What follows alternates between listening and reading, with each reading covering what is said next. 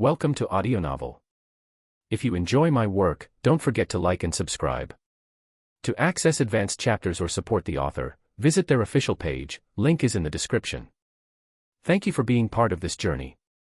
Let's dive into the story. American Football, Domination. Chapter 1, I Am a Genius. Lance. Please wait a moment over there. The principal is on a call and will see you shortly. The black secretary sitting behind the dark brown desk gave a polite, businesslike smile, not even waiting for Lance's response before returning to her work. Lance wasn't surprised. After all, he wasn't here to receive an award. Even though this wasn't exactly a reprimand, today's meeting was indeed about finding a solution. 10 days ago, Lance had traveled through time, from 2023 in China to 2016 inches. Tuscaloosa. Despite his efforts, he couldn't figure out exactly where this city was on the North American continent. Just after the time travel, when he was still dazed and confused about what had happened, who he was, where he was, he heard a cry of robbery. Robbery. A shadow flitted past his peripheral vision, and instinctively, his well-trained reflexes from cross-country running kicked in. With a powerful push-off, he caught up with the robber in a few strides. And tackled him. Lance swore he had only tackled lightly, like swatting a fly, but the robber's arm, brittle like a dried-up branch in autumn, snapped with a crack. It actually broke, just like that. Later, Lance found out that the body he had traveled into was trained in mixed martial arts. Not only was it taller and heavier than his original body, but it was also much stronger. Since he had just crossed over, he hadn't fully adjusted to this new body, and accidentally used too much force, leading to the unfortunate outcome. But at the time, standing in front of the University of Alabama library, looking down at the robber writhing on the ground in agony like Loki after being pummeled by the Hulk, Lance was utterly perplexed. If he was confused, the bystanders going in and out of the library were even more so. Then, an M-shaped balding old man with a sunburned face and sparkling eyes rushed out and grabbed Lance, his expression like that of an elder who had just discovered an extraordinary talent, ready to hand over a martial arts manual the next second. With tears in his eyes, he enthusiastically extended an invitation. A sincere invitation for Lance to join the university's football team. It took Lance a moment to understand that the football here was not the soccer he knew, but American football. This was a whole new sport, lauded as the #1 sport in North America, with the famous Super Bowl being the pinnacle of professional football. Despite the offer, Lance politely declined. Whether it was football or soccer, neither was relevant to Lance, a cross-country runner with no knowledge or interest in ball sports. Originally, Lance thought that was the end of it, and he could finally take time to digest the fact that he had traveled through time and seriously consider how to make a fortune. 2016 was only a few years away from his life in 2023, leaving little time to capitalize on the opportunity. If he missed out on numerous get-rich-quick chances, the advantage of time travel would be minimal. So, how should he break through? Initially, it seemed like time travel was a gift from the heavens, but upon further reflection, it felt more like a test of fate. To his surprise, there was more to the story. The robber filed a lawsuit against the University of Alabama and Lance, claiming he had suffered excessive force on the university's grounds, resulting in injury. He demanded compensation for medical expenses and emotional distress. With a sudden twist, the story took a different turn. Just as Lance was worried about how to handle the legal issues in a foreign land, the University of Alabama offered their help. If Lance agreed to join the football team, the school would take care of the lawsuit. And so, today's meeting was arranged to discuss the details. Moreover, there was another crucial reason that convinced Lance to agree to the meeting. A football training system, had appeared in his mind alongside his time travel. Clearly, this was the perk of crossing over. Football, again with the football. Lance tried to activate the system to see what it was about and decide his next steps. But the system only provided one prompt: join any football team to activate the system and receive a starter gift pack. His hopes of getting something for nothing were instantly dashed. Lance then used the internet to investigate the University of Alabama. This was a legendary football school, the reigning champion of the National College Championship. Over the past decade, they had been an undisputed powerhouse in the NCAA. To catch the eye of such a football school's coach, coupled with the system's existence, made Lance wonder, could it be that he's actually a football genius? Perhaps the key to breaking through and reaching the pinnacle of this new life lies in football. After serious consideration, Lance decided to give football a chance. And that's why he was here.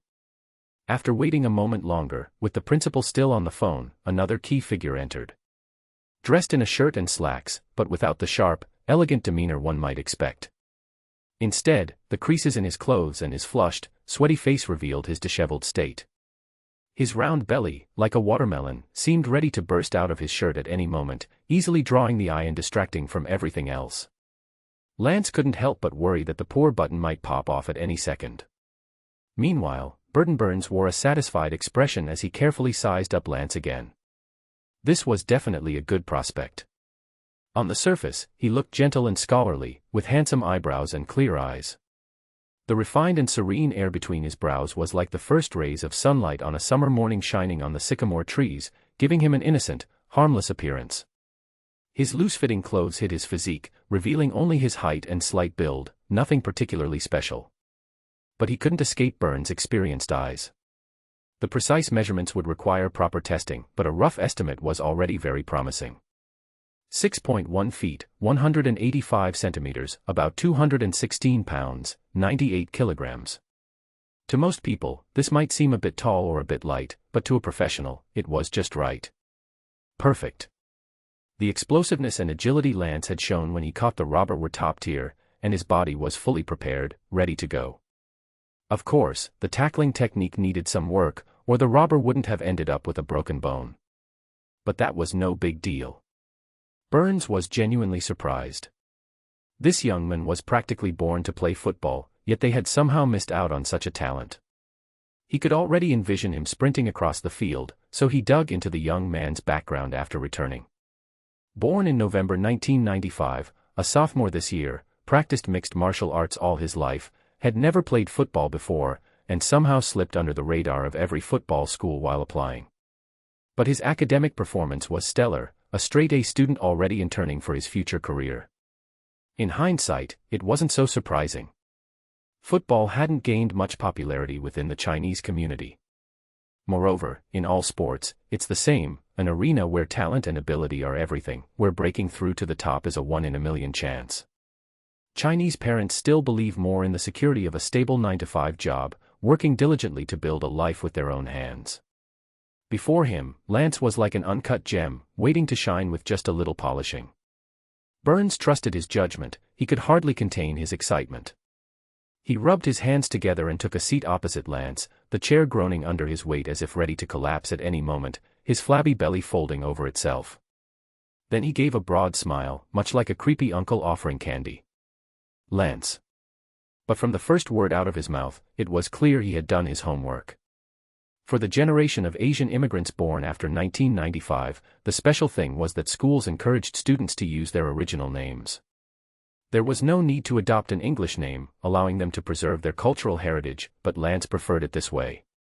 And so, Lu Wei became Lance. Yet Burns got it right. A small, pleasant surprise. Burns grinned broadly after getting Lance's confirmation, his smile as wide as that of the Buddha. There might have been some misunderstandings during our last meeting. The situation was too rushed, so today, let's start fresh. Let me introduce myself first. Burton Burns, assistant head coach of the Alabama Crimson Tide. I've been here for 10 years and believe I'll continue working here. I love football. As he spoke, Burns couldn't help but get animated, clearly pouring all his passion into football. I'm serious when I say I believe you have extraordinary talent. You were born to play football. Your height, weight, acceleration, and agility, all these could make you shine on the football field.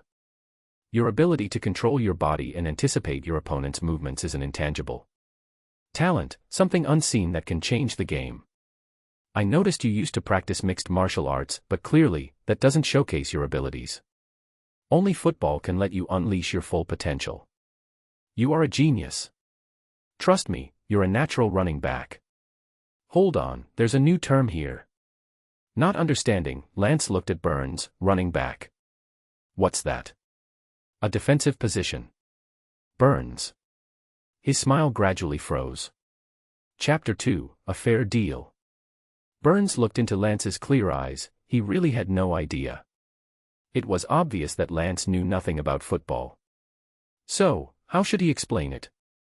Burns had already scared Lance off once before, and he was determined not to make the same mistake again.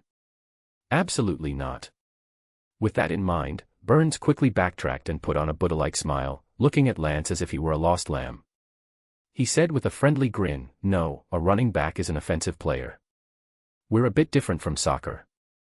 As he spoke, Burns pinched his thumb and forefinger together to indicate a small difference, straining his entire face to emphasize just how minor that difference was.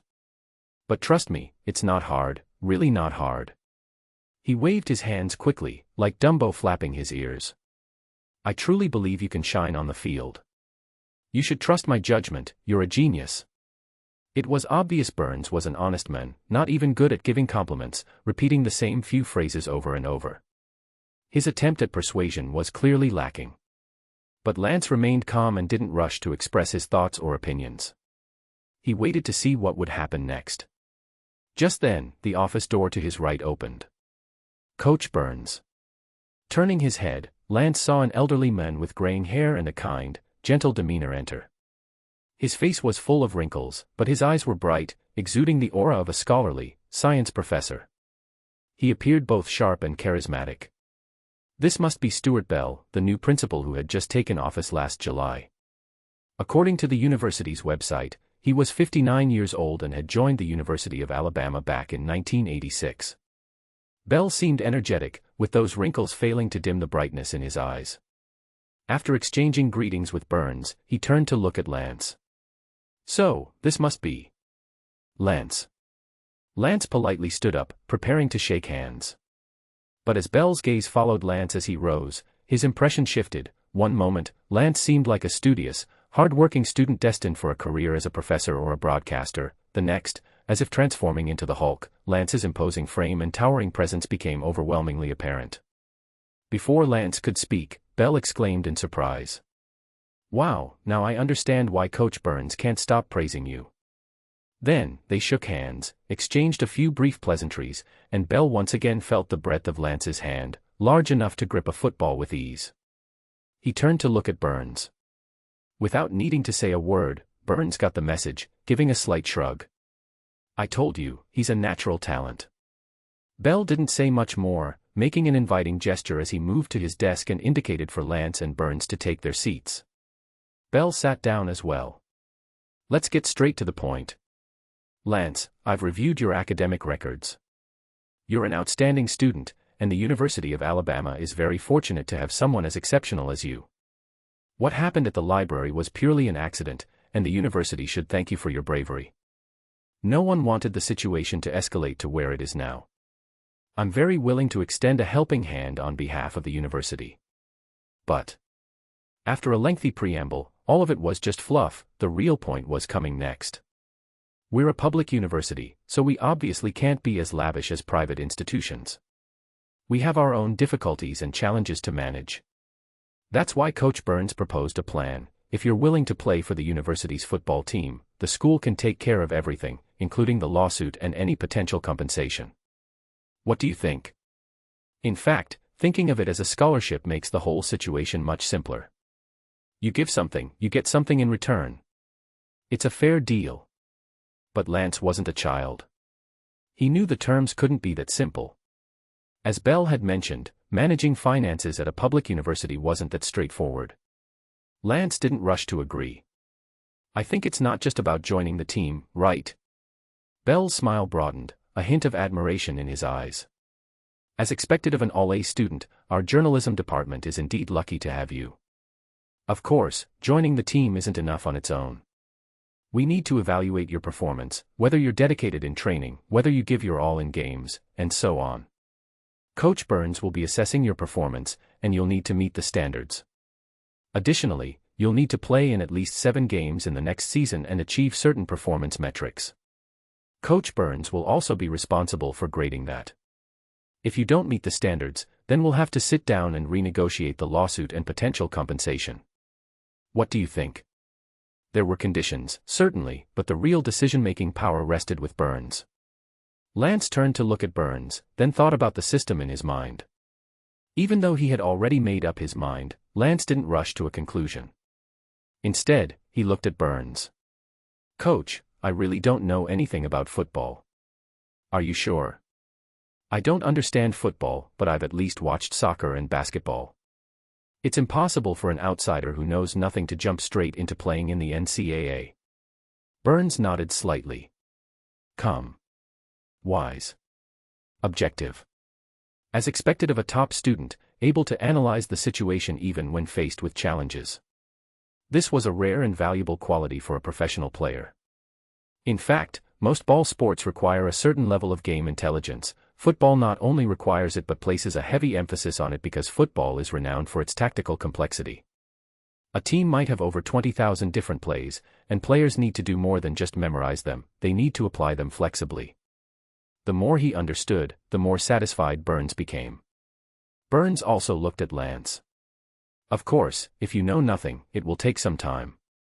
If it were a position that required highly specialized skills, then yes, some foundational training would be necessary. An outsider jumping in wouldn't work. But honestly, football's barriers aren't as high as you might think. It's not just in college, even in the pros, changing positions is quite common. The real key is tactical coordination." Burns was doing his best to downplay the difficulties, making it clear that he was trying his utmost to simplify things, emphasizing that football wasn't really that hard. "Really? I'm not exaggerating when I say that football is the most tactically demanding team sport. In soccer or basketball, you might see one person single-handedly change the outcome of a game, but in football, that's almost impossible. So for a newcomer like you, and especially for the running back position, in terms of technique and physicality, you're already fully prepared. The only thing you need to learn is the tactics. I believe in your ability." Not just here, Burns patted his heart. "And here," he pointed to his head. Burns seemed especially enthusiastic, his small, beady eyes sparkling with excitement. Chapter 3, A Personal Guarantee. It wasn't just Lance, Bell was also looking at Burns with eager anticipation. They both shared the same concern. Could a complete outsider really make the switch to football? Of course, the NCAA had seen its fair share of crossover athletes: basketball, football, baseball, hockey, track and field, and more. Many athletes excelled in 2 or even 3 sports, with extraordinary talent and performances that often led to multiple professional league draft invitations. But MMA. Was Burns really this confident? Wasn't he worried that he was inviting Lance to join as a fighter rather than a player? Burns could sense the gaze of both Lance and Bell. He felt a bit flustered and anxious, a thin layer of sweat forming on his forehead as he awkwardly adjusted his posture. Desperate to explain his thoughts, once he started discussing football in detail, the words flowed out of him uncontrollably. "Honestly, we're currently in a positive cycle, everything is in peak condition. After winning back-to-back national championships in 11 and 12, we fell short of the semifinals in 13 and 14, but last year, we reclaimed the throne. The key? Our running backs. Everyone knows that our Alabama Crimson Tide is traditionally a powerhouse for running backs. Oh, by the way, I'm the team's running backs coach. Last year, after 2 seasons of honing his skills, Derrick Henry finally had his breakout season in his junior year. He rushed for 2,219 yards and scored 28 rushing touchdowns that season, stats that would be considered top tier in any era. He won the Heisman Trophy, the highest honor in NCAA football, without a doubt. And then, after the season ended, Henry entered the draft in April and officially joined the professional league. With the new season starting in September, losing our top running back isn't good news. If we're not careful, we might miss out on the championship just like in 13 and 14. But that's not the end of it. This is the NCAA. Every year, we face students graduating or turning pro. We've been through this, and we know the challenges ahead. We always find a way to deal with it. But this year, the situation is far worse. During this month's spring training camp, we lost 3 running backs to injuries. Now, we have only 2 running backs left, not even enough to fill the bench. Although our top running back is still healthy and ready to play, our second-string running back might need 6 months to recover. With a bit of luck, he could return mid-season. But we can't take that risk. Not only that, we need to be fully prepared. We're in dire need of running backs. Starting the season with fewer than 4 running backs would make me anxious enough, but now, with only 2 left. Burns was both excited and embarrassed. Even the most skilled cook can't prepare a meal without ingredients. Although the University of Alabama is a football powerhouse, especially known for its running backs, and Burns is a capable coach, he's facing a shortage of players. With no ingredients, Burns can't make anything happen, no matter his skill. The honest man before them was on the verge of tears. Principal. If you give me 4 running backs, even if we don't win the championship, I can still get us into a bowl game. But with only 2, what do you expect me to do? Forget about 13 and 14, we might fall back to where we were before '07 overnight. Bell was taken aback. That would be unacceptable. As a traditional football powerhouse, the University of Alabama's yearly enrollment depends heavily on its football reputation. If the football team underperforms, the consequences could be disastrous. But if it were just about enrollment, the university has other strong sports programs, so that's not the biggest worry. The real issue lies in broadcast revenue. Anyone familiar with Europe's top 5 soccer leagues or the NBA knows that broadcast rights are the most lucrative aspect of competitive sports, and football is no exception. NCAA football broadcasting is split into 2 parts: national broadcasts across North America and regional broadcasts. Naturally, national broadcasts bring in several times the ad revenue, but only strong teams and high-profile games make it to national television. In other words, the performance of the Alabama Crimson Tide directly impacts the university's finances. It's a matter of life and death. Bell looked at Burns, and Burns looked back at Bell. Principal, we need Lance. Lance might be a complete outsider, but given the team's current situation, he's a perfect choice. His talent and ability are evident. Burns believed that with Lance on the team, even if he couldn't groom another Derrick Henry, there was still hope for the upcoming season. After speaking, Burns turned to Lance. I'm serious. Despite the sweat on his forehead and the flush on his cheeks, Burns' eyes were bright and focused, genuinely and candidly laying all his cards on the table. This time, Lance didn't refuse. All right. Perhaps the key to changing his life and achieving greatness was football. Even after Lance left the office, Bell looked at Burns with a meaningful smile, both hopeful and a little worried. Burton, our goal is to defend our title. Are you telling me that he's the missing piece to our championship puzzle? Does the head coach agree with your assessment? Burns was the assistant head coach, but above him was the head coach. They were a perfect team, having worked together at Alabama for 10 seasons. So, Burns held a unique position within the team.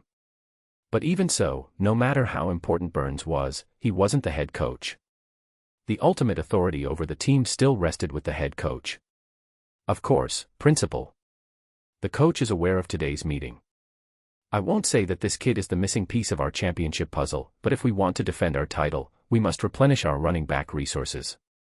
I know what I'm doing. Confident, yet sincere. Burns was a down-to-earth person. He didn't make grand promises about aiming for the championship or easily defending the title, none of that. But his words were convincing. Bell nodded lightly in understanding. You'll be judging his performance, and we'll be judging yours. You need to know that from now on, you're his guarantor. Coach, I know that defending the title isn't something you can achieve by just saying so. It's complicated and challenging. So, I won't say what will happen if we don't win, but I need our games to be broadcast nationally. You know how important that is for the university. Last season, we had 10 nationally televised games, the season before that, it was 8. I know we've encountered some difficulties this year, so I'm not being overly demanding, at least 7 games. Coach, 7 games. If it's fewer than 7, then before I sit down with this young man, I'll need to have a word with you first. Of course, I'll be confirming this with the head coach, I'll need his response. And later, you'll be taking him for a tryout, right? 7 games, it won't be easy. Because the NCAA regular season only has 12 games. Even with the conference championship, bowl games, and the national championship, there are only 15 games in total. In other words, they'll need to make it to the postseason to reach that number. Burns didn't respond hastily. Instead, he took a deep breath and solemnly nodded. Creak. The office door opened again, and Burns' penguin-like figure appeared, flashing a bright smile at Lance, who stood at the entrance. "So, how about coming with me to check out the team? The guys are probably waiting for us." Chapter 4, Team Tryouts. Hey. Did you hear? Coach Burns dug up a gem from the school. They say he's a once-in-a-lifetime talent, but he's never played football before. The coach is really invested, even sought him out several times. Perfect. I'll give him a proper lesson, a shock on training day so he knows who's boss. Ha ha ha. Is that really necessary? We're already short on running backs. Depending solely on Josh, that freshman, I think our offense might struggle this year. Josh is fine, and Damien's injury isn't too serious. He'll be back soon. I don't think we need more running backs. What, you think the coach just picked up a random bum off the street to be the Crimson Tide's savior? Savior might be a bit much. I don't know what Coach Burns is thinking. Since when did the Crimson Tide become so casual? Just anyone can join now. If my grandpa heard this, he might have a heart attack. I heard it's some Asian kid. Seriously? No way. I didn't know they played football in Asia. Idiot, didn't you hear? The kid's never played football before. You better keep your mouth shut, or you'll lower the average IQ of the whole field. It was April 2016, still several months until the new season kicked off in September. The team was in the middle of spring training camp, the last chance for a full training session before summer break. Rustling whispers and chatter buzzed through the warm-up lines, with a noticeable surge of youthful testosterone in the air. One by one, the players couldn't contain their excitement, their minds disrupted by the morning rumors. Not just in Tuscaloosa, but across the entire state of Alabama, the University of Alabama football team held unparalleled popularity. With no other professional sports teams in the state, both Alabama and Auburn University football teams held the love of all the residents. These teams' games often had higher viewership than professional matches. Naturally, the players' pride and sense of honor were immeasurable. Every one of them was thrilled to be part of the Crimson Tide, especially the local residents. But now, suddenly, an outsider was about to join them. Instinctively, they were on guard. However. Ahem. A cough from the sidelines silenced all the whispers.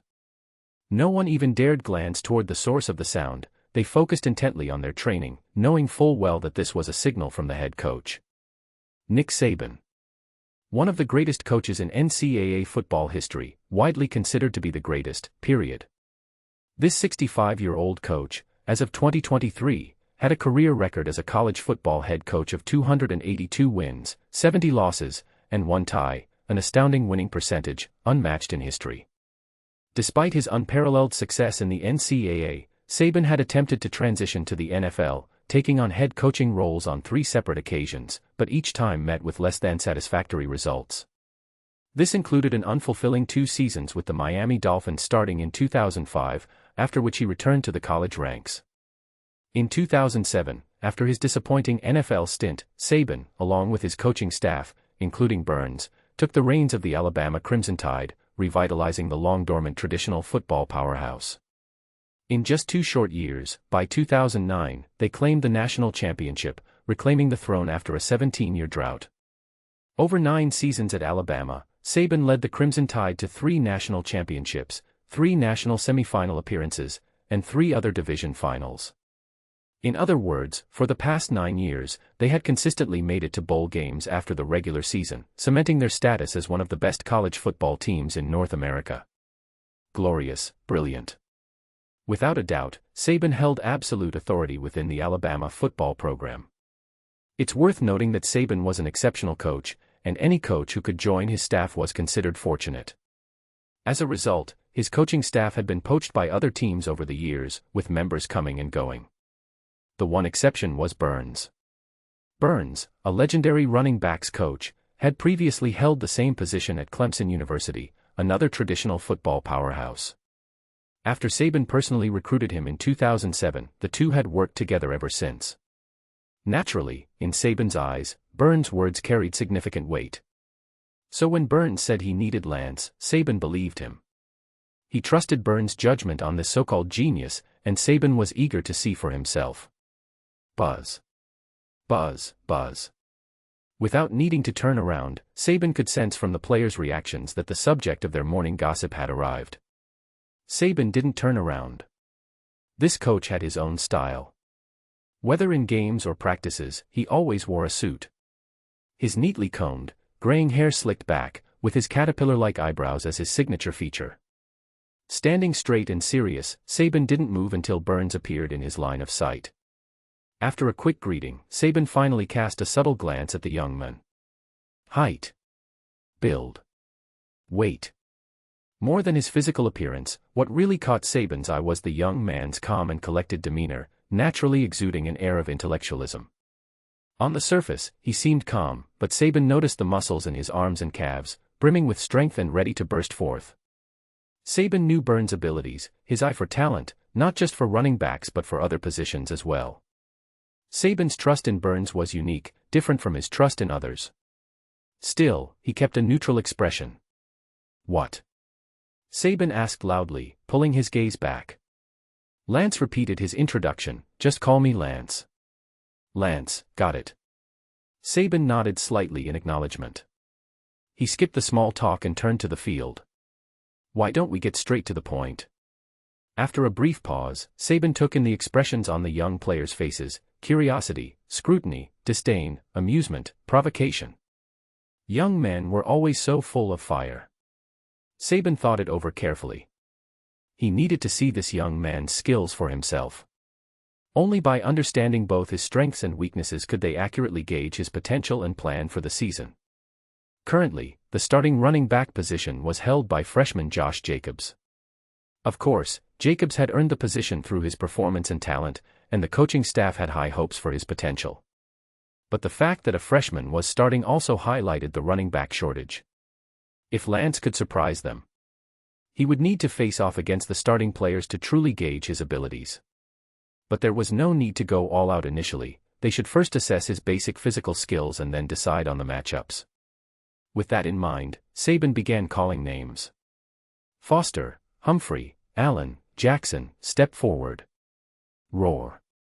Roar, roar, roar. As soon as the names were called, the other players immediately started cheering, even whistling, their excitement to see a good show burning brightly. Chapter 5, The Basics. Roar. Howl. A cacophony of wild, animalistic shouts erupted as a group of overly enthusiastic young men stirred up a ruckus, and the atmosphere on the field instantly became chaotic and boisterous. Burns felt a pang of concern for Lance. What if he scared him off again? He quickly turned to check on Lance, only to find that instead of looking nervous or unsettled, Lance's eyes were alight with eager anticipation. Coach, how exactly are we doing this tryout? Afraid? No way. Challenging oneself, challenging opponents, pushing limits, that's the essence of competitive sports. Whether in the past or now, Lance had always thrived on challenges, constantly surpassing himself and breaking his own limits, reveling in the brilliance of life. Moreover, passing this tryout would not only resolve the lawsuit issue but also unlock a special starter pack. Seeing the confident and cocky attitudes of the other players, Lance was itching for them to be even more arrogant, to underestimate him even more. That way, the satisfaction of proving them wrong would be all the sweeter. He was more than a little excited. Burns looked at Lance, realizing he was now in the tricky position of having to explain the basics of football to someone who knew absolutely nothing about it. For someone like Burns, who had spent most of his life immersed in the football world, everything was second nature. But now, he had to break it all down for a complete novice, and he wasn't quite sure where to start. After thinking for a moment, he began. You've watched soccer and basketball, right? Their goal is to move the ball across the field and score by getting it into the net or through the hoop. Football is similar. Our goal is to move the ball down the field and get it into the end zone. Oh, that's the end zone over there. As long as you carry the ball across the end zone line, you score. We call that a touchdown. The rules, of course, are much more detailed, but the essence of the game is just that. Following Burns' gesture, the vast field stretched out before Lance. The field is 100 yards long and 53 yards wide, a yard equals 0.9144 meters. At each end of the field is an end zone, 10 yards long and 53 yards wide. So, like soccer, the goal of football is to carry the ball across the entire field and cross the end zone line to score. It didn't seem too complicated. But, looking at the football in his hand, Lance's eyes showed a hint of confusion. How am I supposed to move the ball? This dark brown ball was oval-shaped, neither suitable for dribbling like a basketball nor rolling like a soccer ball. What was he supposed to do with it? Not knowing, Lance asked directly, looking at Burns for an explanation. Burns, you've really never watched a football game before. Lance, nope. Burns chuckled, you carry it. You don't need to dribble it like a basketball or roll it like a soccer ball. Just hold it in your hands. In football, there are two main ways to advance the ball.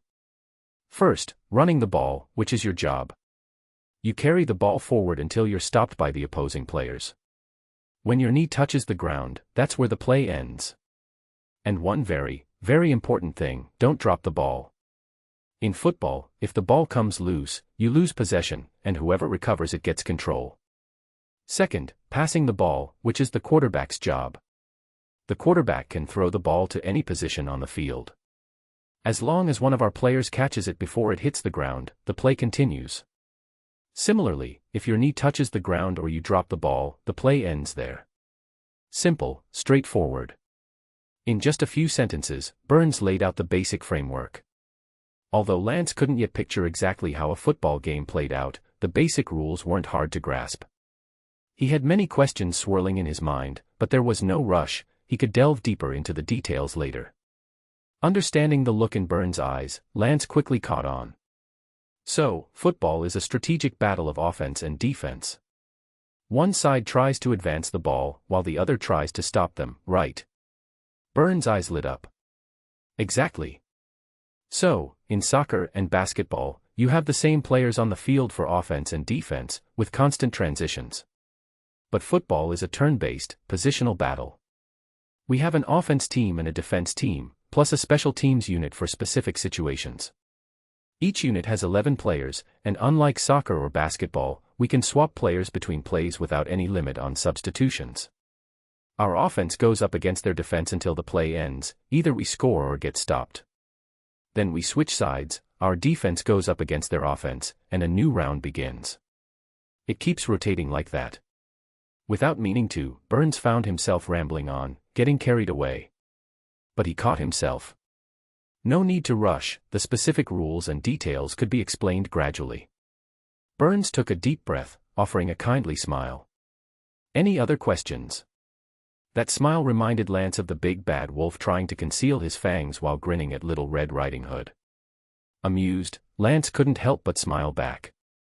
Yeah, I've got one. Lance looked at the encouraging Burns.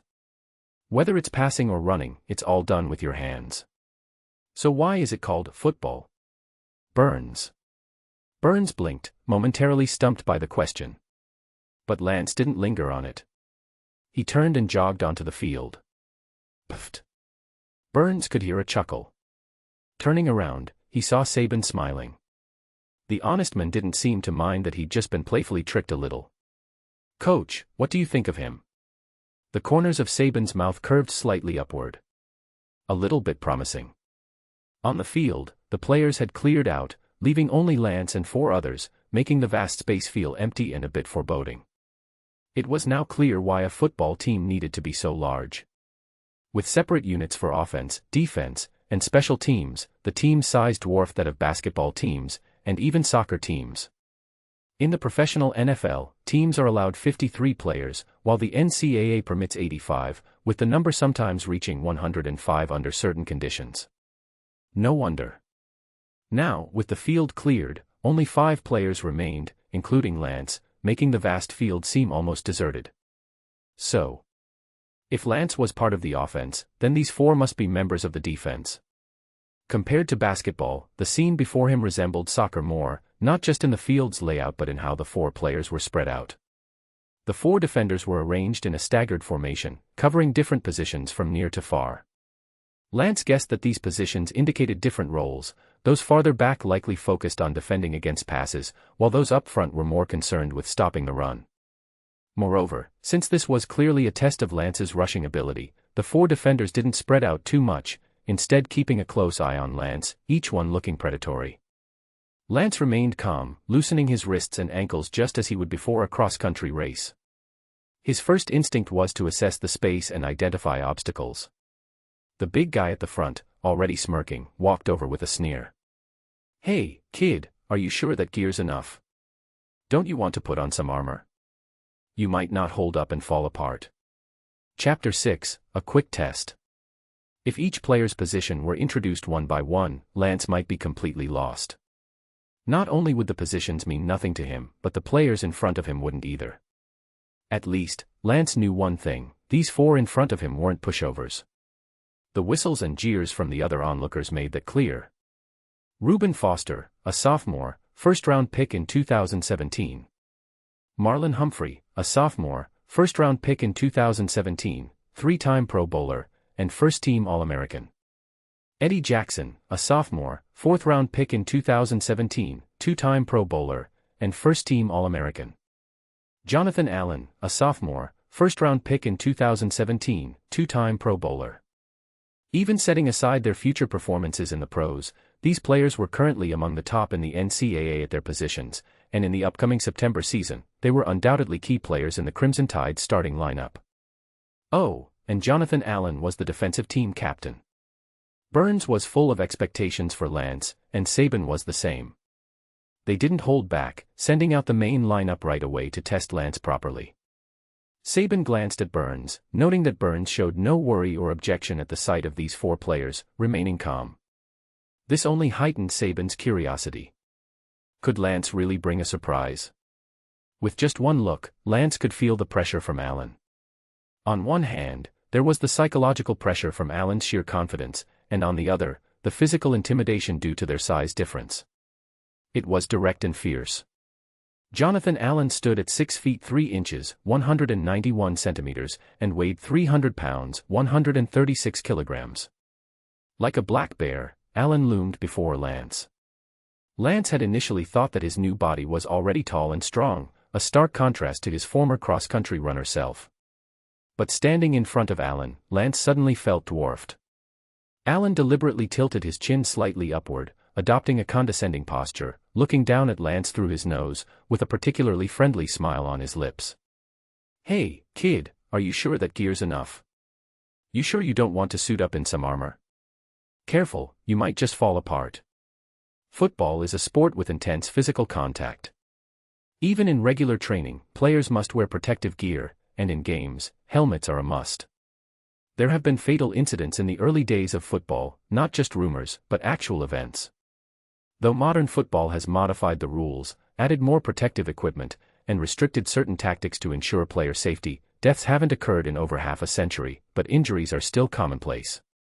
For this reason, both the NFL and NCAA have strict regulations on player equipment, not just for games but for regular training as well. Lance had already put on his gear in the locker room earlier, but to be honest, he wasn't used to it. Cross-country running is a sport that requires minimal gear, where any extra weight is a hindrance. The same goes for mixed martial arts, where aside from gloves, there's no other equipment. But now, he had to wear armor, which, to Lance, really felt like armor, with padding protecting his body's critical areas. It felt as if he was being restrained. Lance wasn't sure how he would perform, much like the day he first crossed over into this world. The fit between his soul and this body clearly wasn't perfect, but no matter what, he had to try and see what he could do. Staring at Allen's short, bristly hair, which looked like tangled steel wool, Lance responded earnestly, "So, have you ever fallen apart?" Allen. For a moment, Allen was stunned, then he burst into laughter. This kid's got some spirit. He turned to look at his teammates standing a short distance away, shouting something to them across the field before turning back to Lance. "What, you want me to give it a try?" Lance humbly shook his head, "No, not at all. Look at our size difference, there's no way I could make you fall apart." Allen laughed heartily. Lance continued, "I'd just have you spin around, do a little dance, then take a tumble, you know, like in a circus act." Keeping his smile, Allen looked at Lance, whose mouth had just curled into a slight, mischievous grin. Allen's smile faltered for a second, and he froze. But a moment later, he laughed even harder, more loudly, and more boisterously. I'm looking forward to it. Don't disappoint me. Then, in an instant, his expression hardened. He transformed into a fierce, menacing figure, glaring at Lance, hot breaths flaring from his nostrils. I don't know how you managed to get in with the coach, but this is the Crimson Tide. Not just any stray dog or cat can become part of this team. I'm telling you, if you let me down, the consequences will be severe. And with that, without waiting for Lance's response, Alan turned around and took a few steps back, standing 3 steps away from Lance, getting into a ready position. But after a glance at Lance, Alan stepped back again, increasing the distance, and made an inviting gesture, his smile especially bright. Giving you an extra step. This extra step was to give Lance more room to build up speed. Lance wasn't going to be polite about it, after all, the rookie benefits couldn't be wasted. Whoosh. Lance exhaled softly, adjusting his gear.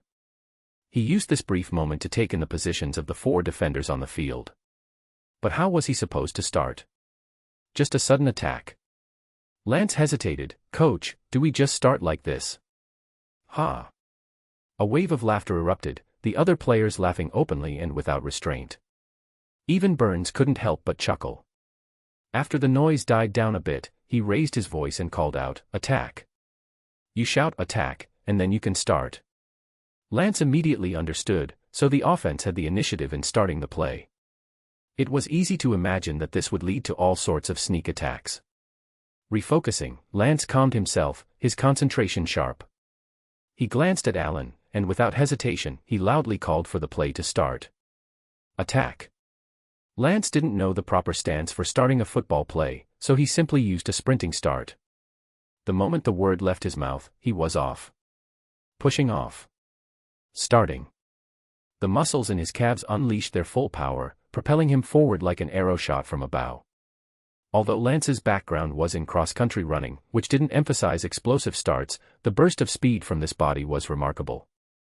Over the past 10 days, Lance had gradually gotten used to it, and this tryout was also a way for him to explore his body's capabilities. These guys were his proving ground. Push. Lance didn't hold back. The moment his power was unleashed, he felt an explosive force pushing against the ground, rebounding with lightning speed, sending him flying forward.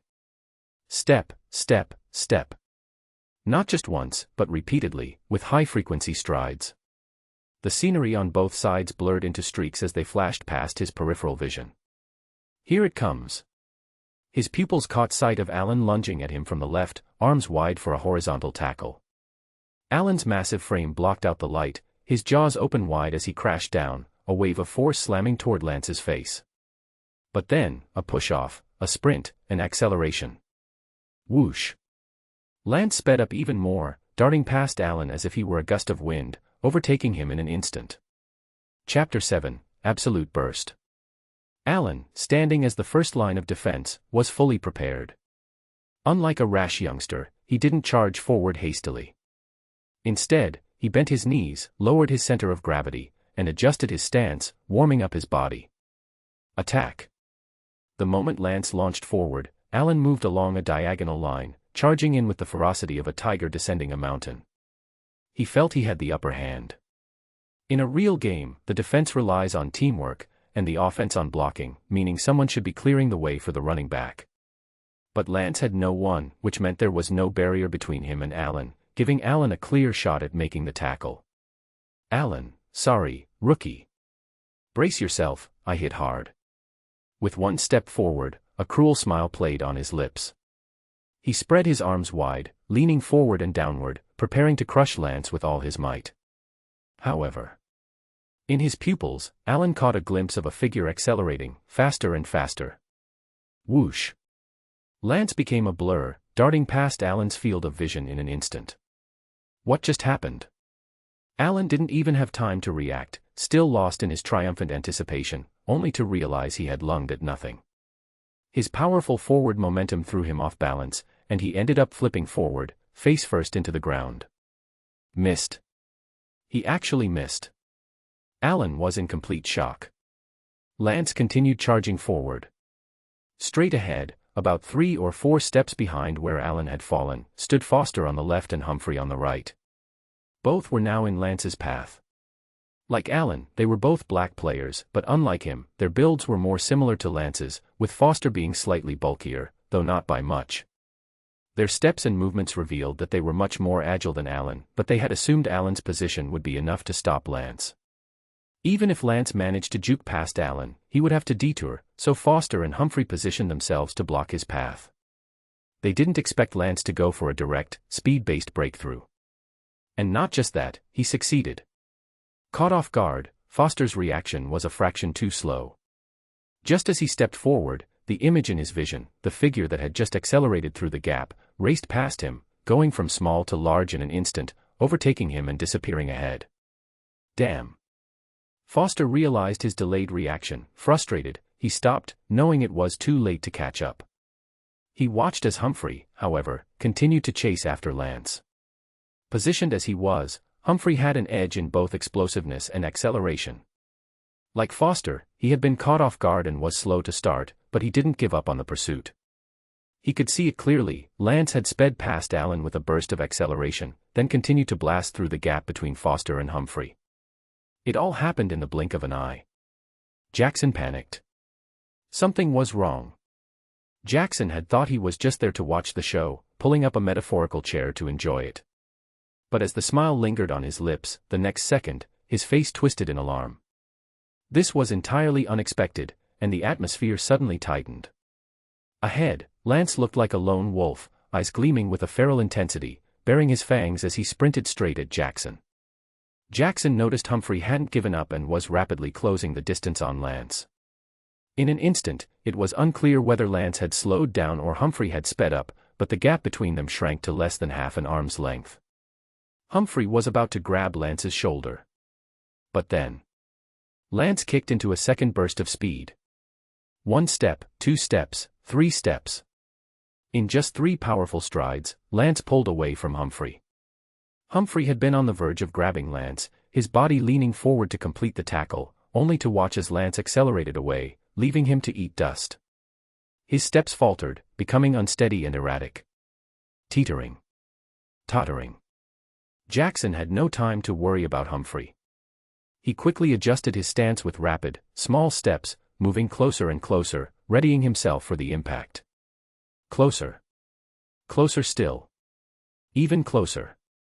Jackson regained his composure, moving laterally in an attempt to cut off Lance's path. He lowered his center of gravity, spreading his arms like a crab, his pupils locked onto Lance's figure, ready to strike.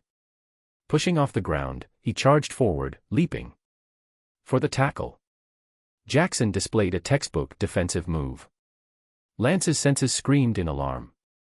But Lance remained calm, adjusting his pace, keeping control as he watched Jackson step up to block him, turning the situation in his favor. With a sudden stop, Lance brought his sprint to a halt. Swoosh. Jackson lunged forward, but with Lance's sudden stop, he ended up tackling thin air, missing by just a step and a half. The two figures crossed paths, narrowly avoiding collision. Stumbling and tripping, Jackson couldn't stop his momentum and went sprawling forward. Then, out of the corner of his eye, Lance saw Foster reappear in his peripheral vision, closing in from the left rear. There was no time to wait. Launching forward. Accelerating. Sprinting. With a swift, light step, Lance dodged Jackson's flailing arms. The path ahead was now wide open, with no obstacles left to block him. He kept running. Burns watched as Lance unleashed his full speed without holding back. Foster, who had just caught up, hadn't even had time to get within tackling range before watching helplessly as Lance pulled further and further ahead. The gap widened visibly with each step. A long sprint. Lance reached the end zone. Touchdown. Standing in the end zone, Lance turned, casually tossing the football into the air and catching it gracefully, his expression relaxed and carefree. Is that all? He looked back to see Foster giving up the chase, Jackson and Allen lying on the ground, and Humphrey rolling on the ground before finally struggling to his feet, leaving a trail of bodies scattered like debris. The entire field fell silent. All the noise vanished. Sabin looked at Burns. Is this what you saw before? Bursting speed. More than that. After an initial burst, Lance still had a second gear, and even after a sudden stop, he could restart with top-tier acceleration. Simply put, this was speed domination, overtaking with absolute power. Of course, the defense's underestimation played a big role. They hadn't expected Lance's vertical speed to be so impressive, causing a domino effect where each misstep compounded the others, leading to a complete breakdown. Even so, Lance's abilities were undeniable. But despite the pleasant surprise, Saban's tone carried a hint of disappointment. If this was all Lance had to offer, it wouldn't be enough to make him a top-tier running back. Absolute speed is crucial, very important, but in football, physical confrontation is even more critical.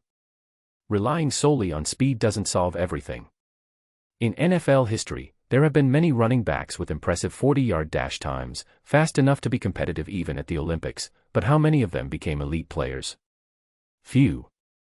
Even Usain Bolt, if he switched to football, wouldn't necessarily become a top running back. In other words, Lance's performance was a pleasant surprise, but it wasn't enough. Burns looked at Saban, unable to suppress a smile that tugged at the corners of his mouth. He shook his head. No, this is the first time I've seen this too. It's a surprise for me as well. Saban raised an eyebrow slightly. Things were getting more and more interesting.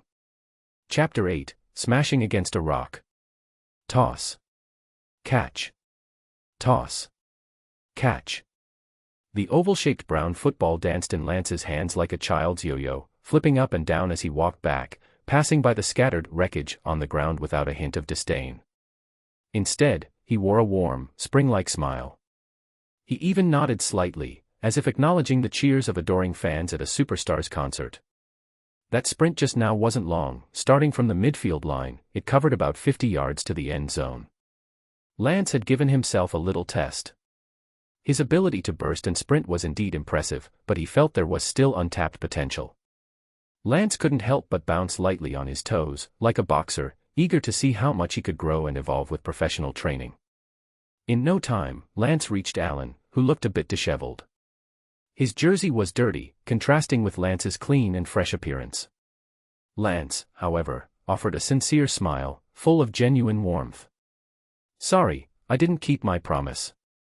I guarantee, next time, the dance will definitely happen." Allen. Can he swear at this guy? But instead of getting angry, Allen laughed. "Ha, that was just a careless mistake. Next time, rookie, there won't be any freebies. If you want to make me dance, you'll have to try a little harder." Lance flashed a bright, toothy grin. It was only now that Allen took a good look at Lance. With his clear and refined features, Lance was the complete opposite of the rugged, bulky players around him. He exuded a scholarly, sunny charm, standing out like a striking figure in a landscape. Allen had indeed underestimated Lance based on his appearance, and that had cost him. But not this time. He was ready to get serious, already picturing Lance's crushed defeat, the smile creeping back onto his face. "Come on, bookworm, let's see how your ballet looks." Allen beckoned, returning to his position but still showing some generosity, giving Lance a little extra space by stepping back. This time, however, he was fully on guard, no longer underestimating his opponent. Lance turned and returned to the midfield line, lifting his head to survey the field. The first thing he did, as usual, was assess the space and the positions of the four defenders. Their formation hadn't changed drastically, only tightening slightly, moving a step or half step forward. On a field this large, such a small adjustment seemed negligible. But Lance didn't take it lightly. He was alone, with no blockers, and the tightened formation meant the defenders could react and close in faster, making the defense more compact. He needed to be cautious. Lance glanced toward the sidelines. Since he'd decided to take on this challenge, his personality dictated that he'd go all out, pushing his limits to see just how far he could go. Impressing Burns, Saban, and the coaching staff was the first step, and perhaps now was the time to show a different side of himself. The opportunity was perfect. So, standing on the midfield line, Lance ran his fingers over the leather of the football. He still wasn't used to it. The football's oval shape made it tricky to hold with one hand, and with Burns emphasizing the importance of not fumbling, Lance quickly realized that ball security during hard tackles must be crucial in football. This meant there had to be techniques for carrying and protecting the ball. Lance experimented, wrapping his hand around the pointed end of the football and tucking the other end against his forearm, using the pressure between his arm and body to secure it. For now, he'd give it a try. He could always ask the coaches or teammates for advice later. Little did he know, this small action caught Saban's eye again. Not only was Lance a quick learner who liked to figure things out, but he also instinctively understood the importance of ball protection for a running back during intense contact. A promising student. With everything ready, Lance looked ahead and made a small adjustment. Attack. Without hesitation, Lance shouted the command. This time, his eyes immediately caught Allen's movement. Allen's start, sprint, and pressure were executed in one seamless motion. Now in professional mode, Allen showcased his top-tier NCAA defensive skills, charging straight at Lance like a storm. And Lance. He didn't dodge or evade, in fact, he charged right at Allen. At first glance, Lance's running route seemed no different from the first attempt. However, a closer look revealed that while he had run straight before, relying purely on speed to outrun Allen before contact, this time Lance was running at a slight leftward angle, directly toward Allen. It was like an egg smashing against a rock. Gasp. A wave of gasps rippled through the onlookers. They had seen foolishness before, but never a rookie as dumb as Lance. In a head-to-head clash of size and weight, Lance going against Allen was a recipe for disaster. In a real game, with offensive and defensive lines blocking and interfering with each other, the impact of a collision might be reduced, making a direct hit less severe. But now, with no blockers, this was a pure contest of strength, a straightforward, brute force clash. It was too painful to watch. Some of the players couldn't bear it, turning away to avoid witnessing the impending disaster. But they were caught off guard when a chorus of gasps and shouts filled the air. It wasn't shock or pity, but rather a mix of surprise and excitement. Those who had looked away quickly opened their eyes and turned back. What happened? There was no way Lance would be stupid enough to smash head-on into Allen. Even if he knew nothing about football, he'd know there was no way he could win in a direct collision with Allen. As Lance closed in on Allen, he could see the excitement in Allen's eyes. Clearly, this kind of situation had happened multiple times in actual games. It was like an eagle swooping down on a chick. But just as they were about to collide, Lance sidestepped to the right, half a step. Timing it perfectly in the split second before impact, he shifted his position, turning what would have been a head-on collision into a glancing blow to Allen's left shoulder. Allen's strength was still formidable, but due to the last-second shift in position, his bulk became a hindrance. He couldn't adjust his balance quickly enough, leaving his left shoulder underpowered for the hit. Ugh! With a grunt, Allen felt the impact from Lance's shoulder. There was no hesitation, no fear, as Lance's shoulder met his, like a rhino's horn striking without hesitation.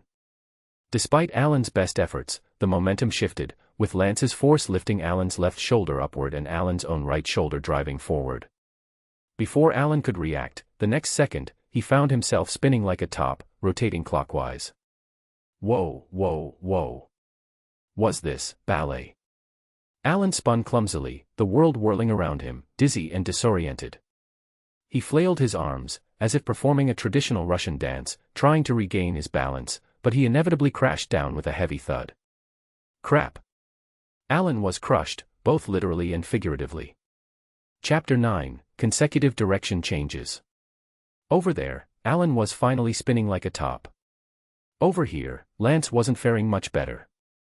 His left shoulder bore the brunt of the impact. The explosive force and collision had a destructive energy, all concentrated at the point of contact on his left shoulder. Boom. Every muscle in Lance's body tensed as he braced himself against the force. This was when the protective gear proved its worth. The shoulder pads spread out the impact, allowing Lance to absorb it with his entire shoulder, keeping his balance intact. Lance had mentally prepared himself for this. He knew that by smashing an egg against a rock, he was taking a calculated risk. Although it seemed like he was in a passive position, he had actually seized the initiative. Moreover, this body's years of martial arts training had given Lance a high tolerance for pain and an excellent ability to take hits, helping him maintain his composure. He twisted. Using Allen's momentum against him, Lance spun counterclockwise, but unlike Allen, Lance's footwork and power followed the spin, allowing him to quickly complete a 360-degree turn and lunge toward the right. Then, Humphrey. In Lance's sights, Humphrey was charging with his arms outstretched. This time, Humphrey's reaction, acceleration, and footwork had all stepped up a level, increasing the pressure and impact. Danger. Danger, danger, danger.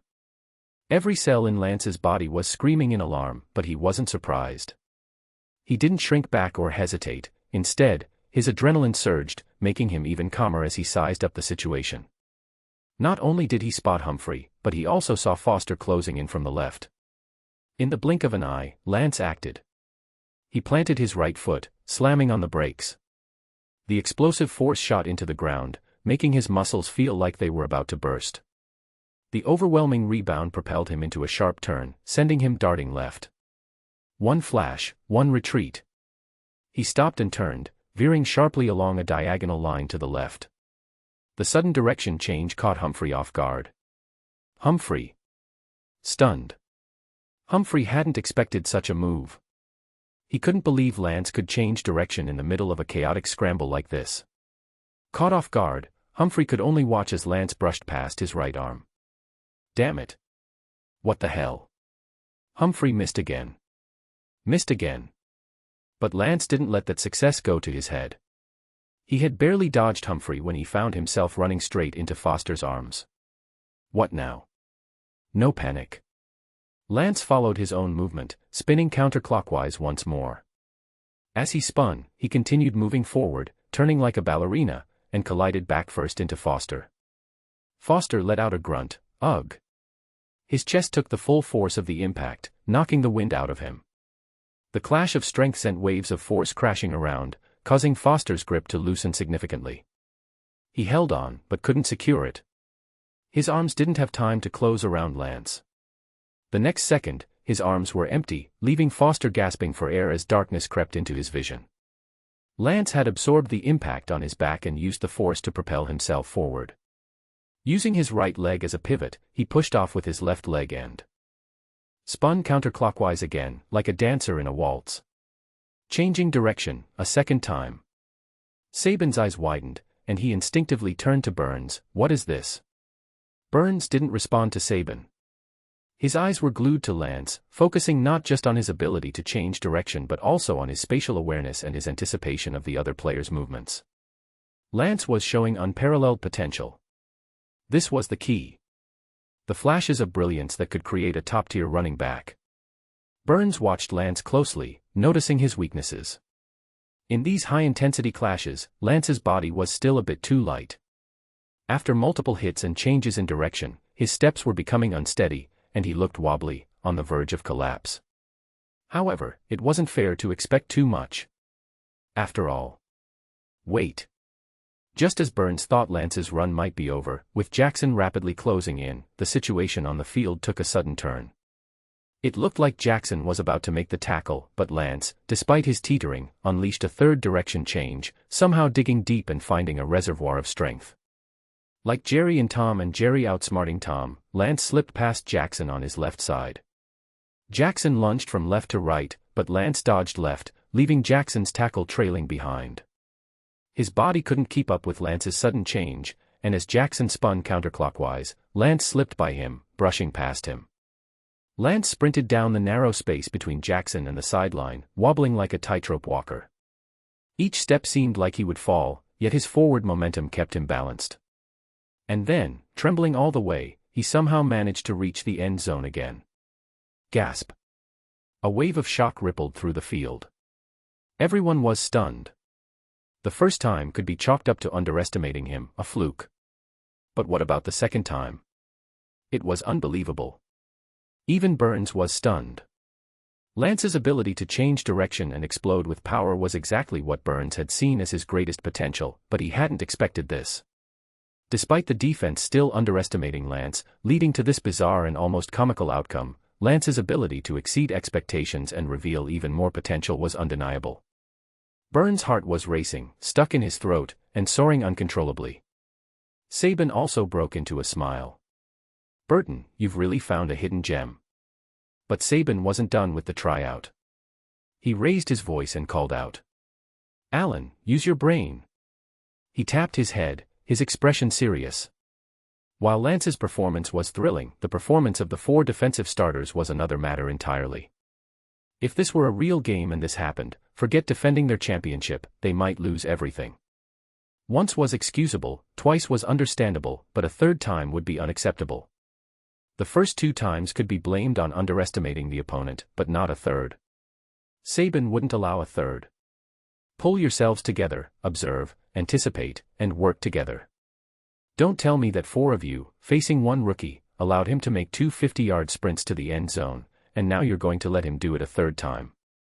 If there's a third time, you're all running laps until you puke. Saban wasn't joking. Allen, ashamed, quickly gathered the other 3 players together. It was a rare sight to see them huddling up to discuss strategy. They couldn't afford to underestimate Lance again. Sure enough, the third time, Lance faced an unprecedented challenge. On one hand, Lance was tiring from the back-to-back high-intensity 1-on-4 clashes, and his explosive power was waning. On the other hand, the 4 defenders had dug in, determined to stop him. Their intensity and aggression had reached a whole new level. Lance gave it his all, darting and weaving, but this time, he couldn't escape. After being tripped by Allen, he was sandwiched by Foster and Humphrey. He fought for a few more steps, but ultimately, he couldn't break free. A third defender piled on, delivering the final blow that brought him down. Damn it. Lance was frustrated, dissatisfied with his performance. But as he stood up, he saw the entire field staring at him in stunned silence, jaws dropped, and glasses askew on the ground. Lance was confused. What's going on? Chapter 10, Battlefield Standoff. Underestimate your opponent strategically, but respect them tactically. Lance's nerves were completely on edge. At the start, Lance used a move similar to a Marseille turn, a sudden stop and pivot to shake off Allen. He then deliberately broke toward Foster on the left. However, this time Allen's quick reflexes came through. Despite being off balance, he managed to trip Lance's leg with his arm, causing Lance to lose his momentum. Stumbling forward, Lance couldn't shake off Foster right away. Although his quick reaction allowed him to change direction, he was soon caught in a pincer between Foster and Humphrey. This is what truly frustrated Lance. He saw a gap. He tried to stop abruptly and make Foster and Humphrey collide with each other, planning to loop around Humphrey's outside. Even though Jackson was already moving to intercept, Lance still had a chance. But in that fleeting moment, his footwork failed to control the emergency brake, and he ended up getting tightly grabbed by both Humphrey and Foster. Even after being surrounded, Lance kept trying to break free, kept pushing forward. Humphrey and Foster, off balance and struggling to secure their hold, were nearly shaken off by Lance's sheer will. But Jackson arrived just in time, snuffing out Lance's last effort to escape, and Lance was finally brought down, regretfully. 3 big men piled up in a heap. Lance was still kicking himself. Even in that situation, he had a chance. Just a bit more, just a little bit more. However, he had to admit that the collisions, the breakthroughs, the offense-defense standoffs in football were intense and explosive enough. The solid, bone-crunching hits reverberated with deep thuds, and the power struggle set his adrenaline on fire. It was exciting. But when Lance stood up and turned his head, he was stunned to see the entire field frozen in place, everyone gaping in silence as if someone had hit the pause button. Lance blinked, confused. Had he just entered some kind of flash mode? Was he moving so fast that everyone else seemed to be standing still? Lance flashed an apologetic smile and called out to Burns, "Sorry, coach, I didn't do too well this time." Allen, cough. He almost choked on his own spit. "Rookie, are you serious, or is this trash talk?" Lance couldn't help but smirk. "If this is trash talk, then your reaction is a bit too dumb." Lance didn't finish his sentence, but Allen immediately understood, awkwardly coughing into the sky before looking back at Lance. "If that was a poor performance, then our defense needs to go sit in a corner and think about what we've done." Embarrassed but still earnest, Allen began explaining, and only then did Lance understand. Earlier, Burns had mentioned that football is turn-based. But how exactly are these turns defined? It's actually quite simple. For each offensive drive, the attacking team has 4 downs. If they can advance 10 yards within those 4 attempts, they earn a new set of 4 downs to continue pushing forward. This process repeats until they reach the end zone. Conversely, the defense must stop the offense from advancing 10 yards within those 4 downs, thereby ending the opponent's possession and forcing a turnover. If the offense fails to advance 10 yards in 4 downs, the turn ends, and possession switches at the spot where the 4th down ended. The defense then brings in its offensive unit to start its own drive from that spot. For this reason, to avoid coming up empty-handed on the 4th down and leaving their defense in a bad spot, the offense usually only uses 3 downs to advance. On the 4th down, they bring in the special teams unit to punt the ball, pushing the opponent's starting position as far back as possible. Of course, the offense can choose to go for it on the 4th down. If they fail, the ball changes hands right there. However, there's an exception. If the offense is close enough to the end zone after 3 downs, they can bring in the special teams not to punt, but to attempt a field goal. If the ball goes through the uprights, they score. These rules form the backbone of football, a turn-based battle of offense and defense. Although Allen's explanation was a bit scattered, with Humphrey and the others chiming in unhelpfully, Lance managed to grasp the concept. It seemed complex at first but was actually straightforward. Essentially, football is like a turn-based version of soccer. In soccer, the offense and defense can switch at any moment, but in football, it's about advancing 10 yards within 4 downs. If the offense succeeds, they keep going; if not, the defense takes over.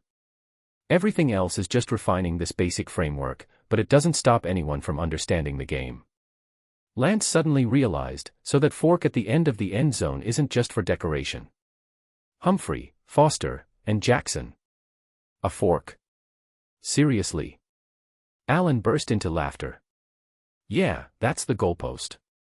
In football, there are 3 ways to score. First, reach the end zone, a touchdown, 6 points. Second, enter field goal range and kick it through the goalposts, 3 points. Third, if the offense gets tackled in their own end zone, not only do they lose possession, but the defense scores a safety, 2 points. Oh, and after each touchdown, you get a chance for an extra point with 2 options. You can either kick a field goal from the 15-yard line for 1 point, or go for another touchdown from the 2-yard line for 2 points. This time, Allen's explanation was much clearer. Lance nodded, enlightened. So, football really does involve using your feet. Wait, field goals and extra points, those are done with your feet, right? Ha. Allen laughed heartily. Yep, and so are punts, kickoffs, and more. Ah, so that's why football can keep the foot in its name. No need to compete with handball for the title. Humphrey glanced between Allen and Lance, then couldn't hold back any longer. Hey, so now do you get why we're so surprised? Lance blinked innocently. Humphrey clutched his head and shouted, Rookie, we only need to gain 10 yards each time we attack. Running backs average less than 5 yards per carry, but you ran 50 yards for touchdowns twice, and on the 3rd try, even when we gave it our all, you still somehow pushed through for a 1st down. Lance tilted his head slightly. 1st down means another set of 4 downs, right? Seeing Lance's eager-to-learn, nonchalant expression, Humphrey sighed deeply, his shoulders slumping. Yeah, that's right. That was the real reason for everyone's shock. In the 3rd attempt, Lance somehow managed to advance 10 yards in a brutal clash. Such a strong and fierce performance definitely caught everyone's attention. Lance waved it off humbly. Just a fluke, just a fluke. Foster looked devastated. It better be. If it happens often, you're going to be a nightmare for defensive linemen and linebackers. But before he could finish speaking, Foster noticed Lance's eager expression and slapped himself. Sorry, you probably don't know what defensive linemen and linebackers are, do you? My bad. Lance gave an awkward yet polite smile. Allen laughed again. You did it, rookie. I really did end up dancing 3 times. Well done. Welcome to the Crimson Tide. As he spoke, Allen raised his right fist and extended it toward Lance. Facing his defeat with grace. Chapter 11, The Art of War. Straightforward, sincere, and genuine. No whining, no excuses. Allen displayed the heart and attitude of a true professional player, welcoming Lance to the team with open arms. Lance was a bit surprised. He looked at Allen's straightforward expression and then smiled, raising his fist to meet Allen's in a firm bump. Sorry for making you dance ballet this time. How about we try tango next? That confident smile sent shivers down the spines of Humphrey, Foster, and the others. Why did Lance's smile give off such a devilish vibe? Jackson quietly looked up at the sky, secretly relieved that his position was in the backfield, meaning he wouldn't have to face Lance head-on very often. Alan's competitive spirit was immediately ignited. He turned his fist into a handshake, grabbed Lance's right hand, and pulled him in for a solid shoulder bump. Then, he laughed heartily. "Bring it on, anytime. I'm ready." With that, Alan turned to his three teammates. "Jackson, stop looking at the sky. It won't save you from embarrassment with everyone watching. Now that the rookie has thrown down the gauntlet, we have no excuses. Our defense was terrible just now. We're going to need some extra practice today. Coach said to run laps, so let's run laps. How about we start with 30? Ugh. No. Help." Amidst the groans, Alan didn't give them a chance to protest. He spun around and took the lead, with the other three trailing behind like a string of tails, sulking but starting their laps. And that wasn't all. As Alan led the three tails past the field, he shouted with full force, "All defensive players, join in." Suddenly, a whole group of players fell in line behind Alan, one by one, obediently joining the lap-running brigade. Lance watched the scene with wide-eyed wonder, standing by as the players passed him, shouting and joking, "Thanks, rookie," or "Nice job, newbie." Lance waved back with a big smile, as if he were a royal family member greeting the crowds from the balcony of Buckingham Palace. Ha! Laughter erupted from the group. Then, Lance turned and walked toward the sidelines, where Burns, beaming with pride, was already heading his way. Burns patted Lance's shoulder with satisfaction. "Good job, really good job. You performed exceptionally well. Not knowing anything about football is actually a blessing. It means you're not constrained by preconceived notions or fixed patterns, so you can think outside the box." As he spoke, they reached the sideline. Standing before Saban, Burns folded his arms and stood beside Lance like a bodyguard, looking at Saban. Without saying a word, Burns' stance was clear: he wasn't standing beside Saban but had chosen to align himself with Lance. Saban knew his old colleague well. Burns was easygoing most of the time, but when it came to football, he was stubborn and meticulous. Saban looked at Burns. "No need for the posturing. Even if I don't trust my own judgment, I trust yours. I'll call the president, and we'll get Lance on the roster before the deadline. But what matters now is how the person involved feels. Lance, right? Do you want to join the Crimson Tide?" Lance could sense Saban's seriousness, and he stood tall, meeting Saban's gaze directly. "I'm ready to accept the challenge." Despite his impressive performance, Lance remained humble and composed. Saban liked his choice of words, "accept the challenge." It showed Lance's intelligence. Saban couldn't help but let his expectations rise even higher. Maybe it wouldn't hurt to set the bar a little higher.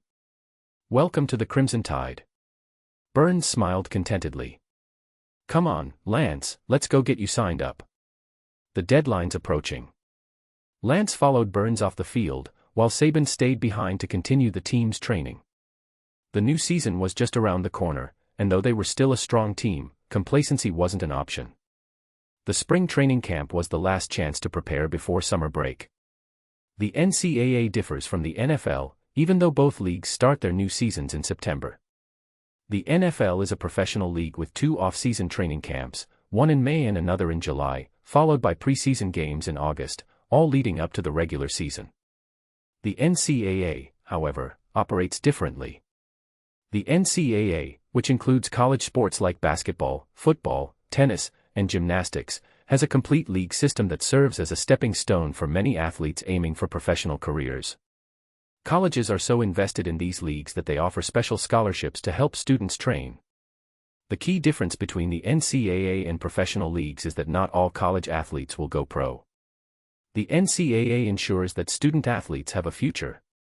They are students first, then athletes. This distinction is crucial because, even if they don't make it to the pros after graduation, they'll still have a degree to fall back on. So, the NCAA enforces minimum credit requirements for all players. Fail to meet them, and you're benched. The league also strictly regulates training hours. Summer is vacation time, and universities can't organize training. Spring training camp is the last opportunity for these student athletes to improve their skills before summer break. In Burns' eyes, this is perfect timing. With a few months until the season starts in September, Lance can focus on building his fundamentals and learning the basics. Most importantly, he can study the playbook. You're probably more familiar with the art of war than I am, right? Well, football is like war. We use the art of war to strategize and outmaneuver our opponents.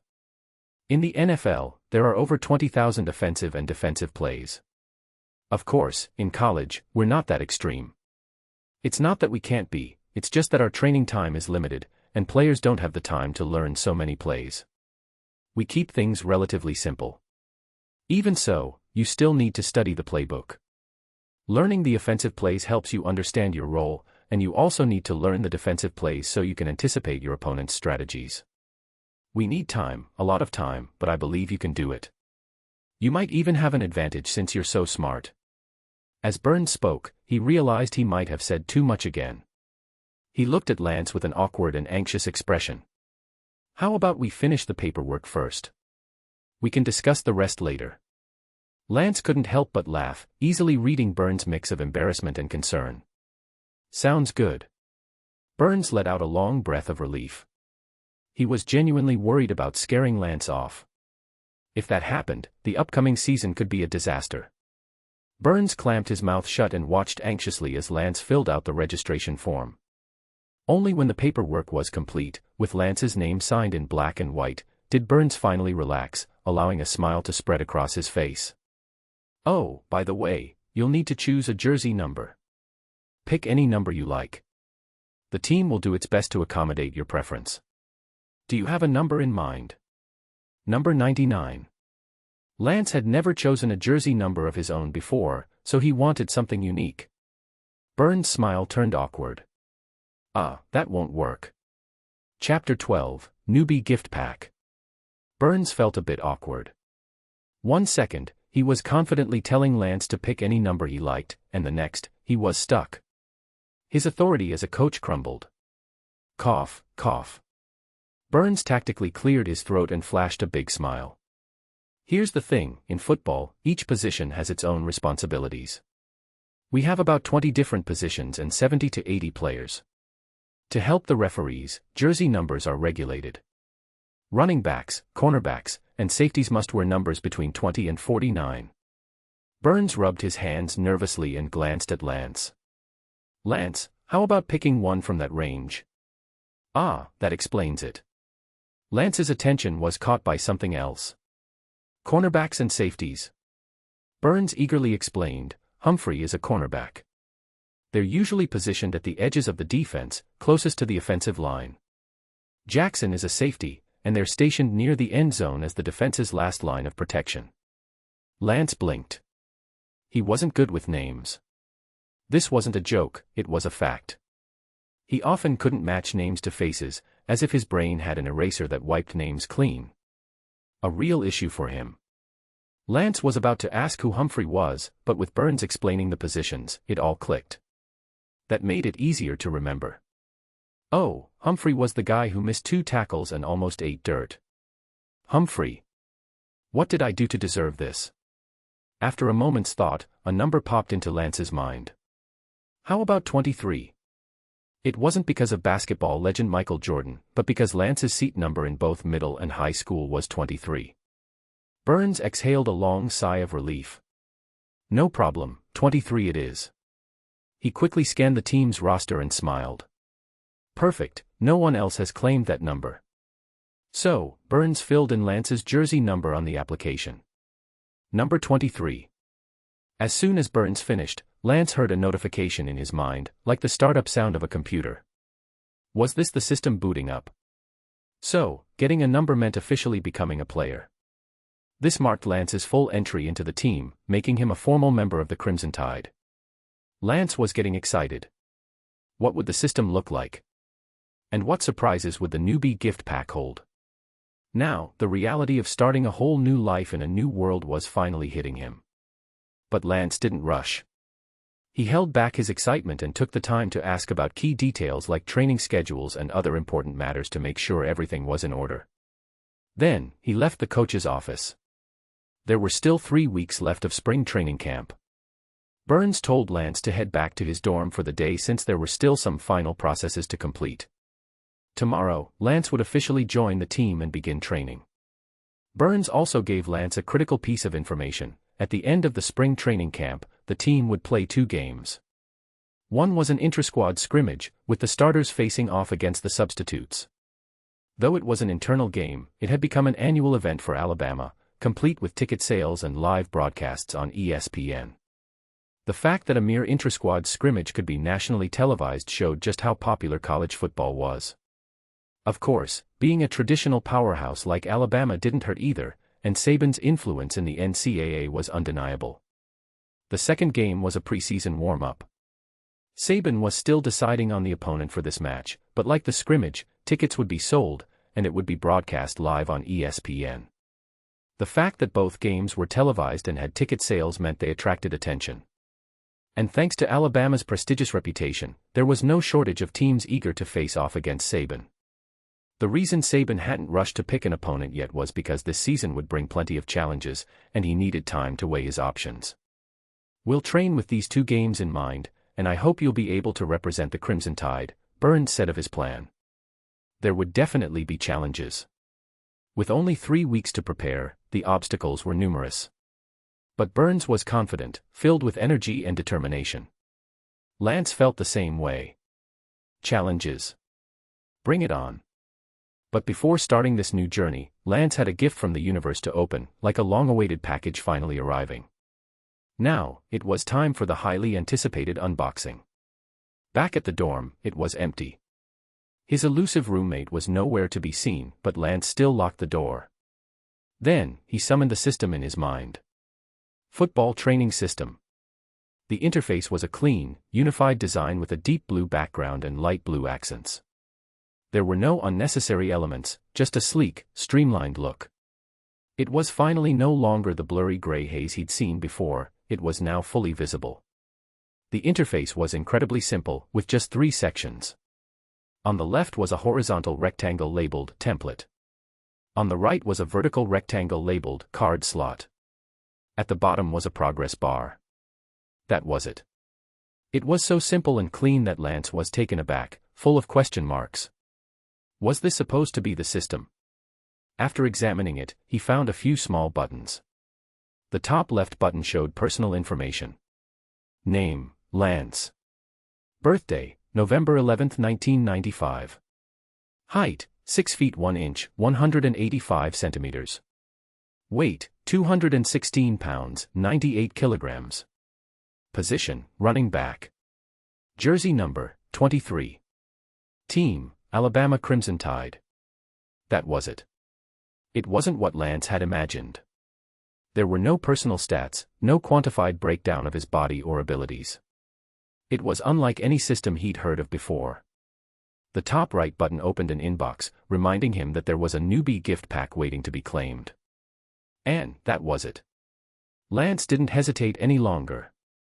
He clicked on the gift pack, and a ripple of blue light spread across the screen. In the center, 3 cards appeared, all face down, waiting to be revealed. Each card had a small question mark in the top right corner. When clicked, it provided the same explanation. System rewards may include player templates, functional cards, etc. The odds are random. Time to test his luck. Lance jumped up, washed his face and hands, then set the mood with some background music, Beethoven's Fate Symphony blaring through the speakers, building up his excitement. He took a deep breath, steadying himself. Time to draw. Without pausing, he flipped all 3 cards at once. Another ripple of blue light spread, revealing the card's true forms. Card, Double Training Effect, 2x. Card, Injury Impact Reduction, -10%. Template, Adrian Peterson, S-tier. Jackpot. Seeing the S-tier label, Lance clenched his fist in triumph. Even someone as inexperienced with games as Lance knew that S-tier meant high quality, possibly even the highest. This was, without a doubt, a top-tier player template. Never mind that Lance didn't yet know how to use the template, or how good the other rewards were, just this one template made it all worth it. But, just how good was Adrian Peterson? Could someone explain that? Chapter 13, The Training System. Adrian Peterson is widely regarded as one of the greatest running backs of all time, currently playing for the NFL's Minnesota Vikings. Born in 1985, Peterson is still active on the professional stage. Over 9 seasons in the NFL, including 2014 when he missed an entire year due to injury, he has played 8 seasons, with 7 of them surpassing 1,000 rushing yards. The only exception was 2011 when he still rushed for 970 yards. In 2012, Peterson broke the 2,000-yard mark, earning the regular season MVP award, making him the only non-quarterback to win MVP in the last 10 years. Additionally, he's been named to the first-team All-Pro 4 times, the second-team All-Pro 3 times, has 7 Pro Bowl appearances, and has led the league in rushing yards 3 times. Efficient. Consistent. Durable. Peterson is one of only 5 running backs in history to rush for over 3,000 yards in his first 2 seasons. He also holds the record for being the 3rd fastest running back in history to surpass 10,000 rushing yards. In the most recent season, Peterson continued to prove his elite status by becoming the first running back in history to be named to the first-team All-Pro after turning 30. A living legend, Peterson's career is not only storied but ongoing. Lance's newbie gift pack revealed a template of this legendary star. Luck was clearly on his side. Although Lance didn't know much about Peterson's illustrious career, the S-tier rating said it all. That alone was enough for Lance. But how was he supposed to use this player template? Shifting his focus back to the system interface, Lance mentally commanded the Peterson template to be placed in the template section on the left. The card slotted naturally into the first slot, lighting up with an image of Peterson charging forward with the ball. Curious, Lance clicked on the Peterson template. Swoosh! The screen morphed into a 3D space, more lifelike than AR technology.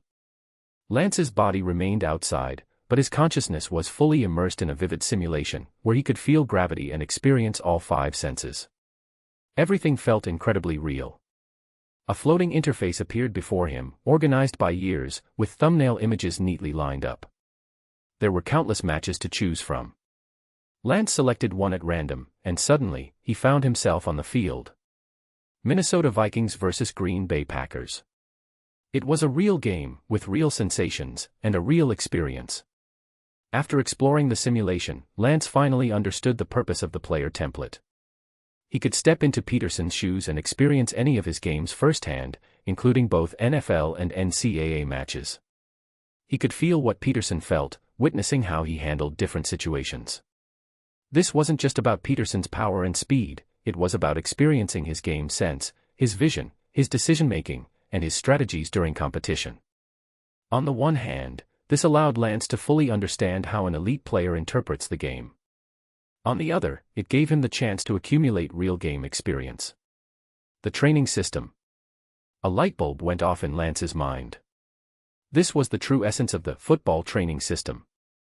It didn't directly increase stats or provide instant improvement. Instead, it allowed him to train by experiencing a player template firsthand. How much of this training would translate into real-world improvement? How far could he develop? That depended entirely on Lance's own talent and effort. But now, Lance had full access to Peterson's style of play. Could it mean that in the future, if he acquired other templates, he would be able to experience different playing styles and combine them to develop his own? Could this create limitless growth potential? Lance quickly gave it a test run. Today's trial practice had given him some insight into both football and himself, but now he realized that Peterson was on a whole other level. The intensity of NFL games was light years ahead, not just by a small margin. It felt as if Lance were truly on the field. Even though his body wasn't physically taking the hits, and the system had reduced the sensation of pain, the tackles, the breathlessness, the adrenaline, and the fire, it all felt unbelievably real. After exploring the system further, Lance noticed a few key details. First, the template training couldn't be used in real-world practice. This meant that Lance couldn't stay possessed by Peterson during actual training sessions. The template could only be used during off-field practice. Second, the match recordings didn't include the latest season, with updates only available up to 2 years ago. This prevented players from using the system to gain insights into the latest professional team strategies. Its role was purely as a training tool. Got it. Exiting the template training mode, Lance checked the time. The system ran at roughly a 5-to-1 ratio, meaning 5 minutes inside the system equaled just 1 minute in the real world. With the player template now clear, what about the other 2 cards? The first card, Double Training Effect, 2x. After carefully reading the card's description, Lance realized it applied to real-world training sessions. As long as he activated this card, his training results would be doubled. Although doubling the effect wasn't groundbreaking, when combined with the player template experience, it created a well-rounded system. One for online learning, one for offline practice, ensuring a stronger training outcome. Of course, this only worked if the player was willing to train, invest the time, and put in the effort. The system could only enhance what was already there. Otherwise, it was just a tool sitting idle. This was the true essence of the football training system. The second card, Injury Impact Reduction, -10%. After reading the description, Lance's eyes widened. This was the real jackpot. A passive ability that automatically activated during injury, reducing the severity of any damage. With this card, injuries would be downgraded, turning a potentially career-ending injury into a serious one, or perhaps even from a serious one to a moderate or minor injury. In competitive sports, injuries are the most feared obstacle. Countless talents and stars have had their careers derailed by injury. The problem is, injuries are an unavoidable reality in sports, the only difference is in how severe they are. For every sport and every professional athlete, injuries loom large at the end of a career. Competitive sports, at their core, are a battle of both physical and mental endurance. Football, with its intense physical demands, sometimes downright brutal, makes injuries all too common and pivotal in determining a player's future. Now, this card acted like a shield, providing Lance with a layer of armor. Though he only had a basic understanding of a running back's role, Lance had a gut feeling. This card was the ace up his sleeve, the game changer. So, the question was, is 10% a high reduction, or a low one?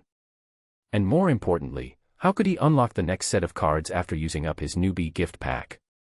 Chapter 14, First Steps. Tap. Tap. Tap.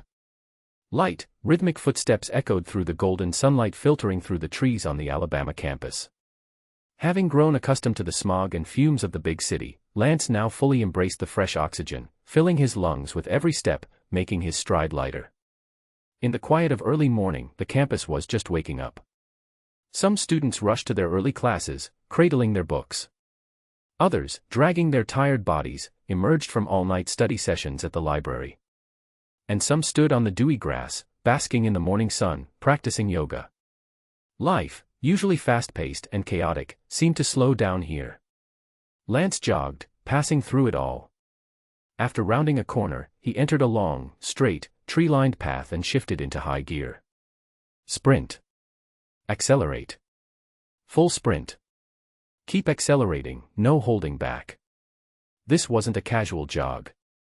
It was the interval training he'd mastered during his cross-country days, alternating between fast and slow speeds to regulate his breathing and pace, while maintaining consistent energy output throughout. It was a test. A way to assess his new body's potential, and at the same time, test the system's functionality. According to the system, the progress bar at the bottom represented a key daily feature. Through training and games, Lance could fill this bar, and once full, it would unlock another round of card draws. Lance also noticed that the system's upper interface had a slight difference between the left and right sides. The left side, labeled as template, had more flexibility, while the right, the slots, had only 3 available spaces. So, he wasn't sure if there was a cap on how many templates or slots he could use. And if there was, could he unlock more slots through additional draws? If not, did the 3 slots represent different functions? The newbie gift pack had given Lance 2 cards, both of which were now equipped. There was still 1 slot left, sparking Lance's curiosity and competitiveness. He was eager to fill that progress bar and earn another card draw. What exactly did, through training and games, mean? Was it based on time spent? Or quality of performance? Did better performances result in extra bonuses? And how about training? Did internal scrimmages and system-based training count as well? Lance would have to figure this out gradually. From what he had tested yesterday afternoon and this morning, everything seemed to count. Both system-based training and personal workout routines moved the progress bar forward. Additionally, both time spent and the quality of training played a role. Longer sessions obviously advanced progress, but higher intensity and quality sessions made the bar move faster. Also, this was likely still the beginner zone, so filling the progress bar wasn't too difficult. Yesterday and today were just experimental tests, and he'd already made noticeable progress. However, as he moved forward, the difficulty would surely increase, especially as the training intensity ramped up. Huff. Huff. Lance sprinted down the length of the tree-lined path, maintaining top speed, and then slowed to a steady jog. Switching between steady running, accelerating, and decelerating, he did laps back and forth. His lungs burned, as if bubbling over with the effort. A sharp, aching sensation spread through his muscles, but he kept his feet moving. With steady breaths, he turned toward the campus football field, spotting the towering structure in the distance. A crimson and ivory-white behemoth stood 5 stories tall, vast and imposing. The front housed offices, while winding stands stretched out like the arms of a transformer, filled with the history of the place. It looked like a giant beast resting silently in a corner of the campus. Bryant-Denny Stadium. The stadium was named after 2 university legends, George Denny, who served as the university's president from 1912 to 1932, and Paul Bear Bryant, the legendary coach who led Alabama's Crimson Tide football team to countless triumphs starting in 1975. The stadium could hold 102,000 people, making it the most iconic landmark in Tuscaloosa. For the locals, they might forget their way home after a few drinks, but they'd never forget the location of the stadium. For Lance, everything was new. Cross-country running usually took him through outdoor trails, and he had rarely visited stadiums, let alone one that could hold 100,000 people. The sheer scale and atmosphere were overwhelming. Yesterday's trial had given him a taste, but today, he had the chance to really take it all in. As he entered the stadium, it felt like stepping into a new world. And that was fitting, since football itself was an entirely new world to him. Just then, a figure darted out from behind, racing past Lance like a bullet fired from a bowstring, instantly overtaking him. Lance, still marveling at the stadium's grandeur, instinctively reacted, his body responding before his mind could catch up. Push off. Sprint. His speed surged forward, but instead of immediately passing the figure, he stayed close behind, maintaining pace. He took a closer look. Wait, wasn't this the guy from yesterday? The one who almost face-planted twice, what was his name again? He played cornerback, right? Unaware of Lance's thoughts, Marlon Humphrey had simply been messing around, but when he glanced back, he saw Lance's face right on his heels. He nearly jumped out of his skin. Oh, God.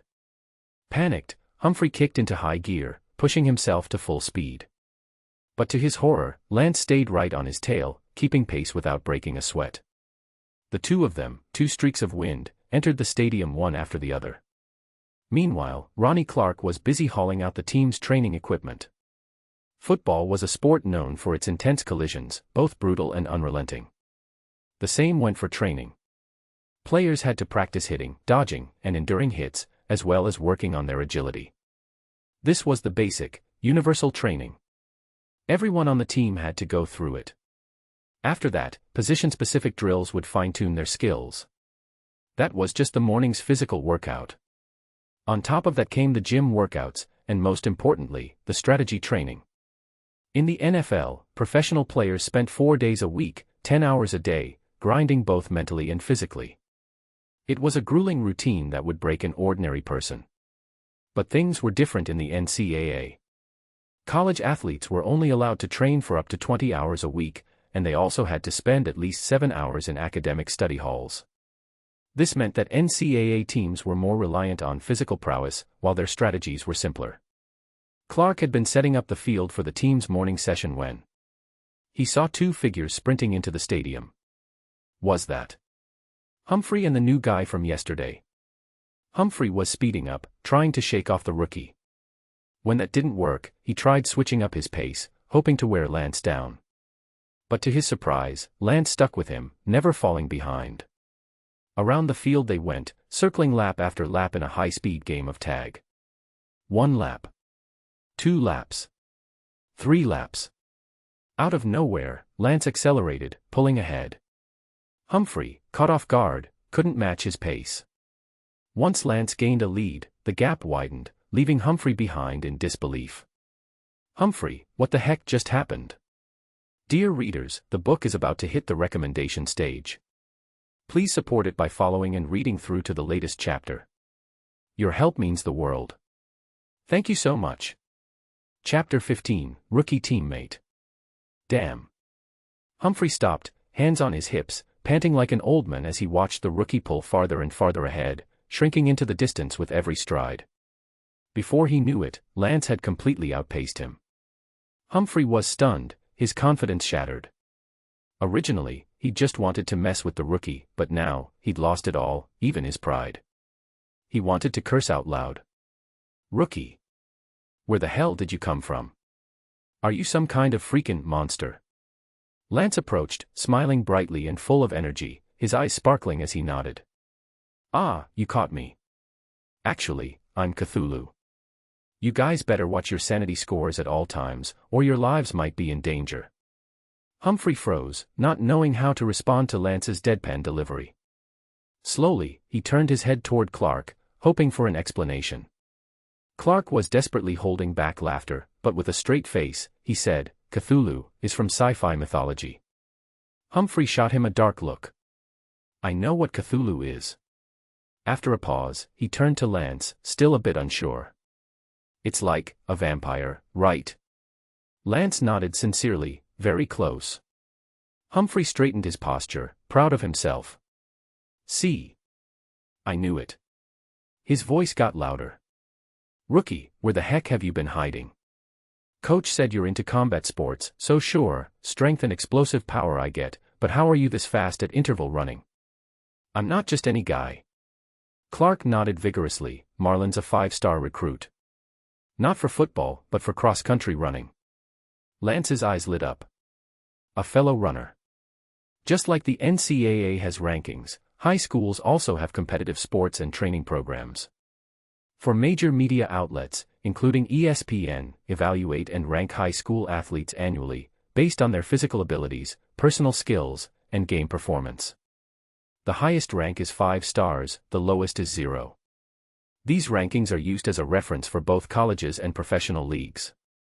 Lance hadn't expected to meet another cross-country runner at Alabama. It seemed he wasn't the first, or the last, athlete to switch sports.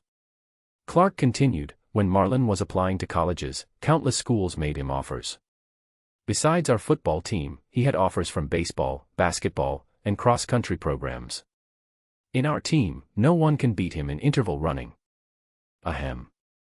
Clark paused, glanced at Lance, and added silently, well, until now.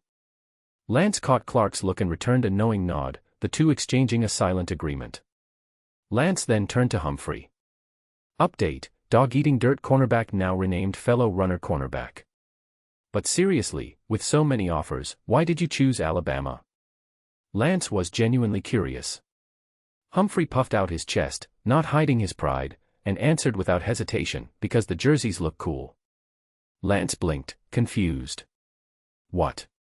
Humphrey repeated, the jerseys look cool. Plus, the logo is awesome. It catches the girl's attention. See, I'm smart.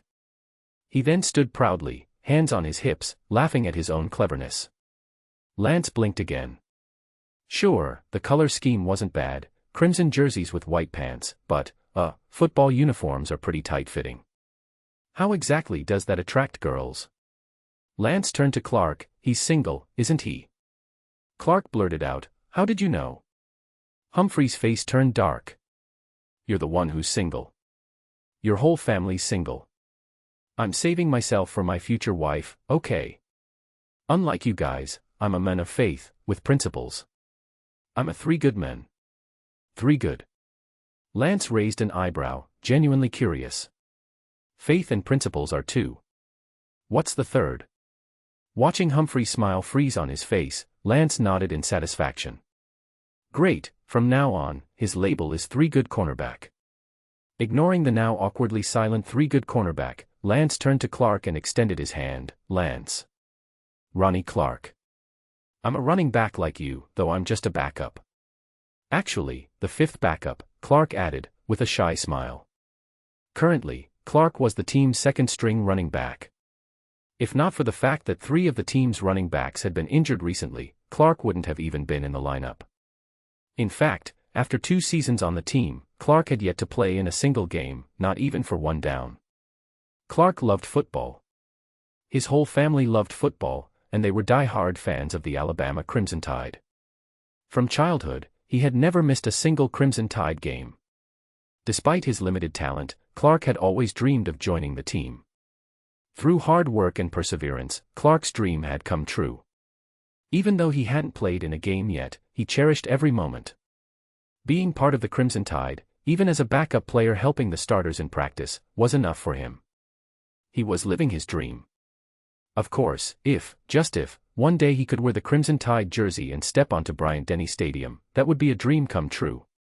But for now, it was just a hope, one he didn't dare ask for too much. So, in Clark's mind, he and Lance were on the same level, if not worse. Based on yesterday's tryout, Lance had potential. But Lance didn't seem to care about the pecking order. Hey, you're the 5th backup, and I'm just the rookie, not even a backup yet. So I'd say you're ahead of me by a little. As he said this, Lance playfully pinched his fingers together to show just how small the difference was. Clark's smile brightened. Looking at Lance's sincere expression, Clark wanted to offer, if you ever need help, just ask, but he swallowed the words shyly and simply smiled. Lance patted Clark on the shoulder. I see you're busy. Can I help out? Clark nodded quickly. Of course, let's do it together. I'm just setting up the training equipment, nothing complicated. Marlon, you helping too? Humphrey didn't decline, though he was still lost in thought. After a long pause, he suddenly burst out, looks. Lance and Clark exchanged confused looks. Humphrey waved his hands dramatically, the 3rd good thing, good looks. Lance blinked. Remind me again, what were the 3 good traits? Humphrey stared, speechless. I kinda made those up as I went along. Lance burst out laughing. All right, Mr. Good Looks, help us carry this stuff, would you? Humphrey stood there, baffled, but eventually shrugged and joined them in moving the equipment. As more players trickled into the stadium, they naturally joined in, helping to set up the field. Lance had assumed that this would be a freshman's job, a standard tradition in college football, but Clark explained that the Crimson Tide did things a little differently. Technically, yes, it was the freshman's duty, but they valued every second of practice time so much that whoever arrived first just started setting up to ensure they could begin training as soon as possible. It wasn't until after practice that the freshmen were required to pack everything up. This small detail showed why the Crimson Tide had been one of the most competitive teams in the NCAA for so many years. Even setting up the equipment felt like light strength training. These massive contraptions looked more like siege weapons than exercise gear. Before practice had even begun, Lance was already getting a taste of how intense football training could be. Chapter 16, Live Drill. Bang. Bang bang bang. The dull thud of bodies colliding reverberated through the field, a raw echo from the age of hand-to-hand combat, no weapons, just pure physical warfare. 2 armies clashing, bayonets drawn. At that moment, the field was hosting a 7-on-7 drill, tactical practice. The morning's foundational training had already wrapped up. As novel as the experience was, what stood out most about football compared to other sports was how it not only allowed physical contact but demanded it. The sport thrived on it, speed, power, resilience, explosiveness, endurance, all pushed to the limit, constantly testing one's peak. Yet, from another perspective, despite the differences in training methods and equipment, competitive sports all shared a universal principle, pushing one's potential in various ways, inching ever closer to the ceiling, and even breaking through that ceiling to transform one's strengths into lethal weapons. Thus, for Lance, the training wasn't entirely unfamiliar. From the cross-country running he had lived through to the MMA experience he felt deep in his soul, despite never having done it in this world, it all led him to the same core truth. After a short adjustment period, Lance was already locked in. Repeated, monotonous drills, immersed in his own world, constantly pushing his limits. This was his daily grind. After the foundational training, the running backs headed to the gym to lift weights for strength training. It was there that Lance met another running back. Josh Jacobs. A high school senior, Jacobs wouldn't officially start at Alabama until September, technically not yet a freshman. In the NCAA, considering that summer team practices are banned, the only collective training time before the season begins is April's spring camp, meaning incoming freshmen couldn't practice with the team during the summer. Thus, the NCAA holds a special recruitment period each February. In February, universities can offer scholarships to high school players from ESPN's ranking lists, inviting them to join the spring training camp. This is known as National Signing Day. As a traditional football powerhouse, Alabama's recruiting pool is incredible. All 19 recruits this year are ranked in various top lists, including the second-ranked linebacker Ben Davis and the consensus number 1 offensive tackle Charles Baldwin. Jacobs. Ranked 36th. Having witnessed Derrick Henry dominate as Alabama's star running back last season, it was expected that after spring camp, Jacobs would take over the lead running back role and shoulder the responsibility of Alabama's ground game in the upcoming season. In other words, Derrick Henry was his predecessor. Spoiler alert, Henry, who had just been drafted by the Tennessee Titans last month, would go on to earn the nickname King Henry from fans, thanks to his dominant playing style. Now, it was Jacobs' turn to fill those shoes. The pressure was palpable. Throughout the morning's training, Jacobs barely exchanged a few words with Lance, remaining completely absorbed in his workout, dripping sweat. Once the foundational and strength training sessions were over and no specialized running back drills were scheduled, they had to shift into the team's tactical drills. Normally, a full team scrimmage would involve 11 versus 11, with both the offense and defense fielding 11 players. But today, Saban was fine-tuning their tactics, reducing it to a 7-on-7 drill to quicken the pace of tactical adjustments and live play, forcing the players' brains to operate at top speed. On the field, 14 players stood, 7 on offense, 7 on defense. These were the core players. Lance's focus was entirely on the offensive side. The starting running back was Jacobs, while the quarterback was Jalen Hurts. Hurts was another player with a story. Like Jacobs, he was also a high school senior, set to enroll in September. Ranked 13th on multiple lists, Hurts was a 4-star recruit whose arrival carried big hopes and dreams for the Crimson Tide. Quickly earning Saban's trust, he was named the starting quarterback. For Hurts, the future looked bright, a golden road stretching ahead. What Hurts didn't know was that the next 6 years would be a roller coaster ride. From starting quarterback for Alabama to losing his position and transferring schools, from being doubted and falling to the second round of the draft, to riding the bench for the Philadelphia Eagles. He would eventually seize his opportunity, overcoming relentless criticism to lead his team to the Super Bowl in 2022, narrowly losing in the final moments. Hurts would go on to sign a record-breaking $255 million contract. If Hollywood wanted a biopic, Hurts' journey would be perfect, more dramatic than The Blind Side. Of course, Lance had no idea about any of this. Despite coming from 2023, Lance swore he had no clue. Even if he'd seen the news in passing, he still wouldn't have remembered Hurts' name. At this moment, in Lance's eyes, Hurts was orchestrating a play, setting up blocks for Jacobs, a completely new experience for Lance. For those unfamiliar with the intricacies of football, watching a game might just seem like chaotic collisions, a bunch of guys running into each other repeatedly. But with a deeper understanding of the positions, tactics, and matchups, football became like a game of Go, strategic, filled with intellect and intricacies. It was far more than a sport of brute force. Both systems have their strengths and weaknesses, and success largely depends on the coach's expertise. Alabama, for instance, uses the 3-4 defense. Third layer, cornerbacks. These players act as the wings of the defense, positioned at the edges of the field.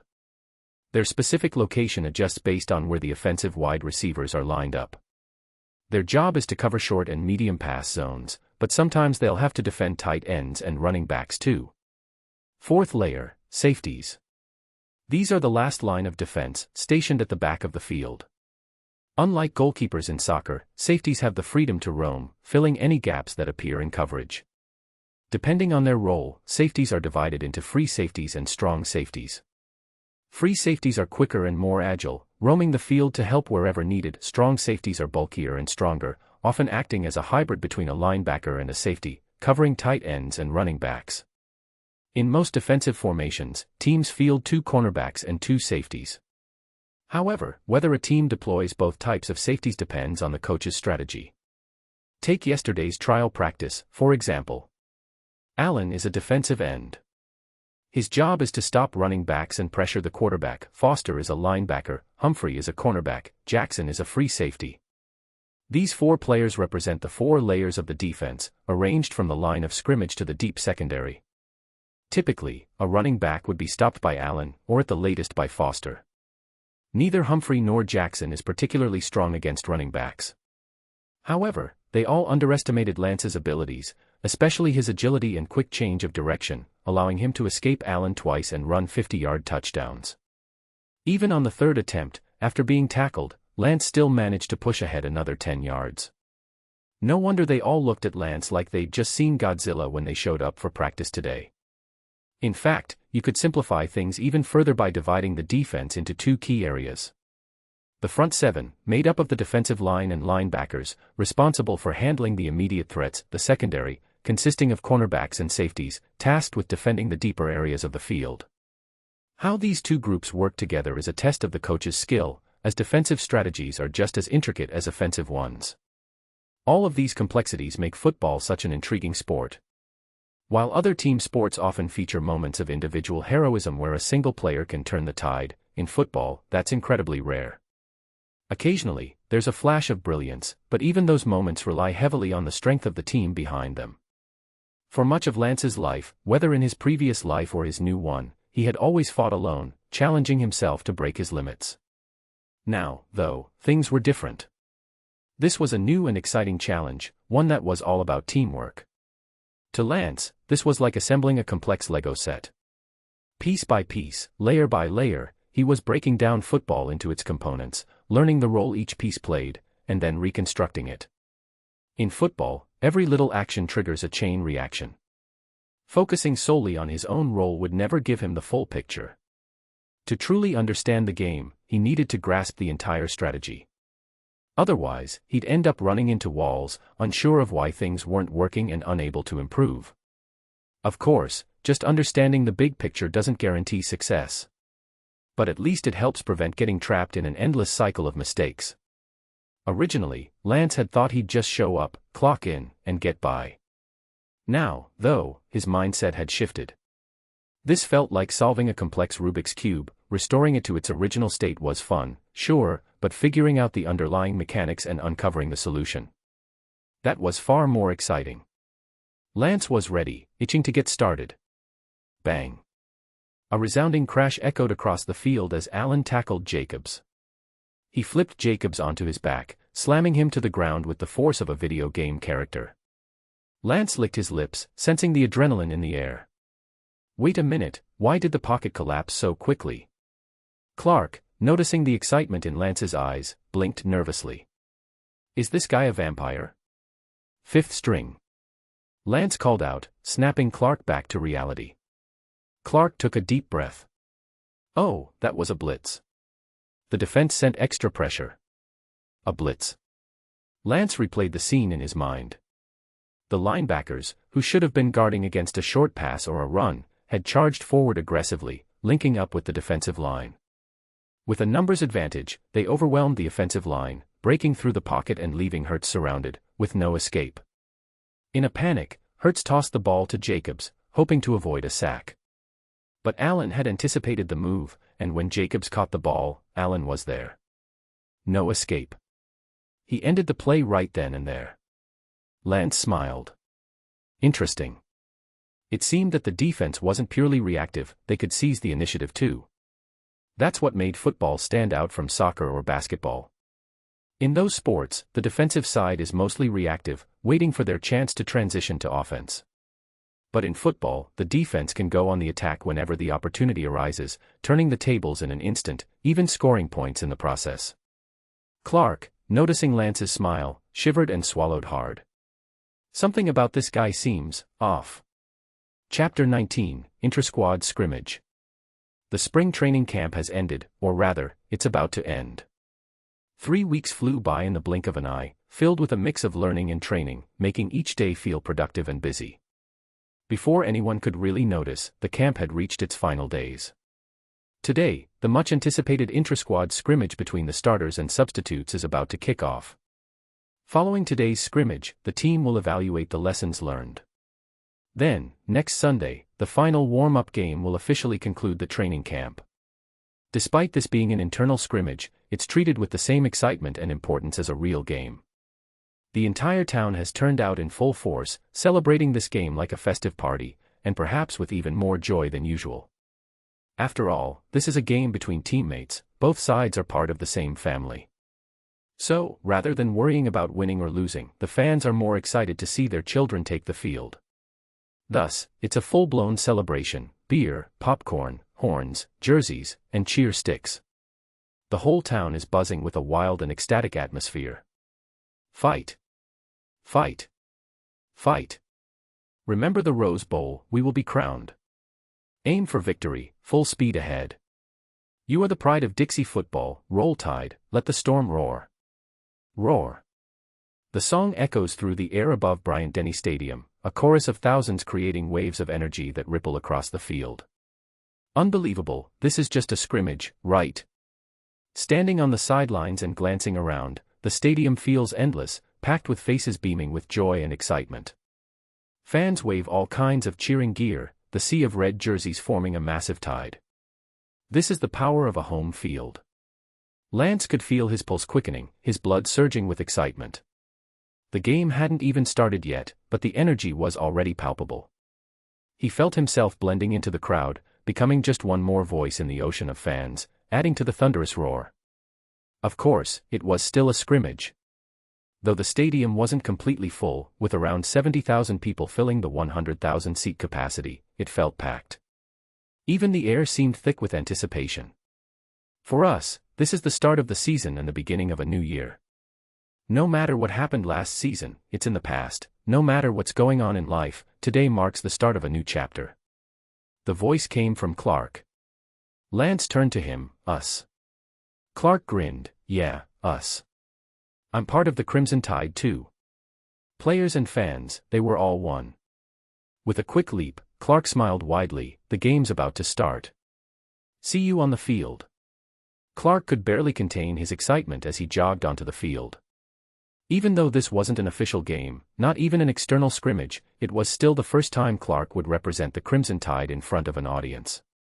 Last year, Clark had been a fifth-string backup, and not even intra-squad scrimmages allowed him to play. But this year was different.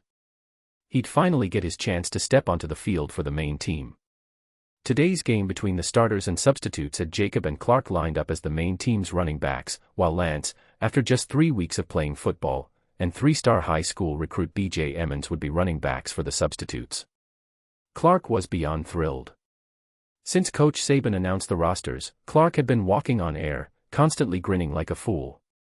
To him, it didn't matter whether he was on the starting lineup or the backups, as long as he could wear the Crimson Tide jersey and take the field, it was a dream come true. Look. There's my son. Oh my God, that's Ronnie. He looks so small. Ha ha. Ha ha ha. It's him, that's him, number 44. In the stands, Tyree Clark couldn't hide his excitement, shouting to everyone around him, worried they wouldn't see his tiny son on the field. On this massive 100,000-seat stadium, the players really did look like matchsticks from the stands. Next to him, Danny Clark rolled his eyes in embarrassment, slumping down in his seat as his dad loudly called attention to his brother. This is just a scrimmage, Dad, no need to make such a big deal, he thought. But Tyree didn't care. Ronnie. Hey, Ronnie. Alone, like a fool, he shouted his son's name, even though his voice was quickly swallowed up by the noise of the stadium. It didn't matter, he kept yelling. Then, the game began. The starters got the ball first on offense, with the substitutes taking the field on defense. Since this was a scrimmage, neither team had their coaches calling plays. Everything was up to the players. In real games, the head coach typically handles pre-game strategy, but in-game play calling varies. Many head coaches call plays themselves, though they often focus on either offense or defense depending on their strengths. Very few head coaches manage both sides of the ball. Most teams have separate offensive and defensive coordinators to help with in-game play calling. There are even teams where the head coach leaves all play calling to the coordinators. The reason is simple: football tactics are incredibly complex, and with the game changing every second, it's like commanding a battlefield. The general always needs strong advisors. Today, Coach Saban would not be calling plays. This scrimmage was a test of the players' understanding and execution of tactics. It was a chance to evaluate the results of the spring training camp. The starters' first drive ended in disappointment. They managed one first down but then struggled as the substitutes' defense applied relentless pressure. Alabama's offense is strong, but their defense is even stronger. Head coach Nick Saban, a former defensive back during his playing days, has always had a unique understanding of defense. As for the offense, Saban has never been known as a quarterback whisperer, so he relies heavily on offensive coordinator Burns to develop the ground game, which opens up the rest of the playbook. Their game plan is solid and practical. It's no wonder that since 2007, despite Alabama's incredible success, they haven't produced a standout quarterback. But they've consistently developed top-tier running backs, and their defense has been their crown jewel. From the start, the substitutes' defense gave young Hurts, still a high school senior, a harsh lesson. Scrimmages may feel like practice, but the intensity is on another level. Hurts, though talented, was still raw after only a few weeks in spring camp. He hadn't fully adjusted to the speed and strength of NCAA football. With no open receivers in the short passing game, Hurts panicked, unable to read the defensive coverage and find an opening. As a result, he held onto the ball too long, forcing his offensive line to bear the brunt of the defense's pressure. The pocket collapsed repeatedly, and the relentless pressure from the substitutes' defense eventually caused the starters to fail on 3 straight downs. Reluctantly, on 4th down, the starters had no choice but to punt. What did that mean? The substitutes were getting the ball, and Lance was stepping onto the field with his teammates. Chapter 20, Sharpening the Blade. A punt, simply put, occurs when the special teams kicker from the offensive side boots the football as far as possible into the opposing half of the field. The return team on defense positions itself to catch the ball and then push forward in a play called a return. The offensive special team must then try to stop the returner because wherever he is tackled is where the opposing offense will start its drive. A great punt can pin the opposing team at their own 1-yard line near the end zone. A disastrous punt can allow the returner to run the entire length of the field, scoring a touchdown, a play known as a punt return touchdown. Of course, there are various outcomes in between. If the punt lands out of bounds, sails through the back of the end zone, or drops into the opponent's end zone, the result is the same: the opponent's offense starts from their own 25-yard line, known as the standard starting position. Previously, this standard starting spot was the 20-yard line, but the rules were changed in 2016, and both the NFL and NCAA adopted the 25-yard line rule. Just now, after the starters failed on 3 consecutive downs, they were stuck around their own 35-yard line. To avoid failing on a 4th down conversion and giving the substitutes an excellent field position near their own end zone, they chose to punt. The starting team punted the ball out of the back of the substitutes' end zone, meaning the substitutes would begin their drive from the 25-yard line. Roar! Roar! Roar! Though it was early in the game, the Bryant-Denny Stadium was already throbbing with energy. Fans weren't just cheering for the starters, they were rooting for the substitutes too. Who knows? By the time the season kicks off in September, some players from the substitutes might just make the starting lineup. Lance stepped onto the field. It felt different, completely different. Having always fought his battles alone, Lance could instantly feel the power of the crowd. The sheer magnitude of the experience was new. And this was just a crowd of 70,000. What would it feel like with all 100,000 seats filled? He couldn't help but imagine, and the thought sent adrenaline coursing through his veins. Jogging onto the field with light, quick steps, Lance stood tall, savoring the moment. He enjoyed this atmosphere, relishing every second of it. He wondered, what would it feel like to have the entire stadium cheering for me? He planned to find out. The substitute team's quarterback, Cooper Bateman, whose name sounded like Batman, even had a similar build to the superhero, 224 pounds, 102 kilograms. He was a bit heavy for a quarterback, so teammates had given him the nickname Batman. Unfortunately, Bateman's future in football was uncertain. Now in his junior year and soon to be a senior, Bateman had spent his college career as a backup. He'd even lost the spring quarterback competition to a high schooler, Hertz, dimming his hopes of going pro. Still, Bateman was a solid, hard-working guy. He continued to train diligently, ultimately securing the number 2 quarterback spot. "I think we should start with a ground game," Bateman said. Kneeling on one knee, the rest of the substitute team huddled around him. He wasn't commanding, he was more tentative, seeking feedback from his teammates. His flickering gaze revealed a mix of nerves and excitement. His eyes landed on Lance. Because Lance was a running back and, during the spring camp, had earned a reputation for not just his talent and hard work but also his intelligence. From knowing nothing about football to now becoming the team's unofficial strategist, Lance had been the go-to for teammates seeking clarity on tactical lessons. If anyone was confused after practice, they would approach Lance, knowing he'd explain things in a way that made everything click. This had become an open secret within the team. Bateman himself had sought Lance's help several times, and Lance never withheld advice. In fact, he never called it teaching, preferring to frame it as discussion and collaboration. It wasn't just Bateman watching Lance. Across the field, the starting team's defense had its eyes on him too. Lance looked up and met the gaze of Allen and Foster. Allen was bouncing lightly on his toes, practically trembling with anticipation, his eyes gleaming with excitement, clearly ready for action.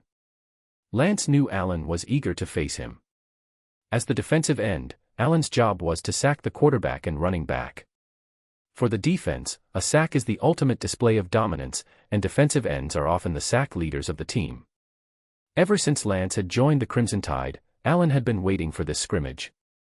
Not for revenge, but for the chance to face Lance head-to-head in a proper game. This time, there would be no underestimation. Noticing Lance's gaze, Allen flashed a wide grin, dramatically dragging his thumb across his throat in a mock execution gesture while continuing to hop up and down. He shouted across the field at Lance. "How about it? Ready to get slammed?" Lance grinned mischievously, playing the part of the innocent rookie. "Not quite ready yet." "Ha ha." Allen and his nearby teammates burst into laughter. Allen was someone to be cautious of, but Lance's focus was on another player. Number 10. Specifically, Reuben Foster. Lance couldn't remember his name, but he recognized the unremarkable-looking number 10 as the linebacker from the tryout. Back then, he didn't think much of him, but after just 3 weeks of training, Lance realized Foster's excellence. Low-key. Focused. Serious. Dependable. Foster wasn't a man of many words, but he was one of the defensive team's captains. And the linebacker position is akin to being the quarterback of the defense. Positioned like a mirror to the quarterback, the linebacker also had an earpiece in his helmet to communicate with the defensive coordinator. He would observe the offense's formation and make adjustments if needed. While the offense called the shots, it was up to players like Foster to react and adapt the defense on the fly. Foster's strength was his calmness and his strategic insight. Moreover, linebackers were the true nemesis of running backs. The Crimson Tide's 3-4 defense, featuring 4 linebackers, was something Coach Saban specialized in coaching. At the moment, Foster didn't appear to be paying Lance any special attention, but Lance could sense it, that subtle, lethal focus coming from number 10. His fighting spirit was already ablaze. It wasn't just Allen, Foster had clearly marked Lance as a target. Returning his attention to Bateman, who still looked a bit uncertain, Lance understood why Allen and Foster were both on high alert. After all, they knew each other's strengths and weaknesses inside out. Besides, they'd been sharpening their blades for 3 straight weeks. It was time. Lance took a deep breath and turned to Bateman. "All right." Without hesitation, he accepted the challenge head-on. Ready to face whatever was coming. Chapter 21, Breaking Through Chaos. Lance met Bateman's eyes with a determined gleam. "The starting team thinks they can easily crush us. They are the Golden Boys, with bright futures and promising careers ahead of them. But they've forgotten one thing: this is sports.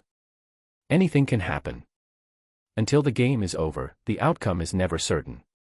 This is football, a game where the power of teamwork can shift the entire momentum."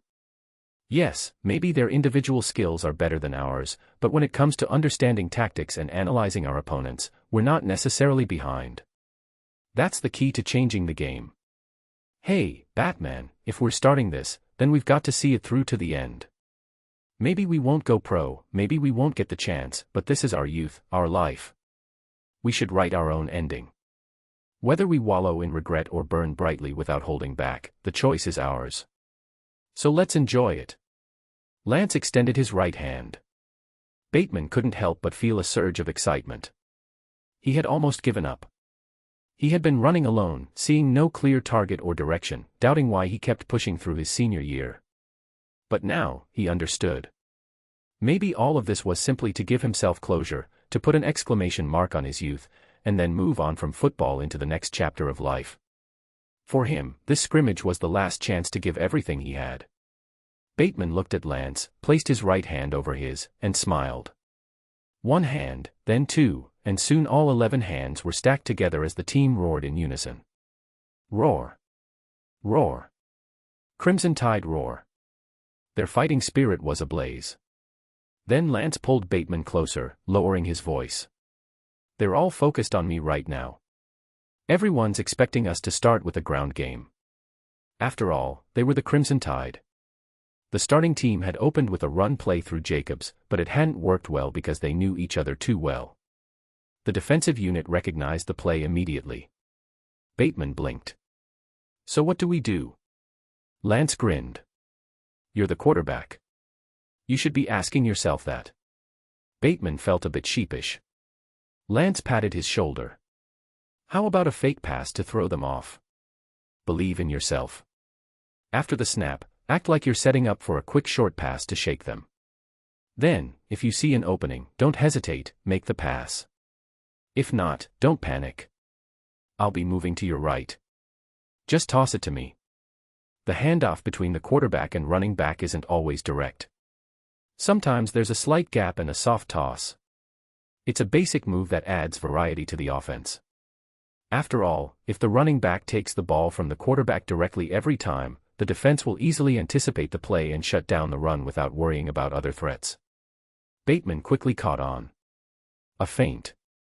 While Bateman wasn't the most gifted player, he was diligent, reliable, and well-rounded. Bateman immediately thought ahead. So, do you want to clear the field or create chaos? Chaos. Since they're already expecting us to run, we need to stir things up and win in the confusion. A sharp gleam flashed in Lance's eyes.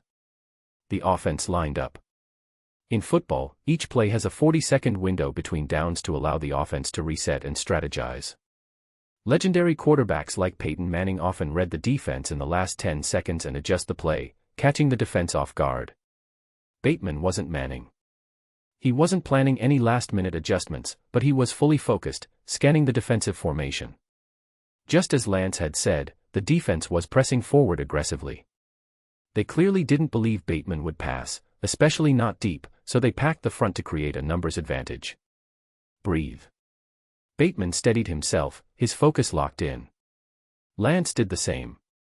Lance observed, taking in the defensive alignment, searching for patterns amid the chaos, pinpointing a weak spot. In his mind, he visualized a three-dimensional map of the field, plotting the perfect escape route. For Lance, this wasn't unfamiliar.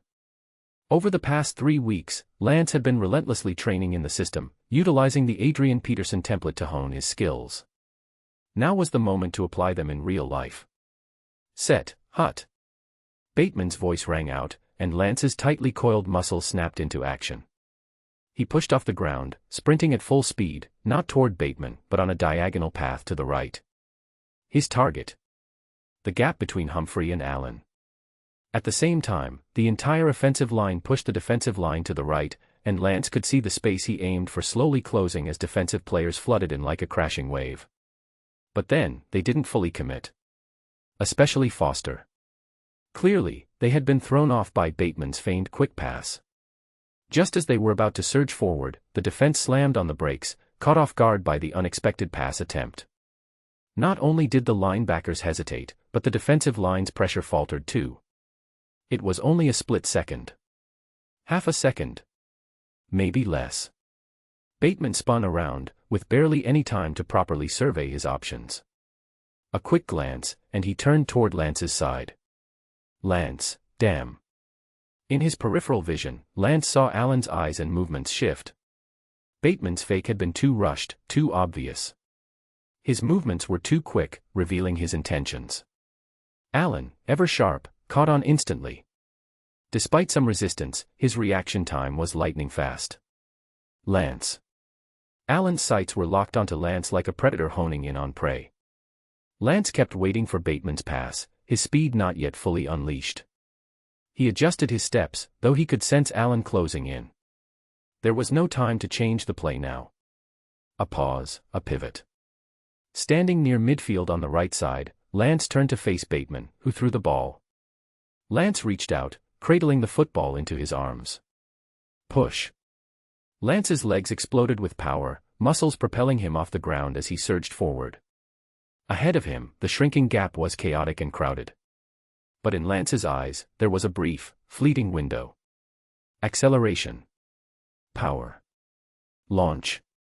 From his left, a figure came crashing toward him with arms outstretched. It was Alan. Lance remained calm, collected.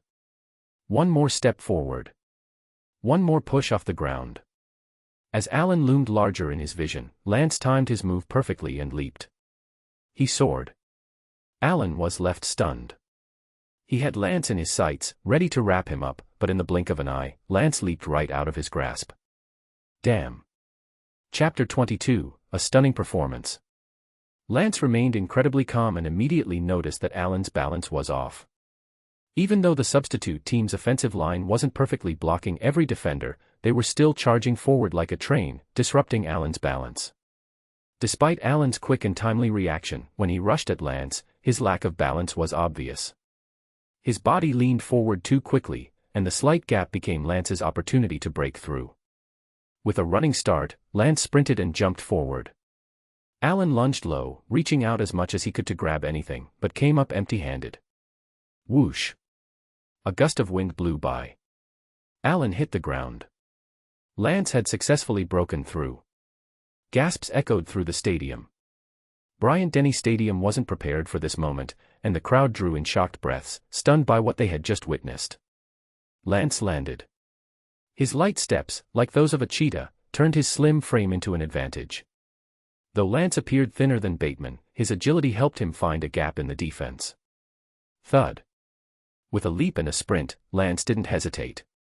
He bent his knees to absorb the impact of his jump, then immediately pushed forward. Out of the corner of his eye, Lance saw cornerback Humphrey trying to step up and cover, but his feet were caught up by a substitute player in a white away jersey. It was likely a wide receiver. This gave Lance precious space, as he saw the crowd of players crashing into each other to his left. The offensive and defensive lines were tangled up, but they were also closing in on Lance. Stay calm. Lance didn't speed up, instead, he slowed his steps, weaving through the chaos of offense and defense, spinning through the battle between red and white jerseys. It felt like time slowed down, allowing him to slip through the cracks toward the right side. Humphrey was tied up, leaving a small gap on the right. If Lance could get through, the field ahead would be wide open. But then, Foster appeared. Calm but decisive. He had broken free from tight end Hale Hentges, who was supposed to block him. Foster kept his eyes locked on Lance, determined not to let him escape. Unstoppable. Hentges was doing his best, but he couldn't hold or hit Foster without drawing a penalty. Foster showed why he was the starting linebacker and a co-captain of the defense. With a clever move and a sudden burst of speed, he shook off Hentges. With a juke, Hentges was left behind. Foster closed in on Lance. The field was a blur of bodies, shoulder to shoulder, everyone colliding and fighting for control. The spectators couldn't see clearly through the chaotic movement. Even Lance and Foster could barely make each other out in the chaos. Through all the bumps and hits, neither player could fully unleash their speed or strength, but Foster made his move first, stepping in to cut off Lance. Danger. Lance instantly recognized the situation. If Foster landed his hit cleanly, Lance could lose his balance and fly out of bounds. What to do? Face it head-on. Without hesitation, Lance made a quick decision, slammed his right foot down, and moved toward Foster. Foster's heart skipped a beat. He remembered the second hit from the tryout. Lance had intentionally crashed into him only to spin and break free. He hadn't forgotten that move. Was Lance about to try the same trick again? The problem was that during the tryout, there had been plenty of space for Lance to pull it off. Today, space was limited. If Lance's momentum wasn't enough, he could end up handing Foster a perfect opportunity to tackle him. Foster thought, "Is this my chance?" In a flash, Lance and Foster collided. At that moment, Lance extended his left arm, straightened it, and powered through. A stiff arm. In football, this is a running back's signature move. Though not exclusive to them, running backs often rely on it, and it's one of the most important weapons in a top-level running back's arsenal. It tests both explosive power and raw strength. Lance didn't have the absolute strength just yet. 3 weeks wasn't enough, but explosive power. That was his specialty. And now, he had to unleash it. The stiff arm is a football move, both an action and a term, and it's exactly what Lance was doing now.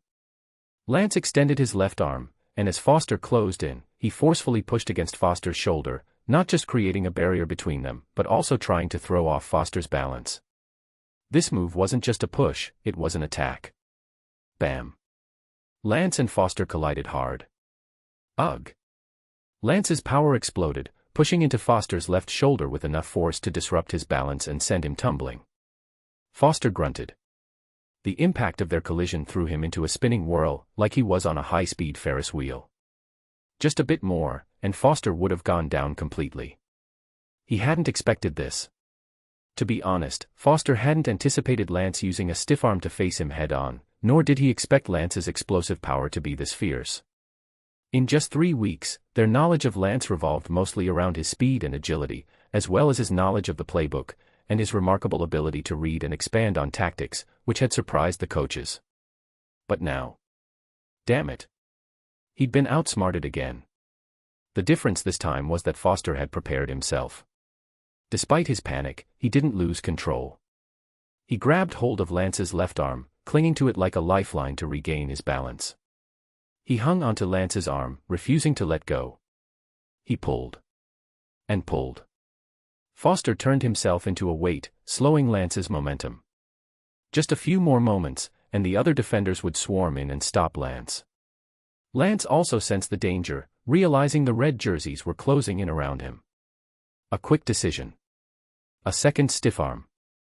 One push, one punch. Lance unleashed his full strength. Foster groaned. With that final push, Foster lost his grip, and his world spun out of control. The entire stadium gasped. Lance had broken free. Lance had overpowered Foster, shaking him off, and gained open space once again. He restarted his sprint. 1 step. 2 steps. He had barely taken 2 steps when another linebacker lunged at him, racing in from the side, just about to bring him down. At the last possible moment, Lance slammed on the brakes, dodging to the side. The linebacker flew past him, missing completely. But Lance didn't stop. He kept running, pushing off with his legs and cutting to the left, driving his body forward. He broke free. In the blink of an eye, the field ahead was wide open. The entire stadium fell silent, shocked by what they had just seen. Lance had fought through the chaos, bursting through the defensive line, evading 3 tackles in a row, and single-handedly tearing apart the defense.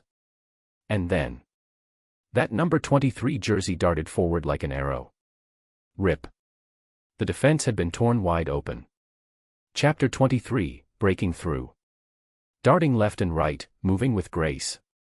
Lance's light and agile steps wove through the chaotic battlefield of bodies, his flexible movements cutting through the heated action like a blade through fire. A leap, a confrontation, a quick change of direction. All of it happened within mere seconds. The oxygen he had just inhaled hadn't even finished circulating through his lungs before he was already making his move, like a blade drawn from its sheath. Like a knife slicing through the chaos. Number 23 broke free from the tangled mess of players, leaving behind the roaring heat of the battle. Then, Lance unleashed his full speed. Pushing off. Gaining power. Accelerating. It was only at this moment that Lance's speed was fully released without holding back. But Having faced so many collisions and disruptions in the dense pack of players, Lance's balance was slightly off, and his breathing irregular. His initial acceleration was slower than usual, and two red-jerseyed players were closing in from both sides like a storm, shrinking his space to maneuver. What now? In the midst of the turmoil, Lance made a split-second decision, pushing off his left leg and cutting sharply to the right. Amid the chaos and jostling, he kept his legs driving, his power erupting from deep within, pushing off his left leg and leaving the player on that side behind. He cut toward the right, into the narrow space between the other red-jerseyed player and the sideline, accelerating further. Thud. Lance caught sight of Jackson's face growing larger in his vision as he broke free of the other player's grasp. The price of escaping that player was a direct confrontation with Jackson. But Lance wasn't panicked.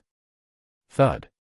With another push, Lance prepared to use his speed to overtake him, but Jackson moved first, lunging in to tackle him. With a solid grasp, Jackson locked his arms around Lance. Got him. Jackson thought with joy.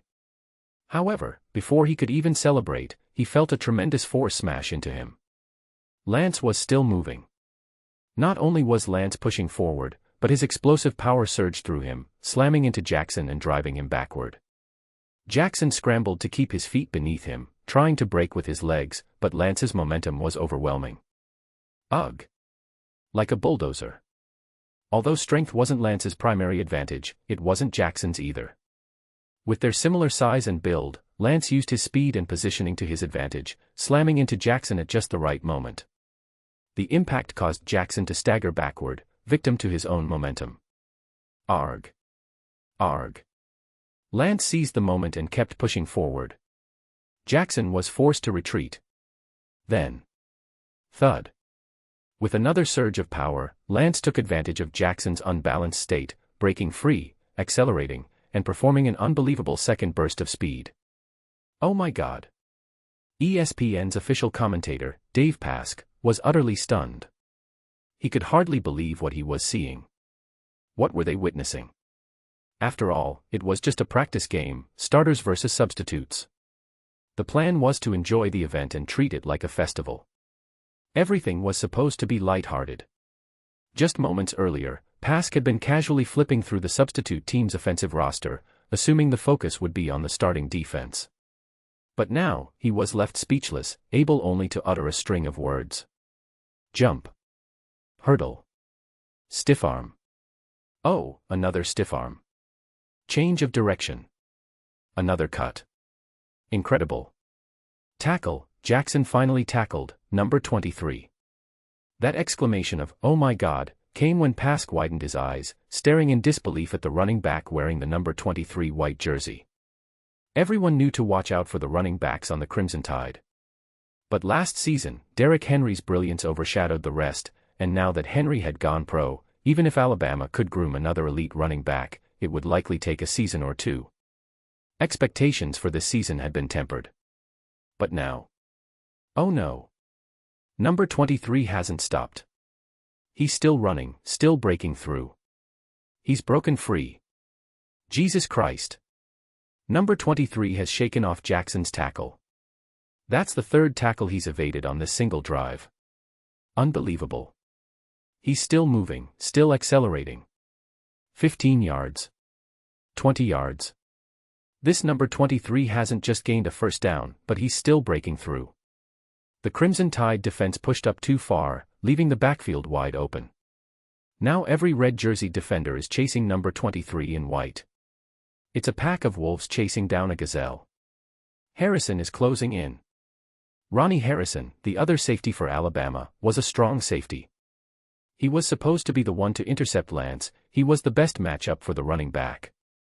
But Lance had spotted Harrison's approach and cut toward Jackson's side.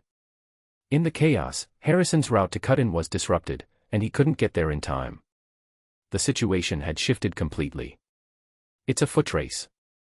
Number 23 and Harrison are neck and neck in a sprint. Harrison is closing in fast. His burst speed is impressive, and the gap between them is shrinking rapidly. 30 yards. Harrison, oh, and Humphrey is coming up behind too. 35 yards. What? Number 23 just accelerated. His speed has maxed out, and Harrison can't keep up. He's falling behind, the distance widening again. Now it's just down to Humphrey. Humphrey had been tied up earlier, but now he's chasing with everything he's got. Oh my God. 45 yards. 50 yards. Number 23 is only getting faster. Humphrey is barely keeping pace but can't close the gap. There's only about an arm's length between them. Humphrey is pushing harder, sprinting with all his might, closing in. Here's the chance. This is the moment. Humphrey lunges for a desperate tackle. Beautiful. Number 23 lifts his leg, almost as if he has eyes in the back of his head, dodging Humphrey's tackle with a high step. Evaded. Humphrey was so close, just inches away, but he missed by the slimmest margin. No one can stop him now. There's no one left. He's running free. Charging all the way. Touchdown. A 75-yard rushing touchdown. Unbelievable. Absolutely incredible. 75 yards, breaking through 5 tackles in total to make it happen. The white team takes the lead with a 75-yard touchdown run. Wow. Astonishing. Pask couldn't contain his excitement anymore. He jumped to his feet, overcome with joy as if a volcano had erupted inside him. Who is this number 23? Who is he? In the end zone, Lance finally stopped, panting heavily, his face flushed red. He turned to look back at the chaos and destruction he had left behind, a smile creeping onto his face. That mess was his achievement. Then, he raised both arms high in the air, pointing to the sky. This was the official touchdown gesture in football, arms stretched up like a goalpost to signal success. Bryant-Denny Stadium went wild, utterly losing control. They hadn't been ready, and already the first big moment of excitement had hit like a tidal wave. Chapter 24, First Touchdown. Touchdown. Touchdown. Touchdown. The entire stadium erupted into a frenzy. No one was prepared, but the touchdown had already happened, coming from the substitute team and in such an unexpected way. Yet, it followed the familiar style of the Crimson Tide, delivering a surprise that caught everyone off guard. The whole stadium was boiling over with excitement. Lance stood in place, a smile spreading across his face. So, this is what scoring a touchdown feels like, so sudden, so thrilling. He realized he might get addicted to this feeling. Maybe he should score a few more. Lance. Ah. Touchdown. One by one, the substitute team members, who had just helped block and protect Lance, rushed toward him, surrounding him in celebration. Even Bateman was no exception. Usually, the quarterback would stay in the pocket and watch the battle unfold, but Bateman couldn't hold back his excitement. He had run all the way down the field with the offensive line. Lance looked at Bateman's beaming face, so happy he couldn't even speak. Lance gave him a playful shoulder bump. So, are you ready now? Bateman rubbed his helmet, giving a goofy laugh. I'm ready. On the sidelines, Burns couldn't help but raise his arms in victory, shouting, "Good job. Well done." Celebrating with unbridled enthusiasm. He turned to see Saban standing nearby, smiling but with a hint of helplessness. "Burton, are you sure this is okay? The kids are watching."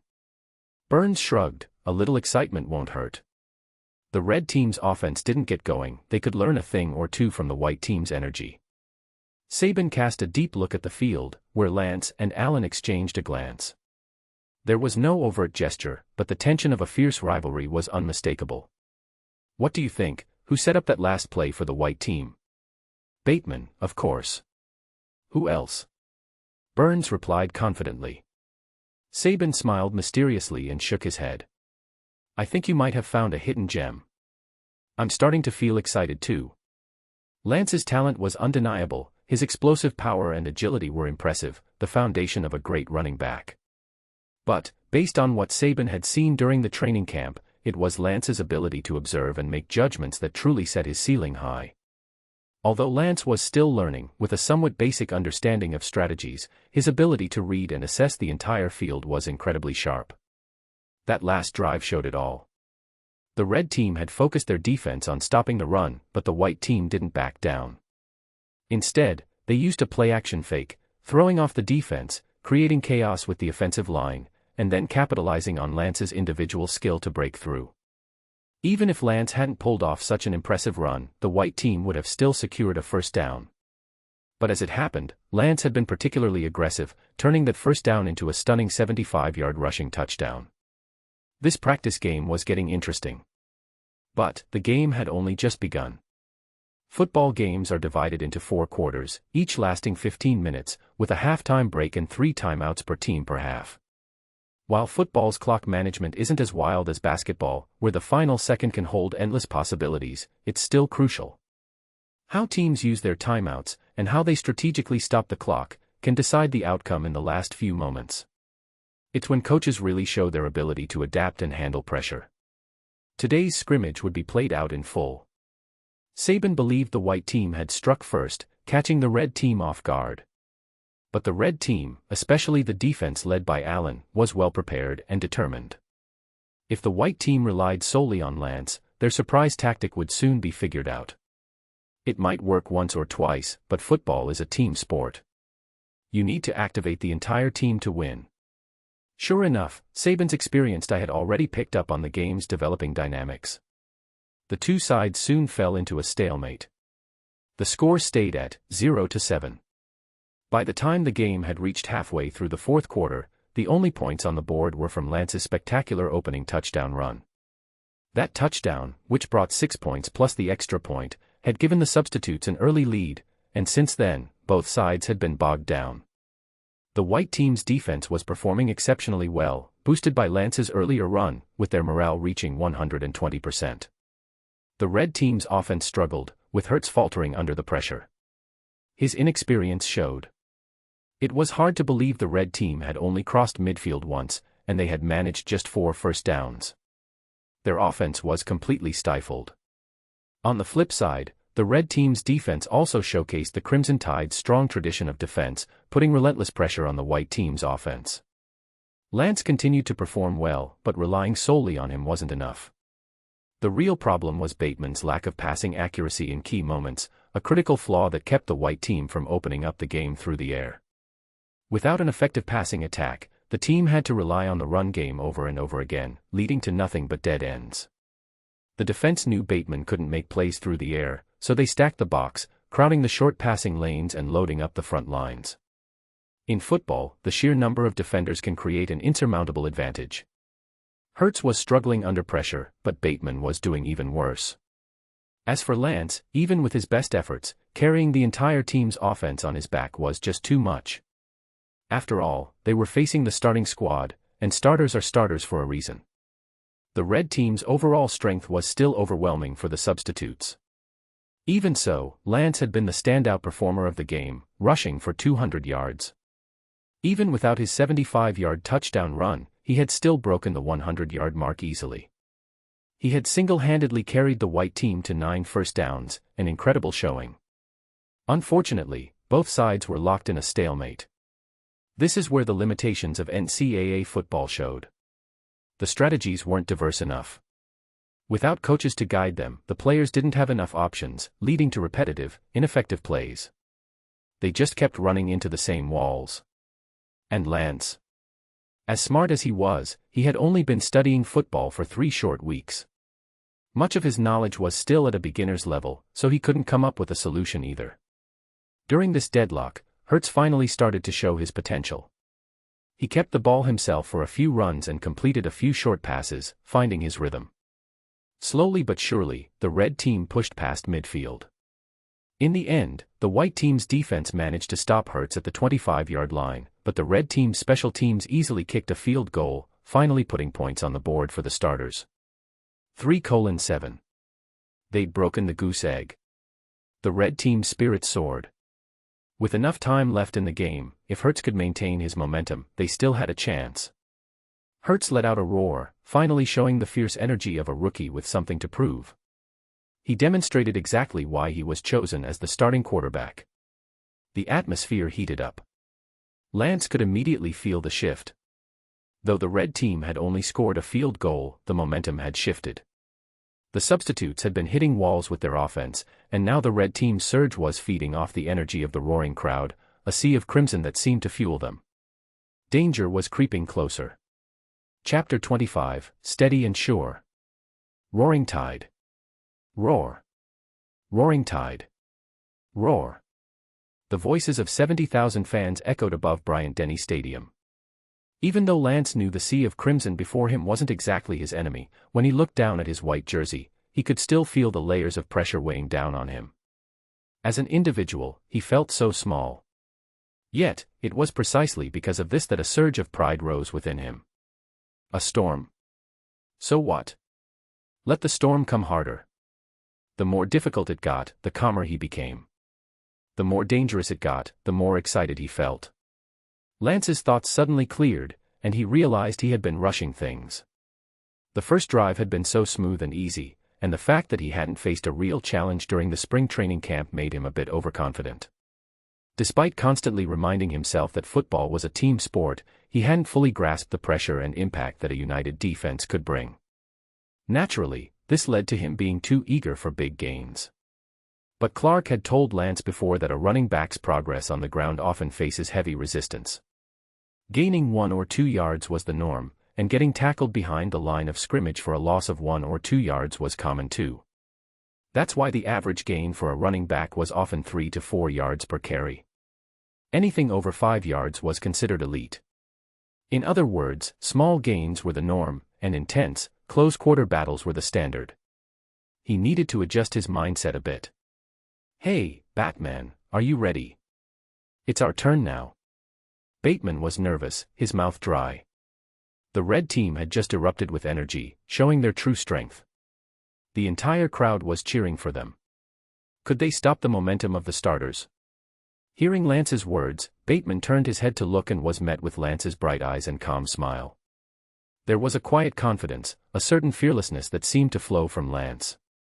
Bateman swallowed hard. Lance locked eyes with Bateman. "This time, let's go with a play-action fake. How about that?" Bateman blinked. He wasn't confident, but seeing the determination in Lance's eyes, he found himself blurting out, "All right." Sensing Bateman's uncertainty, Lance flashed a big smile and stretched lazily. "Hey, buddy, you're not fighting alone." Bateman froze, then felt a bit more reassured. The white team's offense took the field. At their own 25-yard line. First down. Bateman took a deep breath and, out of habit, glanced back at Lance. He didn't know why, but seeing Lance's confident gaze through his helmet gave him the last bit of reassurance he needed. Then. "Hike." Bateman took the snap, dropped back, and faked the handoff to Lance. The two of them split, continuing their separate paths. Lance didn't try to hide anything. He acted as if he had the ball, scanning the field for a gap while running forward. He spotted Allen and Foster amidst the chaos. Lance cut inside. He moved through the middle as if he intended to break through the line, and Allen quickly disengaged from his blocker and closed in on Lance. In the crowd of bodies, Allen locked onto Lance's figure. "Tackle." Allen grinned as he made contact. But then he paused, something felt off. Not only was he tackling Lance, but Lance was also wrapping his arms around him. Blocking. It was a trap. A realization flashed through Allen's mind. He glanced up and saw Lance smirking through his helmet. A sinking feeling gripped his heart. Oh. Allen immediately looked past Lance, only to see the football soaring through the air, landing perfectly in the arms of another white team player. In his peripheral vision, he caught sight of Foster, desperately trying to recover and slipping in the process. It was clear, they had been fooled. 8 yards. The red team's defense had reacted quickly, flooding the short passing lanes. Given Bateman's limited ability to hit deep passes, the defense focused primarily on covering the short and intermediate routes, gaining a slight advantage. Although the white team's wide receiver, Robert Foster, had successfully caught the pass, he was tackled almost immediately and couldn't advance further. An 8-yard gain but no first down. Despite the shared surname, wide receiver Foster and linebacker Foster weren't related, and they had grown up in entirely different environments. The team distinguished the two Fosters by their jersey numbers. Robert Foster wore number 1, while the linebacker wore number 10. Even though number 1 Foster didn't secure a first down, the white team's play-action fake had been executed perfectly. Bateman's pass was timely and accurate. And it was a passing play. As the red team had found their rhythm, the white team settled down as well, finding some focus of their own. Bateman let out a small breath of relief and gave Lance a high five in celebration. Some might wonder, why not focus more on passing? A single pass can gain 30 or 50 yards, whereas a running play might only grind out 3 to 5 yards at a time. In today's NFL, teams rely increasingly on passing attacks, but even the smartest top-tier coaches never abandon the running game. Here's why. The running game keeps the defense honest, opening up opportunities for the pass. Conversely, passing success can disrupt defensive schemes, creating lanes for the run game.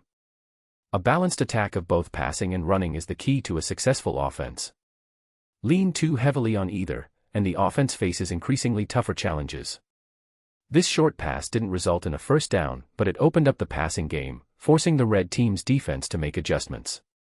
Bateman quietly observed the red team's defense, trying to figure out the intentions of Allen and linebacker Foster.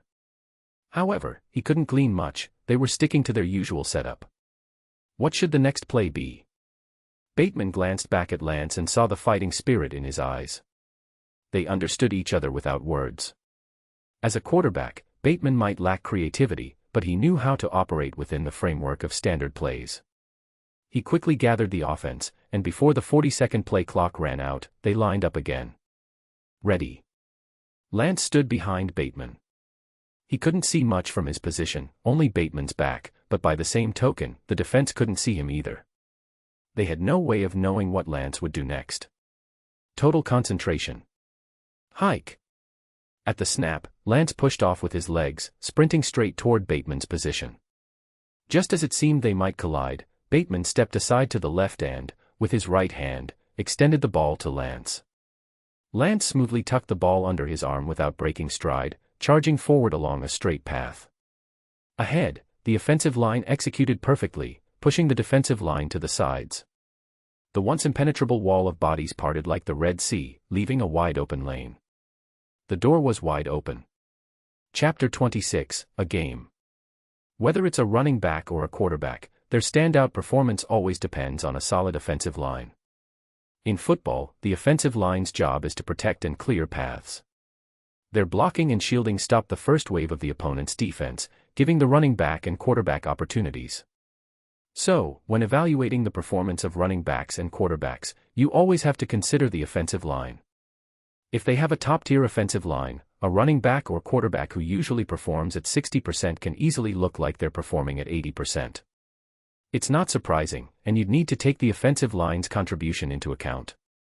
On the other hand, if the offensive line is full of holes, and the running back or quarterback still manages to perform at 80%, that's almost a miracle. It means they're carrying the entire offense on their back. The Crimson Tide boasts a solid offensive line. Maybe not the best, but certainly in the top tier of the NCAA. This is one reason the team's running backs often find room to run. And now was one of those times. Bateman called the play, with the plan being for the running back to break through the middle, pushing through the heart of the defense. On their own, a running back's brute strength wouldn't get far. Without the offensive line to block and shield, it would quickly turn into a battle of bodies, with the running back swallowed by the defense. But the running back needed the offensive line to clear the way. And the Crimson Tide's offensive line delivered. With a grunt, the 5 offensive linemen pushed as if opening a door weighing 1,000 pounds, spreading out left and right to force the defense to split. A narrow, straight path opened up before Lance. Without hesitation, Lance planted his foot, instantly accelerating like a rabbit, and in just 2 or 3 steps, he crossed the line of scrimmage. Whoosh! Lance took another step, his body angled forward like a bulldozer, bracing himself for the inevitable impact. In football, the middle is often packed with defenders. A running back going through the middle has to rely on strength and power to force their way through. It's an approach that, while clumsy, can be highly effective, especially when it's about gaining just a yard or two, often referred to as plowing a yard, like a pig rooting through cabbages. Lance wasn't a power back. His usual route took him along the wings, using his vision and explosive speed to find gaps. But this time, he was defying expectations, aiming to break through the middle. From the start, the goal was clear. They weren't greedy. Just 2 yards. As long as he could gain those 2 yards for a first down, they could continue advancing, step by step, solid and steady. Keep it simple. So, Lance was prepared. He knew that power wasn't his strong suit, so he bent low, hunched his shoulders, and braced himself to absorb the impact. As he crossed the line of scrimmage, he kept moving forward. 1 yard. 2 yards. In an instant, the 2 yards were gained. Clearly, the red team's defense had misread the white team's intentions. The white team had been aggressive throughout the game, and Lance had been running all over the field, making plays everywhere. But this time, they chose to play it safe. After a well-executed play-action pass that gained good yardage, the white team's offense had established a rhythm. Allen and Foster had misjudged the situation, failing to cover the middle in time. First down, achieved. But there was an opportunity here. Lance hadn't felt the expected hard hit or brutal tackle. Sensing a chance, he kept his body low and compact, digging in and using the energy in his legs to push forward. Bang. Just half a step into his push, the narrow gap quickly closed. Lance crashed into a wall of defenders, as expected. This was the risk of running up the middle.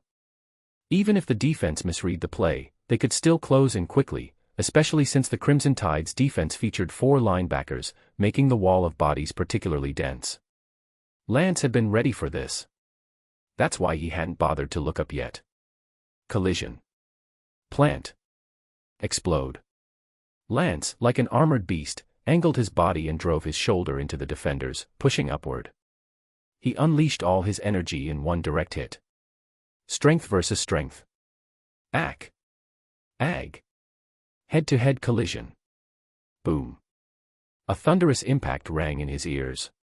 Lance could feel the defender's weight buckle and fall back under the force of his hit. The reverberating shock rattled his insides, but the energy deep within his core kept burning, fueling him to keep pushing. An unexpected moment. A mismatch. A forced breakthrough. The battle between offense and defense was already decided in that brief moment. However, Lance's offensive play wasn't over yet. They had secured the first down. From this point on, any yardage gained was a bonus. With his left foot planted firmly, Lance used the momentum from the impact, pushing off the defenders to execute a counterclockwise spin. The force of the defender's blow was redirected, allowing him to throw off their grip. Finally, he lifted his head, taking in the chaotic scene ahead. A quick glance. It only took a fraction of a second for Lance to assess the field. Red jerseys flashed before his eyes, he couldn't see their faces, but he could track the movement of the red blurs, mapping out the defensive flow in his mind. To the right, Foster was closing in. Ahead on the left, another linebacker was cutting across. Behind him to the right, a defensive lineman was turning to chase. Behind him to the left, the linebacker Lance had just hit was still grabbing at him, even risking a holding penalty to slow him down. Directly ahead, 2 safeties were converging, with Harrison leading the charge. From behind, though out of sight, Lance could feel the heat and pressure of defenders crashing toward him like a tidal wave, the intensity palpable on his skin. He was surrounded. There was no escape. But Lance wasn't surprised. This was the situation any running back would face when charging up the middle. So what would NFL legend Adrian Peterson do? After 3 weeks of training in a star athlete's simulation program, Lance remained calm. In the blink of an eye, he analyzed the situation and made a decision. The first down was secured, so now, why not let them have a little fun? A smile crept onto Lance's face. He could taste the metallic tang of blood on his tongue, his adrenaline spiking through his veins. The game was on. In just a single breath, before he even had time to exhale, Lance already had his next move mapped out. 1 step forward. It wasn't just any step, he shifted left, circled around, then moved right, like a graceful waltz.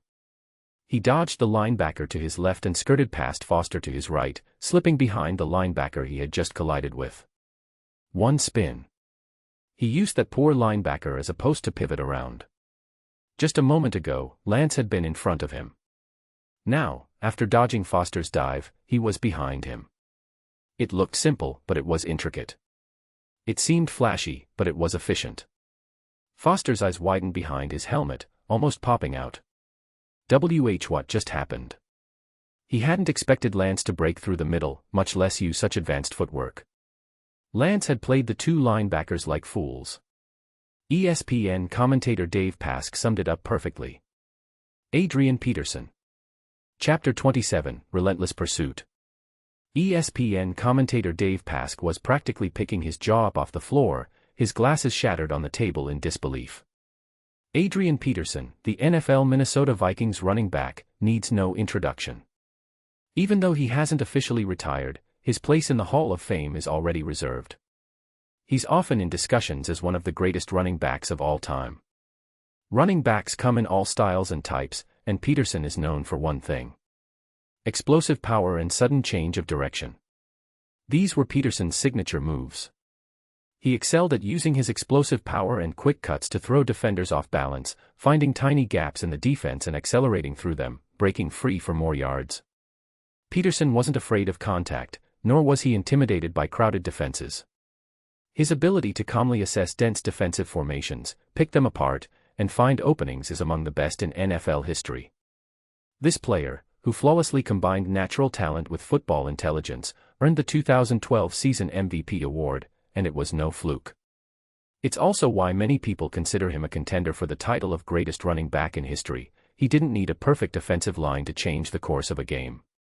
He's a once-in-a-decade, or even once-in-a-generation, talent. Even now, NFL rookies modeled after Peterson appear every season, but none have reached his level. And now? Pask couldn't believe his eyes. He didn't want to jump to conclusions, but this number 23. There was something about him, he kind of looked like Peterson. A stiff arm, a juke, and a spin. Such complex and advanced moves, yet Lance executed them with effortless grace. Not only did he shake off Foster's tackle, but he also opened up a lane for himself, using a linebacker as a shield against the approaching defensive lineman. It was all in one fluid motion. And then, he was off. Lance sprinted to the left, but just as his foot hit the ground, he changed direction. 1 tackle.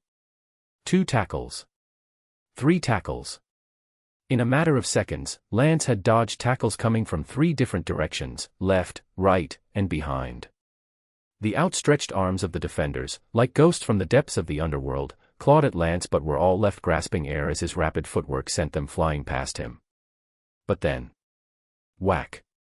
A 4th tackle. In such tight quarters, Lance's room to maneuver had finally run out. A heavy hand landed on his shoulder. It was Foster. Gritting his teeth, Foster planted his left foot and spun around like a ballerina, somehow managing to reach out his right hand and smack Lance's shoulder hard. He had him. Foster had caught hold of Lance's shoulder, his weight and power dragging Lance down like a collapsing mountain. Ah! Ag! Foster applied as much pressure as he could, feeling Lance's shoulder drop beneath his grip. But just as it seemed Lance would go down, he dropped even lower, escaping Foster's grasp with a swift crouch. Foster tried to grab him again, but he was too slow. Lance grunted. His shoulder had been pushed down hard, throwing off his balance. His knees buckled, and it seemed like he was about to fall. Foster's tackle had been brutal, leaving Lance no room to breathe. But Lance reacted instinctively, dropping even faster than Foster could have imagined, shedding his grip and leaving him behind. Staggering. Bouncing. Lance was just a hair away from being taken down. But then, his left hand reached for the ground. He planted his hand, using the ground to steady himself, absorbing the shock in his wrist and using his core strength to stay upright. It wasn't over. It wasn't over. Lance clung to his willpower, refusing to go down. He remembered Clark's words: in football, a fall or a touch on the ground didn't mean the play was dead. The ball carrier was only down if their knees touched the ground. So, as long as only his hand touched, and he could get back up, the play continued. Of course, it was up to the referees to decide, but according to the rulebook, he wasn't done yet. So the play wasn't over. Even though his muscles screamed in pain and his insides felt like they were being torn apart, Lance didn't give up. His fighting spirit burned brighter than ever. With a burst of core strength, Lance, like a toy that refused to tip over, got back on his feet. Before he could regain his balance, waves of pressure from all sides were closing in on him again. The winds howled, danger approaching from every direction. In his ears, Lance could almost hear Bateman's distant shout. "Run, Lance, run!" Time seemed to slow down.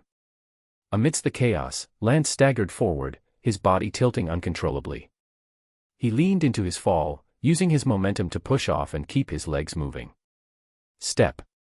Push. Step. Power. Step. Run. One foot after the other, Lance sprinted forward, like Forrest Gump breaking free of his leg braces. From wobbling and staggering, he suddenly found himself running with open arms, embracing freedom. A quick left, dodging the defender closing in from the side. A faint right, feeling the wind from a missed tackle brush past his face. A final leap forward, his legs accelerating once more. But just as he hit his stride, he saw safety Robinson coming at him from the front. Still off balance and unable to engage in a head-on collision, Lance took a long step forward to gain some space and then stopped in front of Robinson. A fake to the left. A feint to the right. His center of gravity shifted erratically, making it hard for Robinson to gauge his next move. Robinson inched forward, then made his move, diving to the right. But Lance had only hesitated for a moment, and as soon as Robinson committed, he stepped to the left and sprinted past him. Another change of direction. In a split second, Lance's agility and tight control of his body's movements allowed him to completely dodge Robinson's tackle, leaving him in the dust. Calm. Collected. Alert. Lance had shaken off Robinson. Oh my God. Pask was speechless. Robinson missed. Robinson's sure-thing tackle just completely missed. Number 23 used a quick juke to dodge Robinson's hit. Warning. Red team's in trouble. Foster. Foster hasn't given up yet. Despite losing his balance, he somehow caught up again and is diving toward Lance's back. One wave after another. The red team's defense was relentless, their pursuit never-ending. Oh! Jesus Christ! Foster just threw his entire weight into Lance's back. Foster's risking it all, biting down and going all out to stop number 23. It's a hit like getting slammed by a truck. Lance just got knocked forward. Oh my God. Pask didn't even realize it, but his heart was racing. He could feel his pulse rising in his throat, making it hard to breathe. Unconsciously, he'd left his seat and was now standing, his blood pumping as he watched number 23 on the field. Wait. Wait. Number 23 is moving forward. He hasn't given up, he's using Foster's hit as momentum to push forward. This is unbelievable. What am I witnessing? Oh my God, Peterson. It's like I'm watching another Peterson miracle at Bryant-Denny Stadium. Number 23 is back on his feet. Despite the chaos and hits, his speed is picking up again. Number 23 is running. Incredible. Chapter 28, Sealing the Game. Bang. A crash, a surge. Lance felt the impact on his back, like a shockwave straight out of Dragon Ball, hitting him with full force, propelling him uncontrollably forward. He staggered, disoriented. Instinctively, his body adjusted, reacting to the violent push. Quick steps, one after the other, allowed him to absorb the impact. Wobbling and stumbling, he fought to keep his balance, as if walking a tightrope in a storm, using inertia to push ahead. He dug his feet into the ground. Push. Push. From his core to his legs, the energy coursed downward, transferring through his thighs, into his calves, and finally into the ground. His legs churned like bicycle pedals, pushing him forward. 1 step, 2 steps, 3, 4, 5. He nearly fell, teetering on the brink of collapse, but with sheer grit, Lance clenched his muscles, stabilized his balance, and kept moving forward. His steps, once shaky, now grew firm, and then, he accelerated. Puff. His lungs burned, every breath felt like magma. But there was no time to relax, no moment for relief.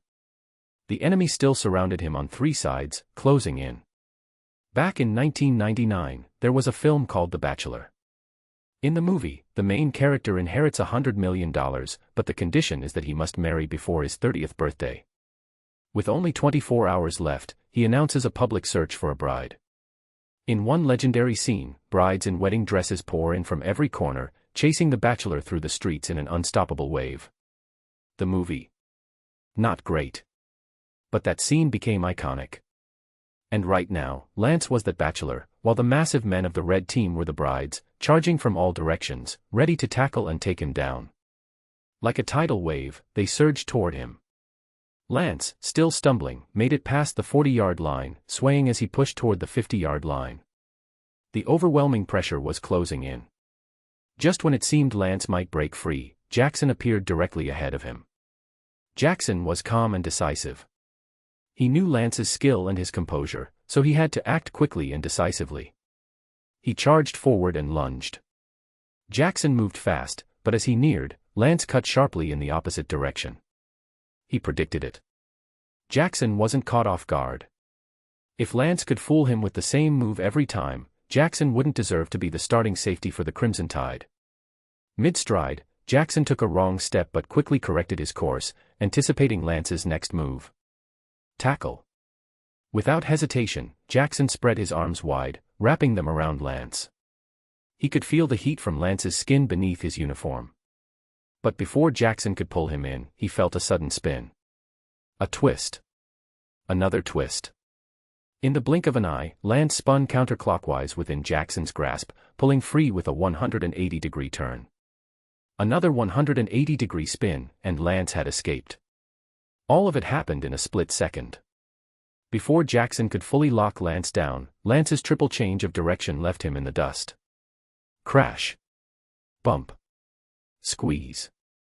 Lance hadn't fully regained his speed when he collided with Jackson again. Jackson's weight became a burden, knocking Lance's balance once more, and it looked like he would fall. His knee buckled. Damn. Just a little more, just one more inch, and Lance would be down. The entire stadium went silent. They were utterly stunned. It didn't matter whether they knew Lance personally or if their son or neighbor played on the opposite team. At that moment, nobody was an exception. After 3 full quarters of back and forth, everyone had learned one thing: White team's number 23 was the standout player of the game. But just when they thought his performance couldn't get any better, the fourth quarter reached an unexpected climax. Tyree Clark, father of fifth-string running back Ronnie Clark, didn't care that his own son, also a running back, was Lance's direct competitor. At that moment, he clenched his fists, silently rooting for number 23. What started as a simple short-yardage run from the middle had, after the first down, turned into something much more. Before long, Lance had pushed 12 yards. Come on. Tyree prayed silently. In his field of vision, number 23, in a near-miraculous display, staggered, somehow using his core strength to squat down, stand up, and, like an arrow loosed from a bow, shot forward. Behind him, a sea of red was closing in, rapidly swallowing up that speck of white. Tyree didn't care anymore. Slowly, he rose to his feet, raising his fists into the air. Roll. The fight song of the Crimson Tide echoed the call, with its chorus shouting, "Roll Tide, roll." And right now, that song was coming to life. Roll. The 50-yard line. Lance had crossed midfield. The opposing 40-yard line was within reach. Roll. The 40-yard line. The rolling tide of defenders closed in, but that lone white figure raced ahead, like sunlight breaking over the crest of a wave. Roll. The 30-yard line. It wasn't just Tyree, Bryant-Denny Stadium was in a frenzy. One by one, people stood up, no longer caring about who was a starter or a backup. At that moment, everyone was part of the Crimson Tide, chasing that shining number 23 with their eyes. Roll. The 20-yard line. The entire stadium was losing it, wave after wave of excitement crashing higher and higher. Even though most of them didn't know Lance's name, that didn't matter. They were united in their cheers, the whole stadium swelling with pride. The Crimson Tide had once again unleashed their primal roar from deep within their souls. Roll. The 10-yard line. Lance had finally hit his stride, running faster and faster, leaving the surging red wave behind him. He charged ahead, leaving the roaring Crimson Tide in his wake, as their collective energy erupted. And then, straight to the heart. The end zone. Touchdown. Roar. The stadium erupted into madness, pure and unbridled. Lance slammed the football into the ground, releasing all his pent-up energy, thrusting his right fist into the air, gripping it tight before letting go, finally free to celebrate. Ah! Touchdown! His! Ah! What had started as a surprise opening turned into a full-blown opportunity. Lance hadn't panicked, and he never gave up, turning a defensive lapse into his moment. Boom! Tyree had completely lost his composure, jumping up and down, fist-pumping and shouting, cheering for the white-clad figure on the field. Roll! Roll! Roll! The entire stadium, bowing down. No one could resist. Who could? This was what sports were all about, the purest form of excitement, not just about winning or losing, but about the fight, the battle, and the unbreakable will to never give up. Chapter 29, Winning Through Looks. Oh my God! Pash was utterly stunned. His entire brain had been reduced to a single thought. Unbelievable. Opening the game with a 75-yard touchdown run to take the lead, closing the game with a 67-yard rushing touchdown to seal the victory. A total of 287 rushing yards in the game. Dominating the field. Stealing the spotlight. What just happened? Last season, Alabama's Derrick Henry took the NCAA by storm with a record-breaking 36 rushing touchdowns. Despite Alabama's reputation as a powerhouse for running backs, even Henry's performance left people in awe. Now that Henry had gone pro, the question on everyone's mind was how Coach Saban would continue to build the team for the new season. But nobody expected this, a completely unfamiliar face storming onto the field with the presence of Adrian Peterson, tearing through the defense like a tornado.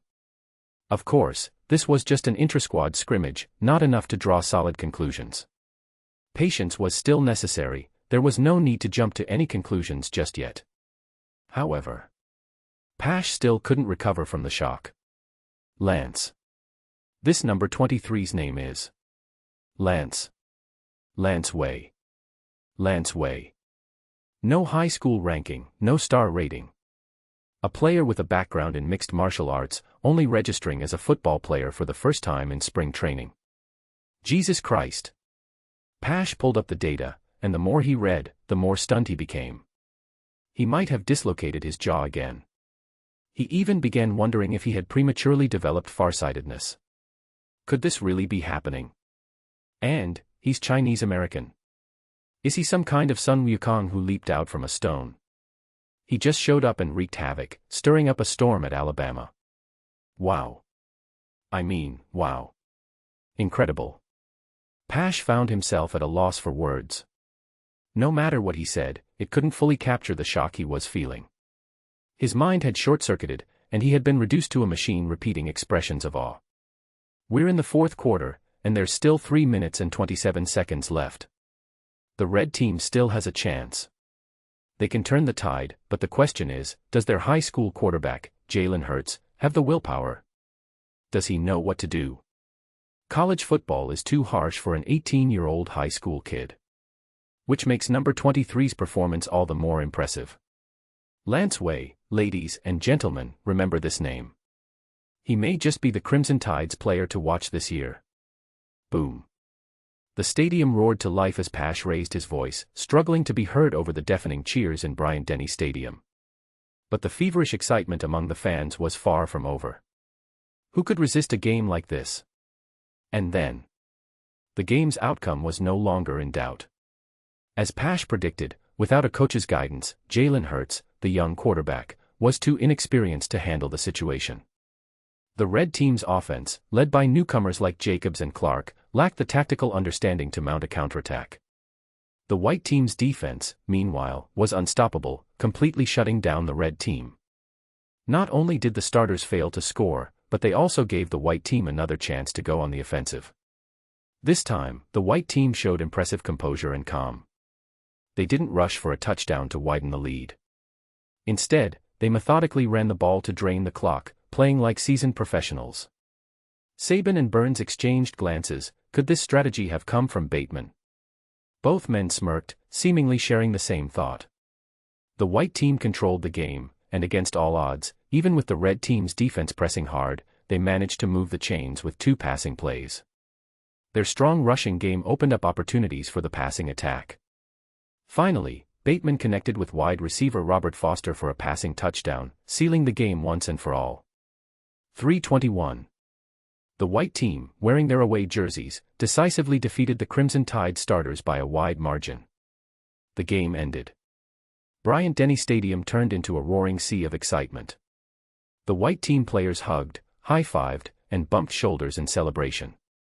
Even though it was just a scrimmage, this was the comprehensive test of spring training camp. The backup players needed this shining moment to prove themselves. Bateman, overjoyed, immediately embraced Lance, repeatedly asking, "Did we win? Did we win? Did this really happen? God, this isn't a dream, right?" Lance took off his helmet, patting Bateman on his headgear. "We won." Bateman threw his arms in the air and jumped up and down like a kid on a trampoline, leaping higher and higher. And then, ah! From the stands came a shrill scream, so sharp and loud that it made a bunch of players instinctively turn toward the source. They saw three girls huddled together, grinning widely, eyes sparkling with hearts, and shouting excitedly, "Hey, handsome!" Just then, Humphrey came over to shake Lance's hand, flashing a bright smile and waving at the stands. "Hey, ladies!" Crimson Tide games were not just for the guys. For the townspeople and students, everyone was welcome, from young to old, and that included plenty of enthusiastic college girls who were just as crazy about football as anyone. But the bold, eager girls waved their hands at Humphrey and shook their heads. "No, not you, the guy next to you, number 23. Hey, you. Handsome. What's your name?" Instantly, the other guys started teasing. Humphrey didn't mind. He raised his chin proudly. "You don't understand my charm, and that's your loss. So, this is Lance, my bro." "Your bro who totally crushed you," someone quipped nearby. Ha ha. The group burst into laughter. In the midst of the chaos, Lance spread his hands. Why did it seem like nobody cared about the person involved? A gentle breeze blew across the field, the sky painted with a brilliant sunset. The glowing evening light illuminated Lance's sweaty face. His chiseled features, far from the ferocious look of someone who had just dominated the field, radiated a scholarly air. Even his damp hair seemed to shine under the setting sun, and his sharp, striking brows drew everyone's gaze. With his helmet off, up close, his good looks were unmistakable. No wonder the girls had been screaming. "Hey, Lance, catch!" The bold girl folded a paper airplane and threw it toward him. It floated lazily through the air before landing in his hands. She made a "call me" gesture, laughing with her friends as they turned and walked away. Around Lance, the teasing only got louder. Being handsome was a crime. Roar, roar, roar. Everyone was shouting and laughing so much that Lance felt like his ears might go deaf. Then Alan's voice came from behind him. "This is bad, he's crushed us with his skills and looks. Now all the girls at Alabama will only have eyes for Lance. There's no room left for the rest of us. Boys, let's get him. Time to teach this guy a lesson." Boom. Chapter 30, A New Hope. Morning light, dawn breaking, it was the start of a new day. Coach Saban arrived at his office early. Many people, seeing the legendary career he had built in the NCAA, assumed he could now rest on his laurels, basking in the praise and admiration. But in reality, Saban had never taken a day off. He understood that, in the world of competitive sports, coaches and players were the same. Slacking off for even a single day could mean falling behind. In lower-level competitions, raw talent could dominate. But the higher the level and the more professional the competition, the more talent became just the baseline. Everyone was talented, and all were formidable. At that level, success was determined by effort and focus. In any sport, the athletes at the top are all gifted, but it's the ones who work the hardest that become legends. This was also why Saban wasn't fond of the NFL. Managing a superstar with a multi-million-dollar salary was challenging enough, but managing 20 players earning millions, plus 30 more with 7-figure contracts, each of them bigger celebrities than the coach. That was something else entirely.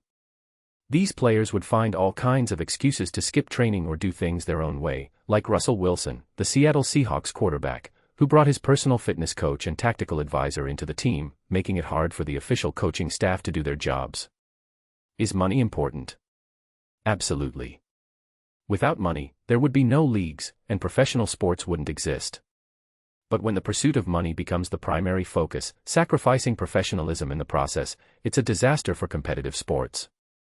It's not that you can't discuss money, it's that you can't forget why you're playing in the first place. Money comes from performance on the field. Professional athletes are all top-tier talents.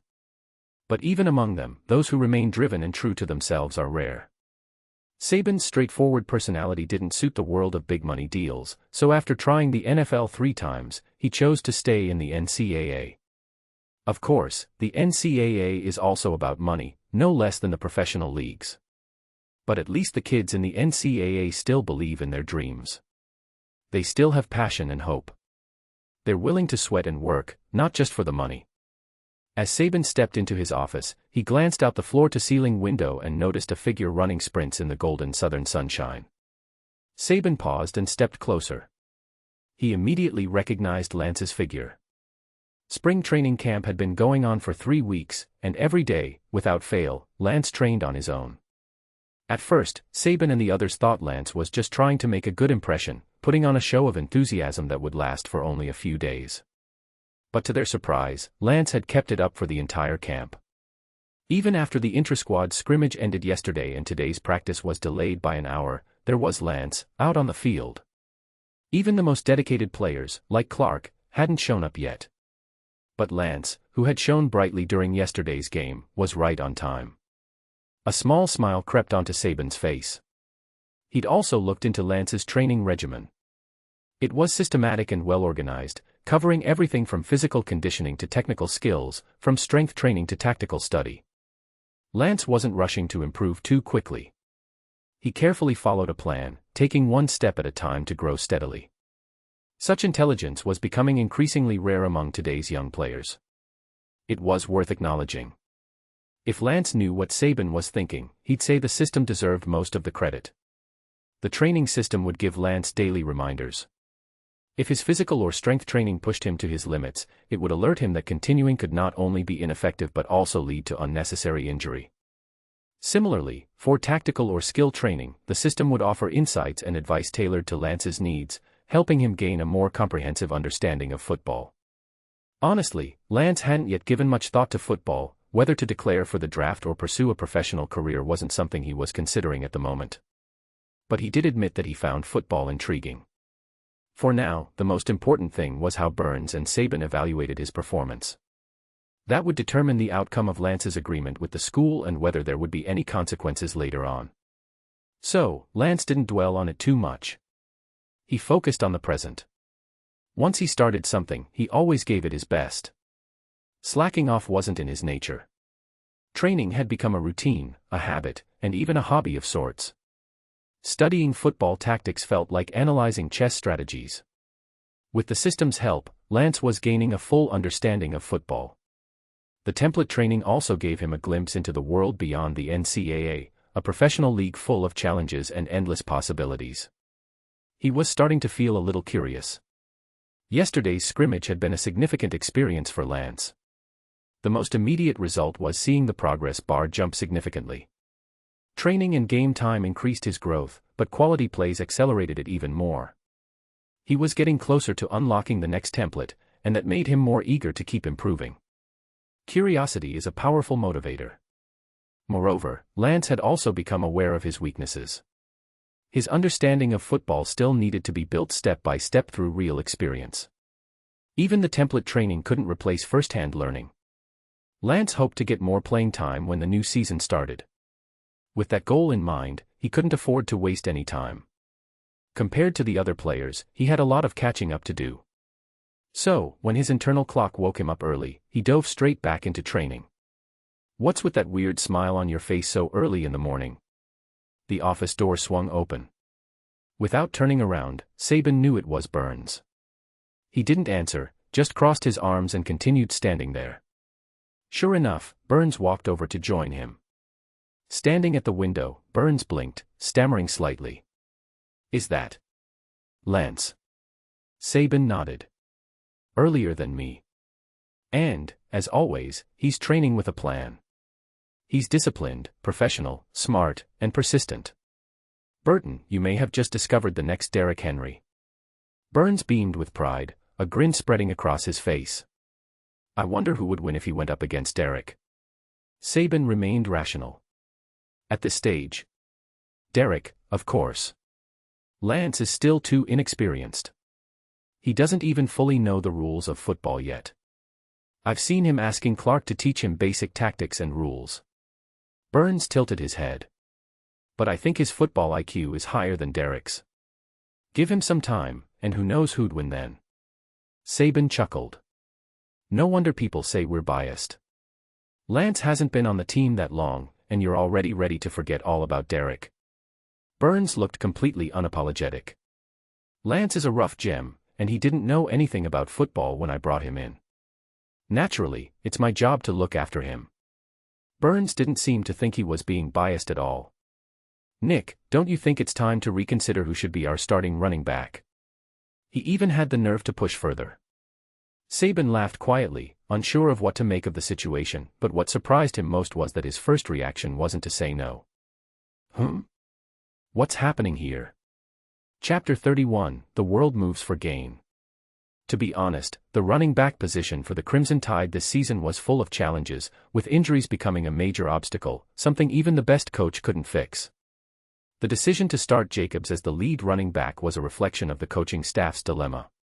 However, looking at it from another perspective, even though Jacobs was still in high school, his talent and ability were undeniable. He earned his spot through hard work, and with the team's current roster, he was indeed the best choice for starting running back. As for Lance, there was no doubt about his excellence. But having only been exposed to football for 3 weeks, the time was just too short. In Saban's original plan, he envisioned using Lance as a secret weapon, someone to surprise opponents and turn the tide. But after yesterday's scrimmage, Saban found himself rethinking that strategy. Hearing Burns' suggestion now, his first instinct wasn't to reject it. Thoughts surged through Saban's mind. Saban was more experienced and rational. Despite how tempting Burns' idea was, he hit the brakes and kept himself grounded. He had to consider the big picture. Yesterday's scrimmage was, after all, just an internal practice. Lance's intelligence gave him a significant advantage. He knew the defensive strategies of the starting team inside and out. But what about external games? Could Lance perform just as well against other teams? Let's see how he does in the warm-up games. Burns wasn't surprised by Saban's response. After all, regardless of who was the starting running back, everyone would get a chance to play in the warm-up games.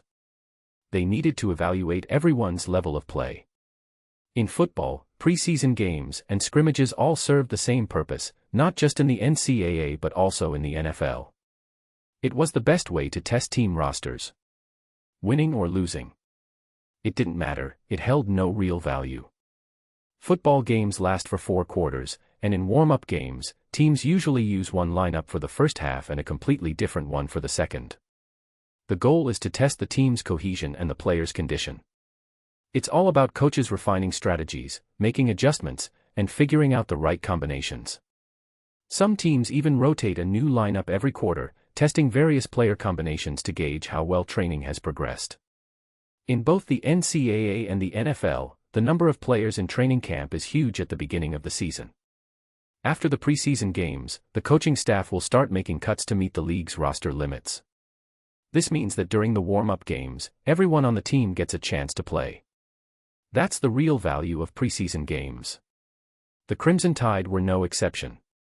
As one of the top football programs in the NCAA, many teams were eager, if not desperate, to play preseason games against them.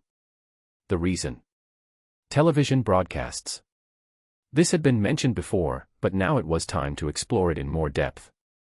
Behind it lay a complex web of interests. In the NCAA, there are 3 divisions: Division I, Division II, and Division III. Division I is the most prestigious, home to the traditional powerhouses. Division I is further divided into conferences like the Big Ten, Big 12, Pac-12, ACC, and the SEC.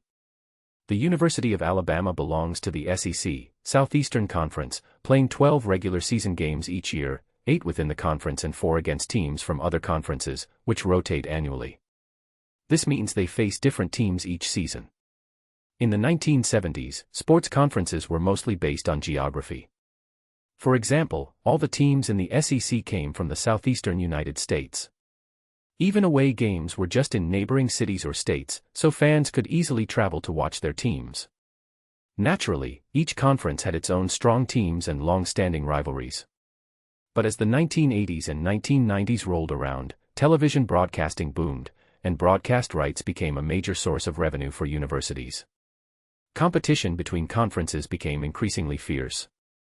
It all started with the Big Ten Conference. At that time, the Big Ten boasted powerhouse football programs like Wisconsin, Penn State, Ohio State, and Michigan. The conference leaders wanted to increase their revenue because national networks like ABC and CBS could only broadcast a limited number of important college games. To make more money, the Big Ten Network was created. It was dedicated to airing games that couldn't get airtime on national television, including not only football but also basketball, volleyball, hockey, baseball, gymnastics, and more. This cable network made its money through subscriptions. The more subscribers, the more profit. The Big Ten Network was wildly successful, becoming a dominant force in the Midwest.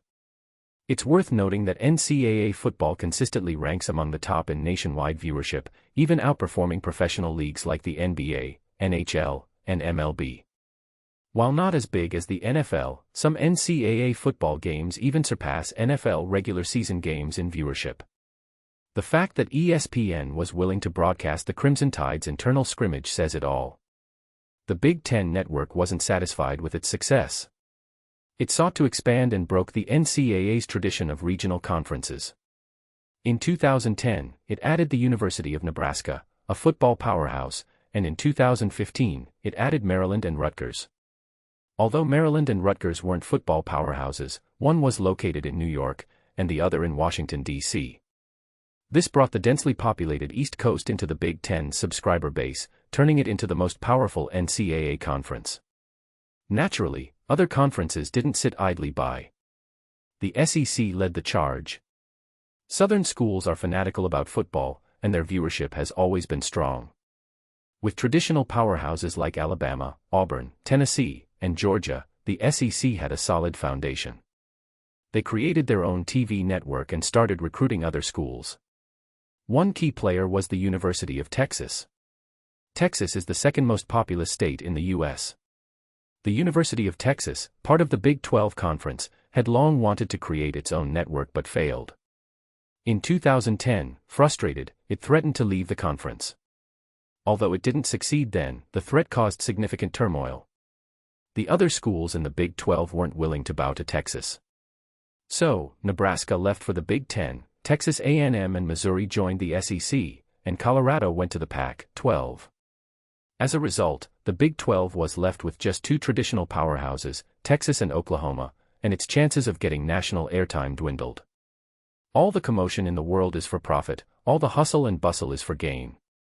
When the Big Ten shattered the balance, the commercialization of the NCAA became unstoppable. Just like in the NFL, NBA, and other professional leagues, the pursuit of profit began reshaping the entire landscape. And Texas, as always, was at the center of it all, playing a pivotal role in the NCAA's ever-changing history. As it always has. Chapter 32, The World Moves for Gain. On one hand, the expansion of the Big Ten and SEC conferences grew increasingly aggressive, with their income skyrocketing. Not only were the subscriptions to their TV networks soaring, but their influence also ensured that more of their games were broadcast nationally. Unsurprisingly, this gave them more power in decision-making. On the other hand, the University of Texas once again played a crucial role in reshaping the landscape. They were displeased with how Texas A&M, their longtime subordinate, had thrived after joining the SEC. With increased funding and stronger recruiting, Texas A&M created a virtuous cycle of success. In 2021, the University of Texas and the University of Oklahoma joined the SEC. The Big 12 was thrown into crisis. Soon after, the traditional powerhouses on the West Coast couldn't sit still either. USC, unhappy with the Pac-12's weakening influence, joined forces with UCLA in 2022 to join the Big Ten. This move significantly boosted the Big Ten's reach, giving them access to massive markets on both coasts. As a result, the Big 12 and Pac-12 Pac-12 faced potential collapse. The Big 12 scrambled to save itself, desperately adding schools like Arizona and Colorado, barely managing to stabilize. The Pac-12, however, found itself in deep trouble. After Washington and Oregon joined the Big 10, the once mighty Pac-12 was reduced to a shell of its former self. By 2023, only 4 schools remained in the Pac-12: Stanford, UC Berkeley, Oregon State, and Washington State. They sought help from other conferences but were repeatedly turned away. Eventually, Stanford and UC Berkeley found refuge in the ACC, but Oregon State and Washington State were left without a home and an uncertain future. Driven by financial interests, the NCAA was entering a new era. A century of tradition was crumbling. For example, the long-standing rivalry between UCLA and UC Berkeley, both part of the University of California system, had persisted for over a century. Now, in different conferences, their regular matchups would be a thing of the past. Travel logistics also changed. Previously, conference divisions were based on geography, so even away games weren't too far. But now, with divisions no longer bound by location, teams might have to travel from the West Coast to the East Coast for games. This would disrupt students' daily routines, and alumni and fans would find it harder to attend away games. Then there were the bowl games. The annual Rose Bowl, held every New Year's Day, had long been a signature event of the NCAA. Even the Crimson Tide's fight song mentions the Rose Bowl. Since World War II, the Rose Bowl had traditionally featured the Big Ten champion against the Pac-12 champion.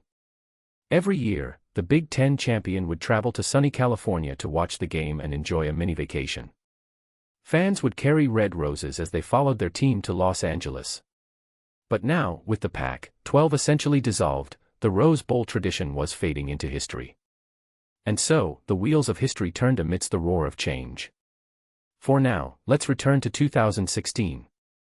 At this point, the NCAA hadn't yet fully entered its new phase, but the success of the Big Ten and SEC was already evident, and their influence was undeniable.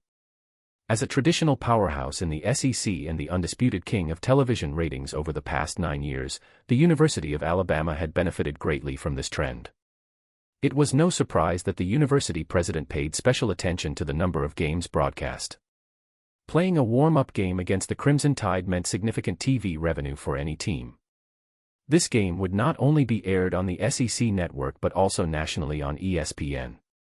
Everyone wanted to be Alabama's warm-up opponent. But Saban had his own considerations. Each year, he carefully chose the team's warm-up game opponents, and this year was no exception. Ultimately, Saban chose Clemson. The decision sparked a wave of discussion. The Clemson Tigers, part of the ACC, had a long history, dating back to 1896. However, Clemson University, a public school in South Carolina, wasn't a traditional football powerhouse. It wasn't until the 2000s that their football program rose to prominence, reaching its peak around the same time Saban took over Alabama. Over the past decade, Clemson had become one of the strongest teams in the NCAA. Since head coach Dabo Swinney took over in 2008, Clemson had won the ACC championship 4 times. Alabama and Clemson had become famous rivals, with both Southern schools' rivalry dating back to 1900. Throughout the century, the two teams had clashed repeatedly. Technically, as members of different conferences, Alabama and Clemson only met once every few years. But each time they faced off, it was a battle for the ages. Either both teams were at their peak, or both were struggling. Each encounter was a historic, hard-fought battle. The matchups between the Crimson Tide and the Tigers always resulted in epic scores. The Tigers had once won 35-0, while the Tide had delivered a 74-7 thrashing. Such dramatic outcomes fueled fan debates, with tensions running high on both sides.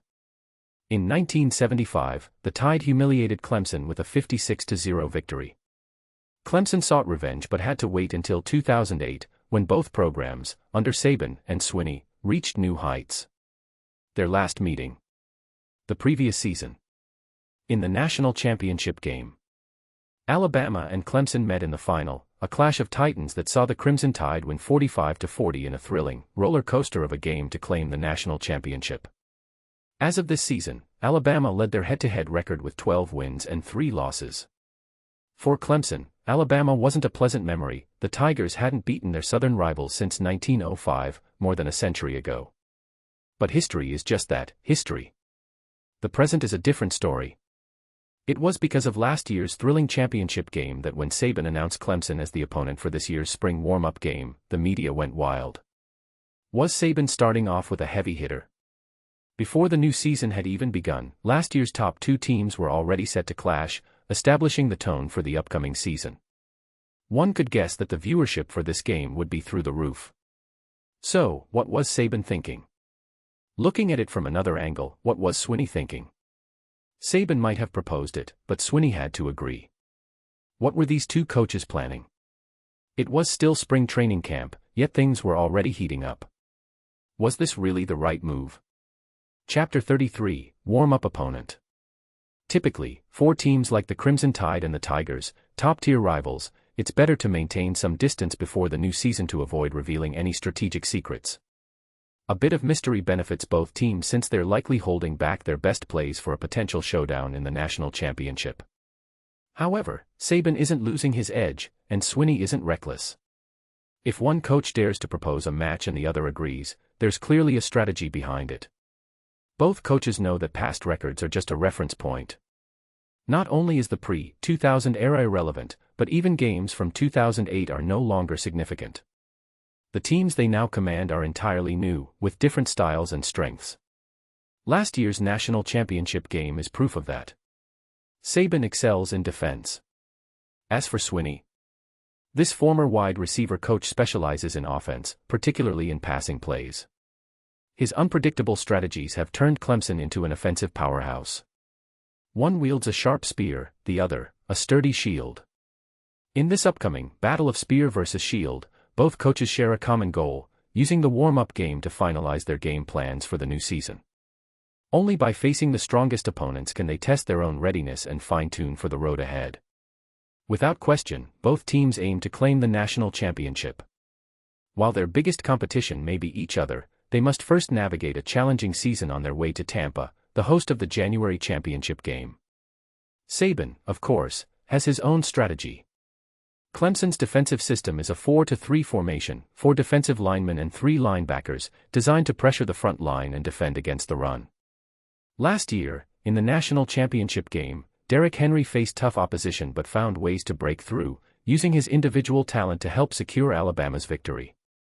This year, however, with no Henry on the roster, the Crimson Tide must adjust their offensive strategy.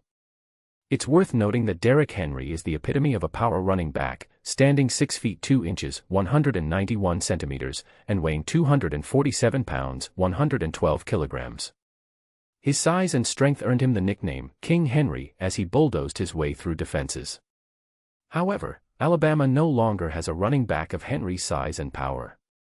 This means that last year's ground game, tailored to Henry, is now obsolete. The team must develop new strategies that suit their current running backs. Saban didn't select a traditional run-stopping team for their warm-up game for several reasons. He didn't want to expose his team's weaknesses, he didn't want to undermine the confidence of his young running backs, and most importantly, defense remains the cornerstone of Alabama's championship hopes.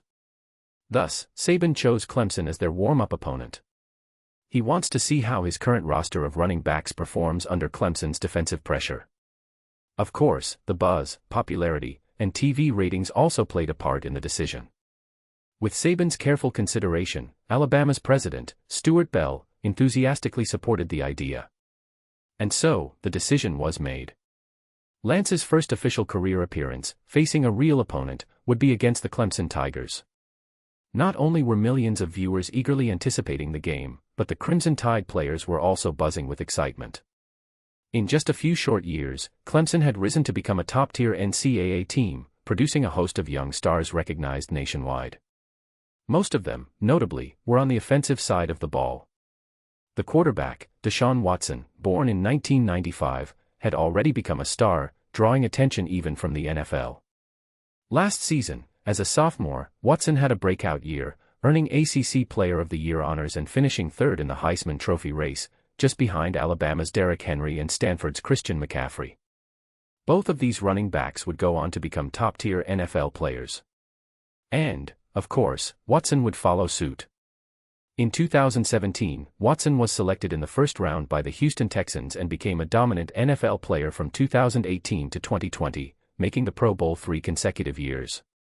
In 2020, he led the league in passing yards. Although Watson's reputation later took a hit, with allegations of misconduct and harassment leading to lawsuits by 22 women and becoming the biggest off-field scandal of 2023, he remained highly sought after in a quarterback-starved league. Watson is a new-generation dual-threat quarterback, capable of both passing and running, with outstanding physical skills that complement his dynamic play style. Currently, Watson is the face of the Clemson Tigers. Whenever people mention Clemson, Watson's name comes to mind. But to think Clemson's success rests solely on Watson would be a gross underestimation of their depth. Clemson's offensive firepower includes wide receiver Mike Williams, tight end Jordan Leggett, running back Wayne Gallman, and one of the best offensive lines in the NCAA, making them a formidable team. Still, there's no denying that Watson is the heart and soul of the team.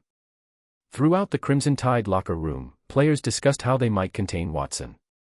As Watson enters his junior year, everyone wondered whether he had further refined his game. Clemson's offense had undergone little change, so after spring camp, they were expected to be even more formidable. But how much better had they become? Such were the conversations. Clark couldn't help but notice Lance's calm demeanor. While Lance often appeared lost during team gossip sessions, "Who are you talking about? I don't know any of these names," his indifference now stood out more starkly as everyone else became increasingly hyped with the end of spring training approaching. "Lance, aren't you at least a little curious?" Clark, unable to contain his excitement, found himself itching for the upcoming showdown. Even Jacobs, usually so serious, glanced at Clark in response. Lance, still as calm as ever, replied, "Not really. Mr. Watson isn't our problem. I'm more curious about their defensive line and linebackers. Are there any rising stars? I'm looking forward to getting to know them better." Clark burst into laughter. "Oh, they've got stars. Their defensive line is top tier, and they're all highly skilled." Jacobs, noticing Lance's indifference, felt compelled to add a word of caution. "Coach Swinney might not be a defensive genius, but Clemson's D-line is definitely one of the best in the country. Don't underestimate them. Even Henry struggled last year." Lance responded with a simple, "Oh." Chapter 34, The Grim Reapers. Yo. Yo. Yo. Bryant-Denny Stadium erupted in a wave of boos. A fierce sea of crimson surged toward the end zone like an unstoppable tide. Yet Deshaun Watson remained unfazed, dancing in the end zone, literally. Amid the boos, Watson mimicked the smooth moves from Drake's latest hit, Hotline Bling, swaying his hips in a small space. Though his expression was hidden behind his helmet, his swagger was undeniable, exuding an air of mockery. The louder the boos, the more hyped Watson became. For Clemson, playing on the road, this was the best kind of validation. In fact, Clemson had come prepared for this warm-up match.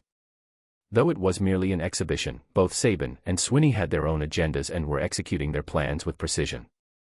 In the first half, Clemson fielded their starting lineup and went all out from the get-go, while Alabama's Crimson Tide opted for a mixed strategy, sending out their starting offense but with their backup defense. Saban had his reasons for this. First, in the team's recent scrimmage, the backup defense performed exceptionally well.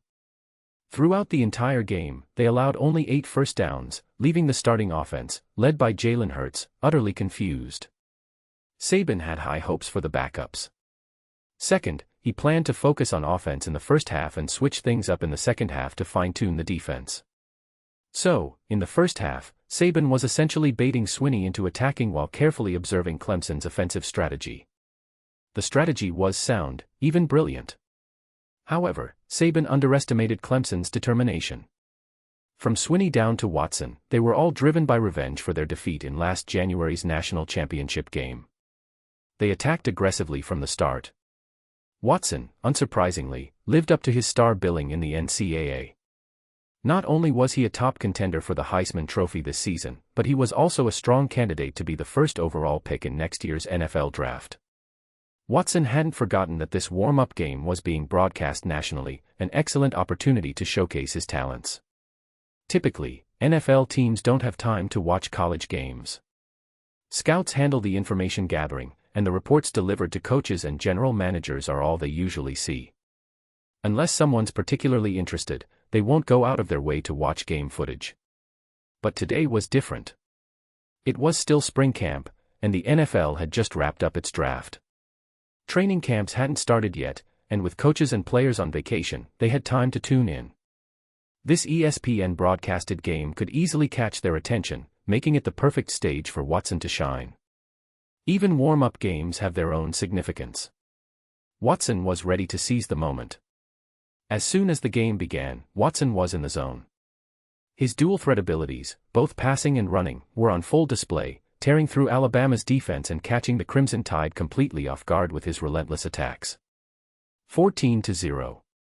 Barely enough time to catch their breath, and Clemson was already up by 2 touchdowns.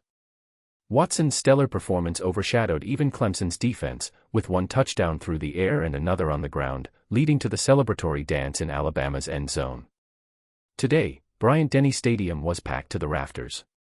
Facing last season's national championship runner-up and longtime rival, the entire town of Tuscaloosa had turned out. Though it was just a warm-up game, the atmosphere resembled that of a championship match, with waves of crimson energy reverberating throughout the stadium. Yet Watson, bold and brash, dominated from the first drive, leaving Jalen Hurts almost forgotten in his wake. The Crimson Tide struggled through the first quarter. But Saban remained calm. First of all, it had to be admitted, Clemson was playing well. However, was Clemson really that dominant? Let's start with Alabama's offense. The root of the problem lay in the ground game. Saban's team wasn't known for its passing game, so the running attack was key. Swinney knew this and took advantage of Alabama's struggles at the running back position, specifically targeting this weakness to choke the Crimson Tide's offense.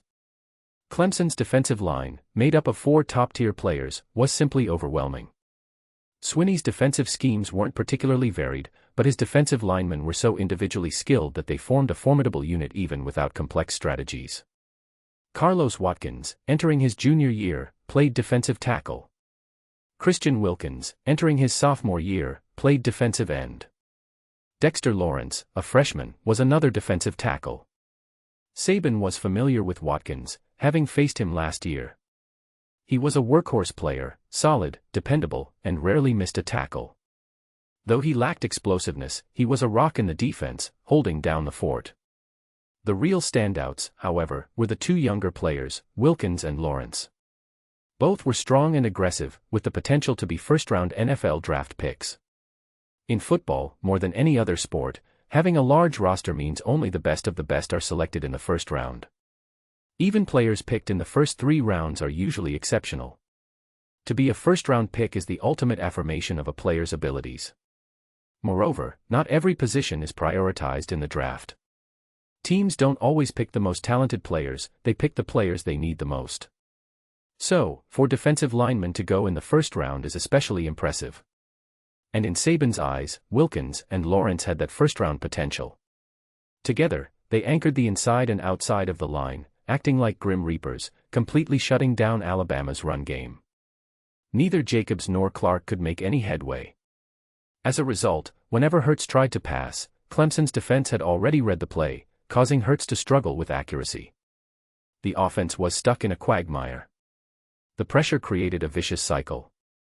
To Saban, the issue was all about confidence. Both Jacobs and Clark knew how dominant Derrick Henry had been last season. Just having Henry on the field intimidated opposing defenses.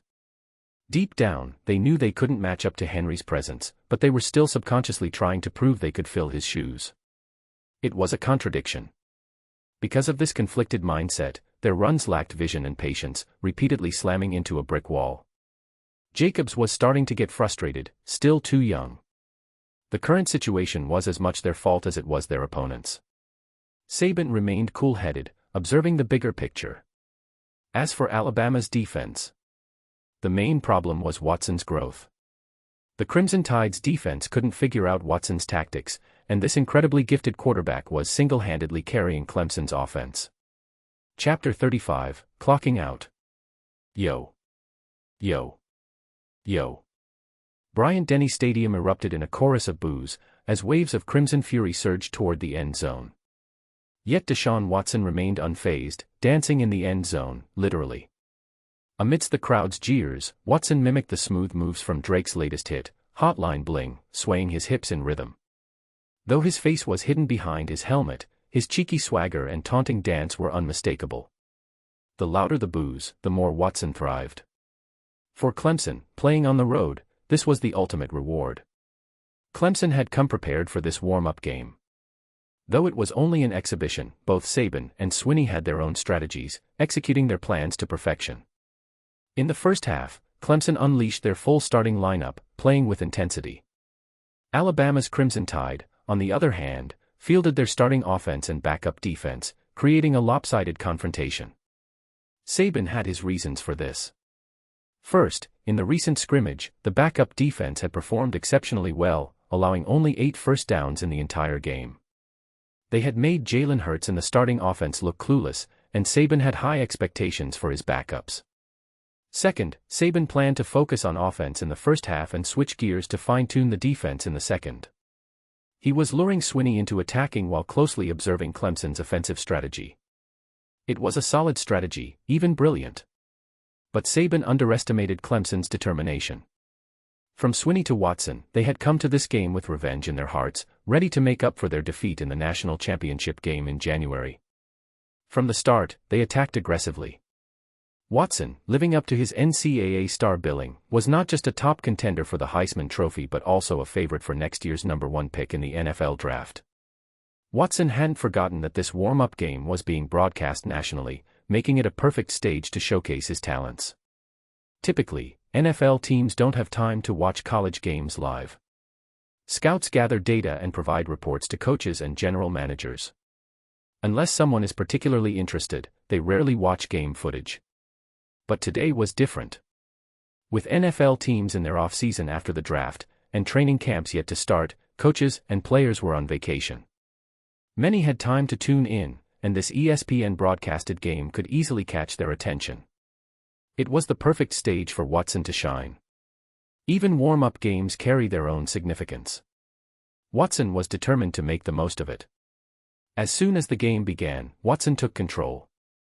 His dual-threat abilities, both passing and running, were on full display, breaking open Alabama's defense and catching the Crimson Tide completely off guard with his relentless attacks. 14-0. With barely any time to catch their breath, Clemson was already up by 2 touchdowns. Watson's electrifying performance, with 1 touchdown through the air and another on the ground, set the tone for the game. His celebratory dance in Alabama's end zone was the cherry on top. Today, Bryant-Denny Stadium was packed to capacity. Facing the runner-up from last season's national championship and their long-standing rival, the entire town of Tuscaloosa had turned out for this game. Though it was just a warm-up, the atmosphere resembled that of a championship match, with a sea of crimson energy coursing through the stadium. But Watson, brimming with confidence, dominated from the first drive, leaving Jalen Hurts almost forgotten. The Crimson Tide struggled throughout the first quarter. But Saban remained calm. Yes, Clemson was playing exceptionally well. But was Clemson really that much better? Let's start with Alabama's offense. The root of the problem lay in the ground game. Saban's team wasn't known for its passing, so the running attack was key. Swinney knew this, and without Derrick Henry, Alabama's running back situation was vulnerable. Swinney capitalized on this weakness, choking Alabama's offense from the start. Clemson's defensive line, made up of 4 top-tier players, was relentless. Swinney's defensive schemes weren't overly complex, but his defensive linemen were so individually skilled that their collective strength was enough to dominate, even without fancy strategies. Carlos Watkins, a junior, played defensive tackle. Christian Wilkins, a sophomore, played defensive end. Dexter Lawrence, a freshman, was another defensive tackle. Saban was familiar with Watkins from last year. Watkins was a blue-collar player, solid, dependable, and rarely missed a tackle. Though he lacked explosive power, he was a steady presence on the defensive line. The real stars, however, were Wilkins and Lawrence, 2 young players with the talent and strength to be first-round NFL draft picks. In football, it's not easy to be drafted in the first round, especially as a defensive lineman. It's a testament to how outstanding Wilkins and Lawrence were. Together, They anchored Clemson's inside and outside, like grim reapers, completely shutting down Alabama's run game. Neither Jacobs nor Clark could make any headway. As a result, whenever Hurts attempted to pass, Clemson's defense had already read the play, causing Hurts to struggle with accuracy. Alabama's offense was stuck in a rut. The pressure was creating a vicious cycle. Saban, however, recognized the problem wasn't just Clemson's defense, it was Alabama's own mindset. Both Jacobs and Clark were trying too hard to live up to the legacy of Derrick Henry, the team's legendary running back from last season. They knew they couldn't fill his shoes, yet they were still trying, leading to poor decision-making and frustration. Jacobs, in particular, was growing agitated, still too young. The current situation was as much Alabama's fault as it was Clemson's brilliance. Saban remained cool-headed, observing the bigger picture. As for Alabama's defense, the main issue was Watson's growth. Alabama's defense couldn't decipher Watson's tactics, and his dual-threat abilities, both passing and running, were giving them fits. Watson was a game-changer. Back in the end zone, Watson wasn't done yet. After his dance, he pushed away his celebrating teammates and sprinted toward Alabama's sideline, running along the edge of the field like a plane with its wings spread, helmet off, arms outstretched. Fly, fly high. Soar into the sky. Quick, Josephine, jump into my flying machine. Fly, soar high. Across the field, Humphrey stared in disbelief. What's he singing? A rap. Lance pondered for a moment. It sounds like a rock version of, Quick, Josephine, jump into my flying machine. Humphrey was speechless. Lance continued, you know, that song Rose was singing at the end of Titanic when she was lying on the door, staring at the sky. Humphrey's face turned red. I want to punch him. Don't stop me. Lance shrugged, showing no intention of stopping him. I won't mind. Humphrey, aren't you supposed to stop me? I was already prepared for you to hold me back. Lance smirked, but if you're going to punch someone, aim for the head. A few punches won't hurt him. It's better to win the game and force that rooster to lower his proud head. That'll be more fun. Humphrey nodded vigorously, his clenched fists relaxing. Yeah, you're right. We'll crush his arrogance on the field and show him whose home turf this is. However, Watson wasn't done showing off. Alabama's offense still hadn't scored, but Clemson, led by Watson, was back in the red zone. In football, the red zone is the area within 10 yards of the end zone, similar to the penalty box in soccer. Both teams crowded together, with the offense's space shrinking, while the defense had less ground to cover. This often gave the defense a slight advantage, making their plays more concentrated and aggressive. Alabama's defense finally showed some fight, holding Clemson to a critical third down stop. Clemson now faced a 4th-and-4 situation. The stadium erupted. Under normal circumstances, Clemson wouldn't go for it on 4th down. If they failed, Alabama would take possession right there. Most teams would choose to kick a field goal, take the 3 points, and extend their lead. That's what 99% of teams would do 99% of the time. Especially since Clemson was already leading. But Swinney didn't do that. Precisely because Clemson was leading, Swinney decided to take a risk. He went for it on 4th down. With little time left in the first half, even if they failed, Alabama wouldn't have much time to mount a drive. Swinney figured it was worth going for it, draining the clock, and limiting Alabama's offensive chances. And if they succeeded, Clemson could head into halftime with a 3-touchdown lead. It was a bold, provocative move. Bryant-Denny Stadium roared with boos and cheers, waves of support crashing against the walls of the stadium. In response, Watson once again showed his talent and poise. Using a play-action fake, he ran behind his running back as a decoy, then kept the ball himself. His running back knocked Alabama linebacker Allen off his feet, and Watson powered through the crowded defense into the end zone. Touchdown. It was unbelievable, a perfect play not just in strategy but in execution. Under immense pressure, Watson delivered a strong performance, capping off the first half with his second rushing touchdown. The ESPN commentators were stunned. Wow, Watson is on fire. This first half has turned into his one-man show. Wait, is he? Pask, the commentator who had called Alabama's scrimmage, was smiling as he watched Watson's antics. Haha, Watson's He just made a clocking out gesture in the end zone, taunting Alabama. The Crimson Tide's response in the second half. Pask paused, remembering Alabama's number 23 from the scrimmage, and his expression turned playful. That should be interesting. In the end zone, Watson high-fived his teammates, swaggering and shouting, "Clock out. Time to clock out. Good job, everyone. We're done." 21-0. Clemson wasn't just up by 3 touchdowns, they were shutting out Alabama. In Watson's mind, the game was over. They could clock out and go home. Without even glancing back at Alabama's sideline, he and his teammates casually turned and walked away. Humphrey, watching this unfold, was furious, his face red with rage. Then he heard Lance's lazy voice behind him, "Get ready, time to clock in." That familiar, typically annoying tone suddenly sounded almost pleasant. Chapter 36, The Unknown Soldier. Todd Blackledge, a former professional quarterback, had played for Penn State before moving on to the Kansas City Chiefs and Pittsburgh Steelers. Though his career as a quarterback wasn't particularly stellar, he found great success as a commentator after retiring. Having worked for ABC and CBS, he gained a loyal following and, in 2006, signed with ESPN, where he had remained for the past decade. Today, Blackledge was paired with Pask to commentate on the highly anticipated warm-up game, bringing his quarterback's expertise to the analysis. "The situation is somewhat surprising but not entirely unexpected," Blackledge began. "Clemson's game plan today has been highly targeted, and thanks to Watson's outstanding performance, they've taken control, thoroughly suppressing Alabama's offense. Of course, Alabama still has a chance in the second half, but it's clear they're struggling without the dominant ground game Derrick Henry provided last season.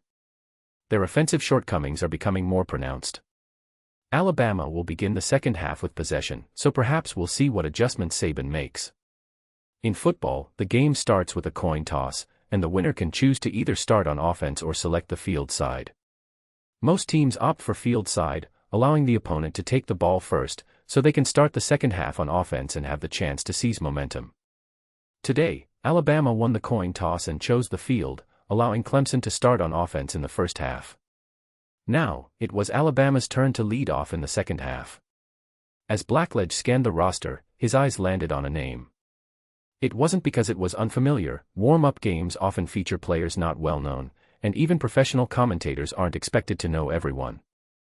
It was the combination of sounds in the name that caught his attention. Li Wei. Blackledge hesitated for a moment. Is he a Chinese player?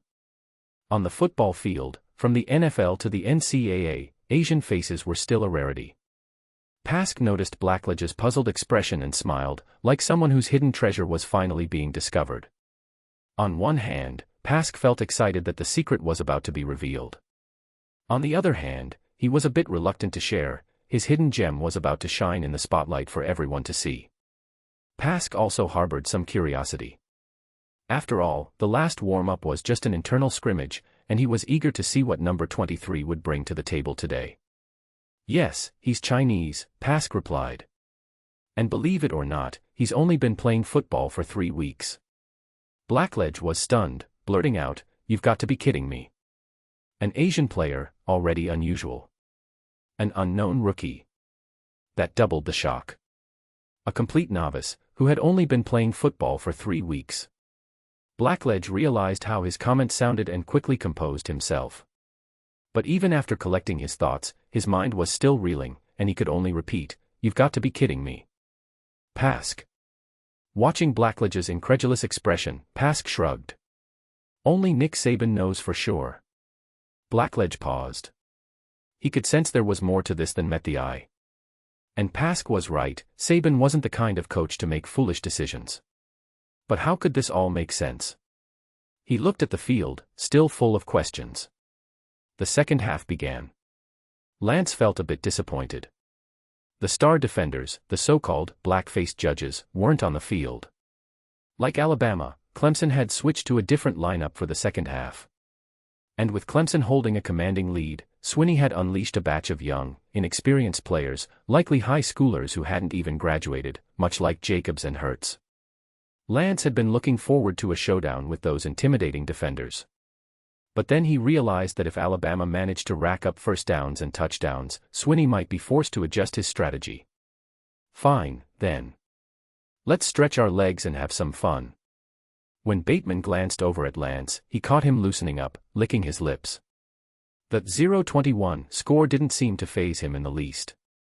This calm demeanor helped ease Bateman's own nerves. He could always trust Lance, right? Clap. Bateman clapped his hands, gathering the offense together. This was the same group that had toppled the starting defense in the scrimmage. They might not be starters yet, but who knows what could happen after this warm-up. With just a few words, Bateman relayed the coach's game plan to his teammates. But before they broke the huddle, he couldn't help glancing at Lance for confirmation. Seeing Lance's reassuring nod, Bateman felt a bit more settled. Unlike the internal scrimmage, the coaches were calling the plays today. And with Lance's ability to adapt on the field, Bateman felt a bit more confident. For the first play, Alabama stuck to their traditional game plan, starting with a ground attack. That's why Bateman had looked to Lance. And by the looks of it, Lance was ready. Indeed, Lance was fully focused. The louder the cheers and chants in Bryant-Denny Stadium, the more focused he became. The more intense the pressure, the more it sharpened his concentration. He could almost hear the adrenaline pulsing in his ears. He was ready. In the first half, Lance had watched carefully. He wasn't just observing, he was analyzing Clemson's defensive strategy, diagnosing where Alabama's offense had gone wrong, much like a chess master studying a game. Just because he hadn't spoken didn't mean his mind was empty. Now it was time to put theory into practice. Clelin Ferrell, wearing number 99, could hardly contain his excitement. The moment he had been waiting for was finally here. The college football field. Though he wouldn't officially enroll until September, Ferrell was more than ready to prove himself. He had enjoyed a stellar high school career and was confident in his talent and ability. Ranked 101st overall and 7th among high school defensive ends nationwide, Ferrell believed these rankings didn't do his talent justice. But that didn't matter. He was ready to prove himself. Ferrell was determined to become an NFL first-round pick, one of the greatest defensive ends in history. At 6 feet 4 inches and 265 pounds, he saw J.J. Watt, the NFL's top defensive player, as his benchmark. Ferrell believed he could match, or even surpass, Watt's dominance. And this game against Alabama would be his first step toward that goal. Sorry, number 18, Bateman, and number 23, Lance, you're about to become my stepping stones. Ferrell was going to use them as a springboard to secure a starting position as a defensive end. He was getting more and more excited. Thump. Thump. Ferrell was ready. He heard the quarterback's cadence, and as soon as the ball was snapped, he exploded off the line like an arrow from a bow. Pressure.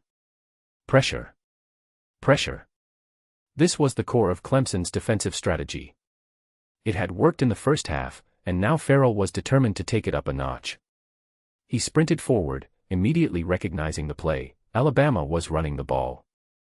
Number 23, target locked. Chapter 37, a bloody battle. Attack. Bateman called the play, and Lance didn't rush into action. Instead, he took a moment to adjust his steps and move forward. This was his first time facing a defense other than Alabama's, a completely unfamiliar team. From the players to their strategies and play style, everything was new. After watching the first half, Lance knew that charging blindly would only end in disaster. He needed to stay calm and observe. If anyone thought a running back's job was simply to grab the ball and plow through defenders, they were sorely mistaken. At least, that wasn't how Lance saw it. The handoff came, and even before Lance felt the leather of the football in his hands, he had already shifted to Bateman's side and spotted the mounting pressure from the defense. As expected, Lance quickly spotted number 99. Was his name Ferrell or something? Lance couldn't quite recall. But he remembered the jersey number vividly since it was the one he had initially wanted, and also because Burns had mentioned him during tactical analysis. Though Ferrell was just a 3-star recruit out of high school, he had room to grow. His playing style bore a resemblance to NFL superstar J.J. Watt. So, what level was what exactly? In 2012, 2014, and 2015, what won the NFL's Defensive Player of the Year award 3 times. When most other defensive players struggled to reach double-digit sacks in a season, Watt surpassed 20.5 sacks twice, in 2012 and 2015. His stats, however, only scratched the surface of his true dominance. Watt had redefined what a defensive player could achieve in an offense-heavy league, earning him the title of the league's top defender for over a decade. Of course, Lance wasn't suggesting that Ferrell had Watt's potential or abilities. Rather, Ferrell's aggressive, dominating style mirrored Watt's approach, defensive but offensive in nature. Number 99 often took the initiative. Sure enough, number 99 exploded forward. Not only did he fully utilize his physicality, but his raw power was like a tidal wave crashing down. A bloody storm was brewing. Moreover, his reflexes were sharp. Almost immediately, Ferrell spotted the handoff between Bateman and Lance, his bulky frame pivoting like a puffed-up blowfish. With a swift spin, Ferrell shot toward Lance. Fast. That was the first thing Lance noticed. Ferrell overwhelmed Alabama's outermost offensive tackle, using him as a pivot point to spin and break into the pocket, his menacing face breaking through. Ferrell's pressure was overwhelming. Lance had barely reached Bateman's position when the pocket collapsed. Number 99 had already slipped free, diving directly at Lance. And in an instant, Ferrell had deciphered Alabama's running play. Seamlessly, his target switched from the quarterback to the running back. Ferrell's eyes locked onto Lance, and in a flash, he surged forward with terrifying momentum. Heavy. Lance could feel the weight of the air being displaced as Ferrell barreled toward him. Even through the helmet, Lance could see the grim expression on Ferrell's face, filled with malice. Danger. Just as Ferrell's massive hands were about to crush him, Lance kicked off with his left foot. Power rippled from his foot, through his ankle, and up his leg, as his muscles exploded with force. He twisted sideways, narrowly evading Ferrell's crushing tackle. A close shave. Even so, the slightest brush with Ferrell left Lance's shoulder stinging as if a layer of skin had been torn off. The heat from the collision seared his skin. But Lance knew the danger wasn't over. Out of the corner of his eye, he saw Ferrell recovering from his missed tackle, his arms following him closely. Without hesitation, Lance used his momentum to spin counterclockwise, scattering the pressure that had been building up around him. Ferrell's second attempt at the tackle whiffed again, as Lance completed a full 360-degree spin, shifting position while keeping his breath steady and using his spin to pull further away. The field opened up in front of him. Ferrell's grin froze on his face. He had been so close to making the tackle. His speed and strength had been unleashed fully, yet how had he missed? Not once, but twice. What was happening? There was no time to ponder, though, as gravity yanked his hefty body toward the turf. His vision was filled with nothing but green grass. Damn it. Meanwhile, Lance felt the pressure behind him but didn't have time to glance back. He planted his foot and sprinted forward, aiming to break through. But no sooner had he taken a step than the pressure mounted again. Layer upon layer. Defensive shields stacked up before his eyes. Alabama's defense featured 4 linebackers, so the pressure near the line of scrimmage was somewhat lighter. It wasn't until Lance crossed the line that he typically felt the full brunt of it, giving him time to accelerate. That's why he had always managed to find a gap when facing defenders like Allen and Foster. But Clemson was different. They had 4 defensive linemen who extended their pressure from the line of scrimmage. Even if they didn't break through the offensive line's pocket, their sheer presence created an obstacle for the quarterback and running back alike. Now, Lance hadn't even built up speed yet.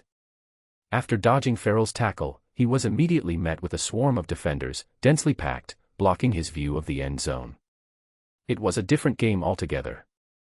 So, what would Adrian Peterson do? Lance remained calm.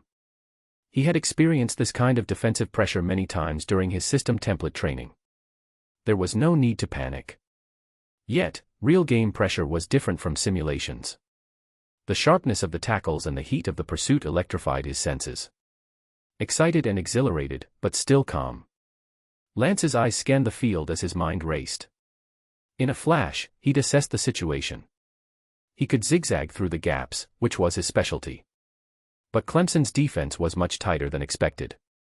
Even if he dodged one defender, he'd likely end up in a dead end. That would be futile. Lance quickly abandoned that plan. Instead of dodging, he charged straight at the linebackers ahead. No dodging. He went straight into them. Was it foolish to throw himself into their grasp? Lance kicked off hard, pivoting his body. Leading with his left shoulder, he unleashed his strength and speed, crashing into the defense like a battering ram. Boom. The impact echoed across the field as the collision sent shockwaves through the air. Chapter 38, A Tough Challenge. Dorian O'Daniel, the Tigers' number 6 safety, was completely unprepared for what was coming. He had anticipated taking another step forward to complete the tackle, but instead, Lance crashed into him head-on before he could adjust his footing or strength. Out of pure instinct, O'Daniel tried to wrap Lance up for the tackle. But then, boom. The force hit him like a tidal wave, crashing down on him with full intensity. Ugh. O'Daniel let out a groan as he absorbed the impact. Lance had charged into him with such power that O'Daniel's tackle failed to close. A massive blow hit him square in the chest, causing him to stagger backward, struggling to stop his momentum. A split second later, O'Daniel realized that he had turned into a human shield, absorbing collision after collision from his teammates as they piled on behind him. But each hit was taken by him, knocking him completely off balance. This is bad. Panic surged through O'Daniel's heart, but it was already too late. Lance had unleashed his strength once again, and the 220-pound, 100 kilograms, safety was tossed aside like a rag doll, creating a path for Lance as if he were sweeping away obstacles with a heavy weapon. O'Daniel was cast aside, clearing space for Lance to surge forward. Without losing momentum, Lance continued his run, harnessing the centrifugal force from his spin. He planted his foot and burst to the right, his acceleration instantaneous and explosive. Wham! A defender appeared in front of him at the last second, trying to shut down any chance of gaining speed. It was a perfect example of the Tigers' human wave defense, leaving no room for Lance to build momentum. In an instant, the defender wrapped his arms around Lance's waist and took him to the ground. It was a solid hit, a heavy tackle. Lance felt the pressure as the defender wrapped him up. His energy was almost spent, and it seemed like he was going to go down. But instead of succumbing to the tackle, Lance dug in his heels, continuing to push off the ground. He gave everything he had, holding nothing back. Arg. He gritted his teeth, channeling all his strength from his core. Arg. With each step, his muscles screamed in protest, but he powered forward, dragging the defender along. It was almost impossible to believe, Lance was actually pulling his would-be tackler forward, inching toward open space. The Tigers' defense finally realized the shift in momentum and swarmed in, sending wave after wave of defenders crashing in to stop Lance. On one side, the Tigers were doing everything they could to bring him down. On the other side, Alabama's players rushed in to help push Lance forward. It was trench warfare, true in every sense of the word. Arg. Arg. Lance could feel his strength draining with every second, his body on the verge of collapse. Finally, the pile of players overwhelmed him, and he went down. Both teams' players piled on top of him like a mountain, forcing the referees to step in and pull bodies apart, one by one, to clear space. Panting heavily, Lance gasped for air as if it were on fire. Bryant-Denny Stadium erupted in chaos, absolute, uncontrollable chaos. The crowd was going wild. What had just happened left Todd Blackledge in stunned silence. A first down. Number 23 had just bulldozed his way to a first down. It was unbelievable, downright astonishing. The Tigers' defense had read Alabama's play perfectly and looked poised to stop them yet again, but Lance had somehow turned the tables, flipping the game's momentum in a matter of moments.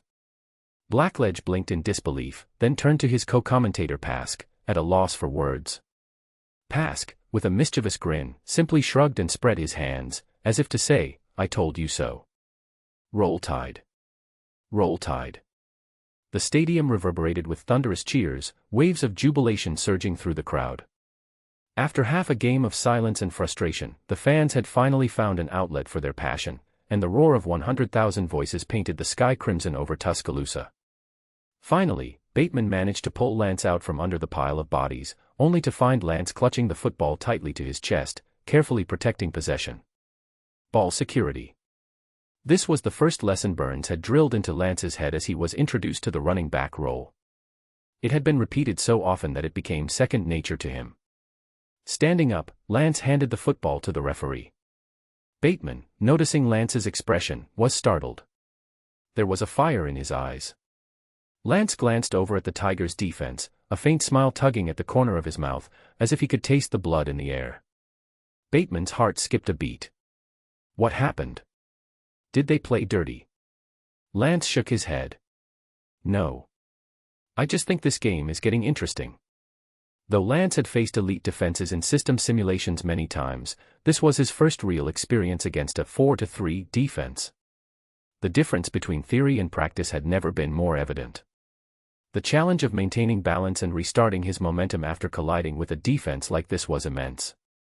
On top of that, the relentless pressure from the Tigers' defense added to the difficulty. Though they were missing a linebacker, their strong safeties were quick to fill the gaps, completing the surrounding defense. Without help from the wide receivers and tight ends blocking, the running back would face overwhelming pressure near the line of scrimmage and in the short passing zone. But on the flip side, once a running back broke through this area, the backfield would be wide open and ripe for exploitation. In the national championship game earlier that year, Derrick Henry had excelled at smashing through defenses in short yardage situations, but his ability to capitalize on long runs was limited. As a result, Henry was forced to retreat time and again to fight his way through defenders, making the game exhausting for him. In today's first half, both Jacobs and Clark had repeatedly run into walls, failing to break through the Tigers' defense. Lance, like them, wasn't naturally inclined toward short yardage battles. His strength was in quick bursts and direction changes. But he wasn't afraid of physical confrontation. The Tigers weren't even one of the strongest defenses in the NCAA, and their two defensive stars weren't on the field. If he couldn't find a way to break through here, he might as well go home. Lance had some ideas. He was ready to experiment. The game, after all, was proving to be quite fun. Bateman blinked, watching Lance's grin spread across his face. A chill ran down his spine, and he swallowed hard. Lance, what should we do? Lance's smile widened. Follow the coach's plan. I just have a little personal idea, just a small one. Turning his head, Lance caught a glimpse of number 99, who was looking back at him. Lance raised his hand in a friendly wave. Hey. Farrell froze for a moment, confused. What did number 23 mean by that? He was mocking him, right? That was definitely a taunt. He'd make sure number 23 paid for that. Damn it. Farrell cursed under his breath. At Alabama's 35-yard line, first down. Coach Saban decided not to overwork Lance, sending in running back Emmons to switch up the rhythm instead. In football, physical confrontation is the name of the game, and the body takes a beating. Almost every position sees rotations due to fatigue, and there's no limit on substitutions during a game. Except for quarterbacks. They stand in the pocket and avoid contact, so starting quarterbacks usually play the entire game. Running backs, however, are different. Every run is a brutal clash of bodies, and no running back can go the full game without relief. Different plays require different running backs, with each bringing a unique style to the game. In the NFL, teams even assign running backs based on specific situations. A first down running back and a fourth down running back might have completely different styles. That's why Burns was so eager to bring Lance into the fold. Depending on just one or two running backs wasn't enough to last through an entire season. Chapter 39, A Twist of Fate.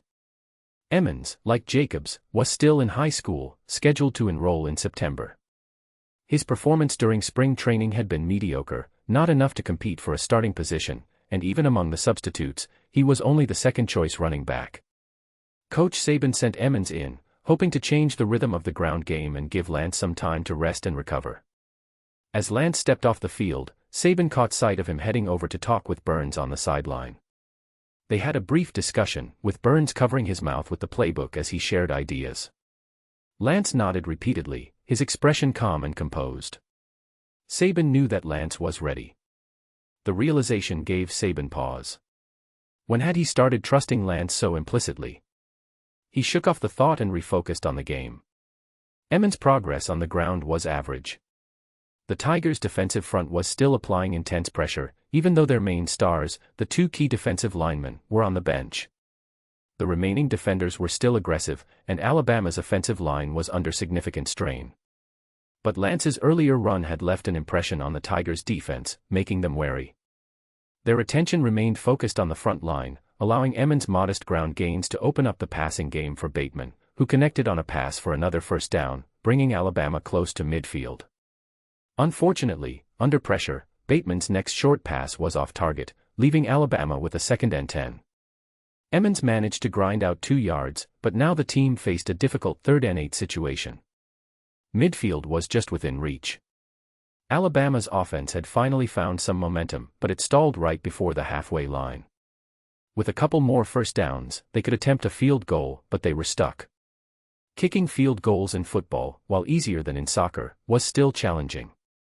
Much like soccer, football defenders form a wall and apply pressure to disrupt the kicker's rhythm, but without a goalie and with no boundaries for the goalposts, the success rate is typically higher. Still, the further the distance from the goal, the harder it becomes. The total distance for a field goal includes 3 components: the 10 yards of the end zone, the distance from the line of scrimmage to the end zone, and roughly 8 yards for the kicker's run-up. For example, on an extra point after a touchdown, the ball is placed on the 15-yard line, making the total distance approximately 33 yards, 10 plus 15 plus 8. Field goals from 40 to 45 yards are fairly reliable, often with a success rate close to 99%. However, once the distance exceeds 50 yards, the success rate drops sharply. Thus, the opposing team's 35-yard line is commonly referred to as the field goal range. If the offense stalls around the 40-yard line, they can still attempt a long-distance 58-yard field goal, though the odds are much lower. The 35-yard line, however, is a much safer bet. Alabama had now pushed close to midfield, needing 2 more first downs to comfortably reach the 35-yard line for a potential field goal. But they were stuck. Saban felt the pressure. Bateman's inaccurate pass had been crucial, but football is a team sport, and it wouldn't be fair to blame one player. Staying calm, Saban subbed Lance back in for Emmons. Emmons hadn't made any mistakes, Bateman's pass had been off, but with a 3rd and 8 scenario, Saban needed Lance to draw the defense's attention. 3rd and 8 is a long yardage situation, and typically, a passing play is the smart choice. Ground games rarely net more than 5 yards per play. Saban figured the Tigers' coach, Swinney, would be expecting a pass, which is why Lance was going to be the wild card. Saban had planned to use Lance as a secret weapon during the regular season. Though he was unsure if that plan would continue, today was a chance to see Lance in action as a decoy. The play was set. Bateman received the call in his earpiece and exhaled, looking over at Lance. Lance gave him a reassuring smile and mouthed the words, "Poker face." The subtext was clear: don't give away the play. Stay cool. Bateman chuckled, feeling an unexpected wave of calm. With a deep breath, he called the play. Set, hut. Bateman announced the snap, and instead of looking toward Lance, he focused on the left side of the field. He didn't even take his usual steps back to read the defense, he raised his arm immediately, ready to throw. A quick pass. The strategy was simple: skip the usual quarterback reads and execute a pre-planned short pass, hoping to catch the defense off guard and make a quick connection. If everything went well, the receiver or tight end would find an opening before the defense had time to react, gaining just enough yards for the first down. As Bateman set up for the quick throw, the Tigers' defense swarmed to the left side of the field. Everyone, except for number 99. Clelin Ferrell, wearing number 99, was watching Lance closely. In their last encounter, Ferrell had missed 2 tackles in a row, which had been a personal humiliation. He didn't care about the overall defensive strategy, his focus was solely on Lance. Driven by high school-level impulsiveness and stubbornness, Ferrell locked in on Lance and realized Lance wasn't moving with the rest of the offense. Instead, he was heading in the opposite direction, toward Alabama's right, the Tigers' left. What's going on? Ferrell didn't have time to think. He quickly adjusted, shifting his weight to the right before slamming on the brakes, cutting back to the left. For a split second, Ferrell found himself detached from the rest of the defense. He didn't have time to process the situation, he just saw Bateman turn and throw the ball in a straight line. The ball sailed perfectly into Lance's waiting hands. It was a fake pass run. Alabama had executed a flawless fake pass run on 3rd and 8, gambling on this bold strategy. Had Farrell not been watching Lance so closely? But there was no if now. Farrell was already charging toward Lance, laser-focused on bringing him down. Closer. Closer. Farrell's muscles tightened in anticipation, remembering the moment when Lance had barreled through O'Daniel with a powerful spin move. He wasn't about to make the same mistake again.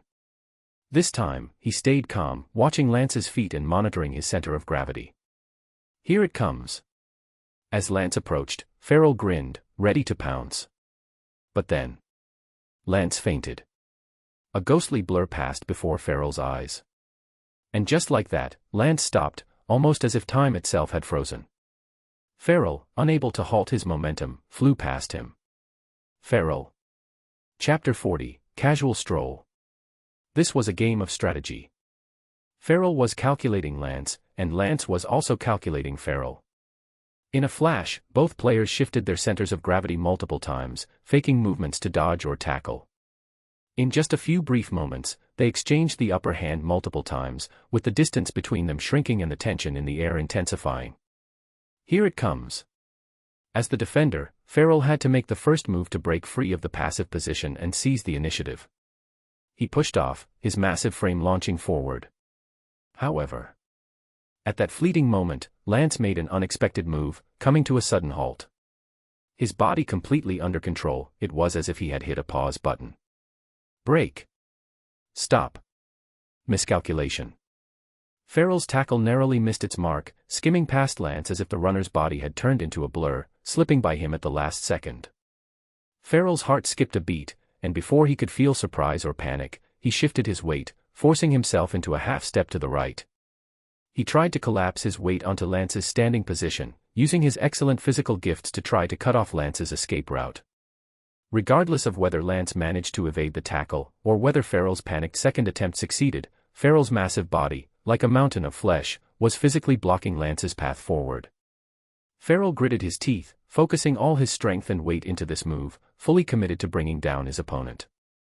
Just as Farrell thought he had successfully blocked the run, he caught a glint in Lance's eyes, whether it was a flash of confidence, a smirk, or simply the light reflecting off his helmet, Farrell couldn't tell. But for a moment, there was a calm, almost assured control in Lance's expression. Farrell cursed silently. In the next moment, he felt a shadow rushing straight at him. Not only did Lance not evade or avoid him, but he charged directly forward. A head-on collision. Instinctively, Farrell tensed up. Remembering O'Daniel's encounter earlier, he braced himself, not backing down. Perfect, he thought. Let's see how this lightweight running back handles 275 pounds, 120 kilograms, of pure force coming right at him. Farrell smirked, imagining the pain Lance was about to feel. Just as the two were about to collide, Farrell noticed a subtle shift. Lance's body moved slightly, their centers of gravity barely misaligned. Wait, how was Lance able to control his body to make such a precise adjustment at the last moment? And what was he planning to achieve with this? Before Farrell could even complete the thought. Boom. A powerful impact slammed into Farrell's right shoulder. Like a tidal wave, the force surged into his shoulder with immense pressure. It was a solid, direct collision, without any finesse or trickery, a pure test of power. The force from below rose like a meteor punch, landing squarely on Farrell's shoulder. Farrell felt as though his shoulder was going to shatter. For the first time, his body felt fragile. Boom. A sudden, overwhelming force toppled his balance. His 265-pound frame, lacking agility, was now completely exposed, and unable to adjust, he absorbed the full brunt of the impact like a punching bag. The sheer force of the blow spun Farrell around. Alan, I've seen this play before. In a mind-boggling spectacle, the 265-pound Farrell was spinning, as if an invisible hand was guiding his clumsy, lumbering frame into a slow-motion pirouette. The entire crowd fell silent, stunned. Farrell, like a wannabe ballet dancer trapped in a heavyweight's body, awkwardly spun around. His world was upside down as his balance was sent into a spin cycle. Barely 90 degrees into the turn, he had already lost all momentum and couldn't continue. He froze. Farrell was left in a precarious position, his center of gravity and balance utterly shattered. He was helplessly at the mercy of gravity, arms flailing as he tried to grab onto something, but it was useless. He tumbled backward. Face up. Back down. Out of the corner of his eye, Farrell caught a glimpse of Lance's silhouette slipping past him like a breeze, disappearing before he could react. The world was crumbling. How had this happened? Farrell couldn't figure it out. As for Lance, using his shoulder as the axis, Lance had felt the full weight of the impact as well. The massive force slammed into his left shoulder, but rather than resist, he flowed with it. He sunk into the hit, allowing the momentum to carry him in a clockwise spin, successfully deflecting the remainder of the force. Completing the 360-degree spin, Lance didn't stop. He instinctively angled his body to the right, pushing forward and upward. One step. As he surveyed the field, he saw exactly what he had predicted. The Tigers' defense had swarmed to the other side, leaving the right side of the field wide open. 2 steps. While there were still cornerbacks and safeties on this side, the previously dense defensive line had scattered, leaving open space ahead. Everything was just as Lance had observed and analyzed. Burns had agreed, the Tigers' defense was concentrated in the middle. Both in numbers and strength, they were clogging up the line of scrimmage, putting immense pressure on Alabama's offensive line and ground game. But in doing so, they left the flanks vulnerable. The cornerbacks and safeties were occupied with the wide receivers. All Lance had to do was dodge the first line of defense and redirect the linebackers' attention. The sideline would open up. Now, it had. 3 steps. Even though Lance had escaped Farrell's grasp, the collision had cost him time. The defense was already starting to react. The opening was right in front of him. The defensive misalignment had created a window of opportunity. But that window was slowly starting to close again as defenders rushed over. There was no time to lose. Without hesitation, Lance surged forward. His legs powered him into a sprint like he was launching into a 100-meter dash. Though he had staggered slightly from the earlier impact, Lance's steps were strong and stable. Within 2 or 3 strides, he had regained his balance and was picking up speed. A Tigers cornerback was closing in on him, ready for a head-on tackle. But just then, a figure appeared on Lance's right side, crashing into the cornerback. It was wide receiver Foster, Alabama's number 1. He had initially run a deep route, but turned back to block for Lance. A collision. A block. The lane that had been closing reopened once again. The path ahead was clear. Chapter 41, First Strike. With a block from wide receiver Foster, Lance's path cleared up once again. He surged forward unhindered, his speed increasing with every step. Bit by bit, Lance unleashed his full pace. Just then, a figure appeared to his left, running ahead by 4 or 5 steps. It was tight end Hunter Kiss, who glanced back at Lance. Though they exchanged no words, Hunter immediately understood his role. Without hesitation, he turned and charged at 2 incoming linebackers, trying to block them both. For a split second, Hunter could only hold them off briefly. There was no way he could stop the 2 fierce defenders on his own. But that brief moment was all Lance needed. Acceleration. Running. Sprinting. Lance broke through the acceleration zone, moving into top speed. His light steps propelled him forward rapidly. In just the blink of an eye, he covered 5, then 10 yards. First down, secured. The entire stadium was stunned. While some fans had already seen number 23's abilities during the intra-squad scrimmage, for others, this was their first time witnessing it. And this wasn't just any opponent, it was Clemson Tigers, the team that had crushed Alabama's offense in the first half. The stadium fell silent, with even the gasps of astonishment fading away. With Hunter's block clearing the path, Lance pushed forward for 10 yards, completing the first down. Then, in his peripheral vision, he saw O'Daniel diving for a tackle. But this move wouldn't work on Lance. Pushing off. Raising his legs. With a graceful leap, Lance's agile steps landed lightly, keeping his balance like a cheetah in full stride. He maintained his speed effortlessly and burst ahead, cutting into Clemson's territory, passing the 45-yard line. But it wasn't over yet. Running. Full sprint. Breaking free from all constraints, Lance unleashed his speed without holding back. 40-yard line. The safety arrived. Tanner Muse knew he was Clemson's last line of defense. He couldn't afford to miss the tackle. The problem, though, was that Clemson's defense hadn't been truly tested all game. In the first half, the safeties had barely been challenged, and Muse had assumed that his role in the second half would be equally uneventful. He wasn't expecting such an onslaught. What if he missed the tackle? That thought, a moment of hesitation. Before Muse could even react, Lance had already burst past him, overtaking him. The poor safety scrambled to keep pace, running alongside Lance, waiting for an opportunity to tackle him. But this was no easy task. 35-yard line. When both players are at full speed, any attempt to break their balance becomes much more difficult.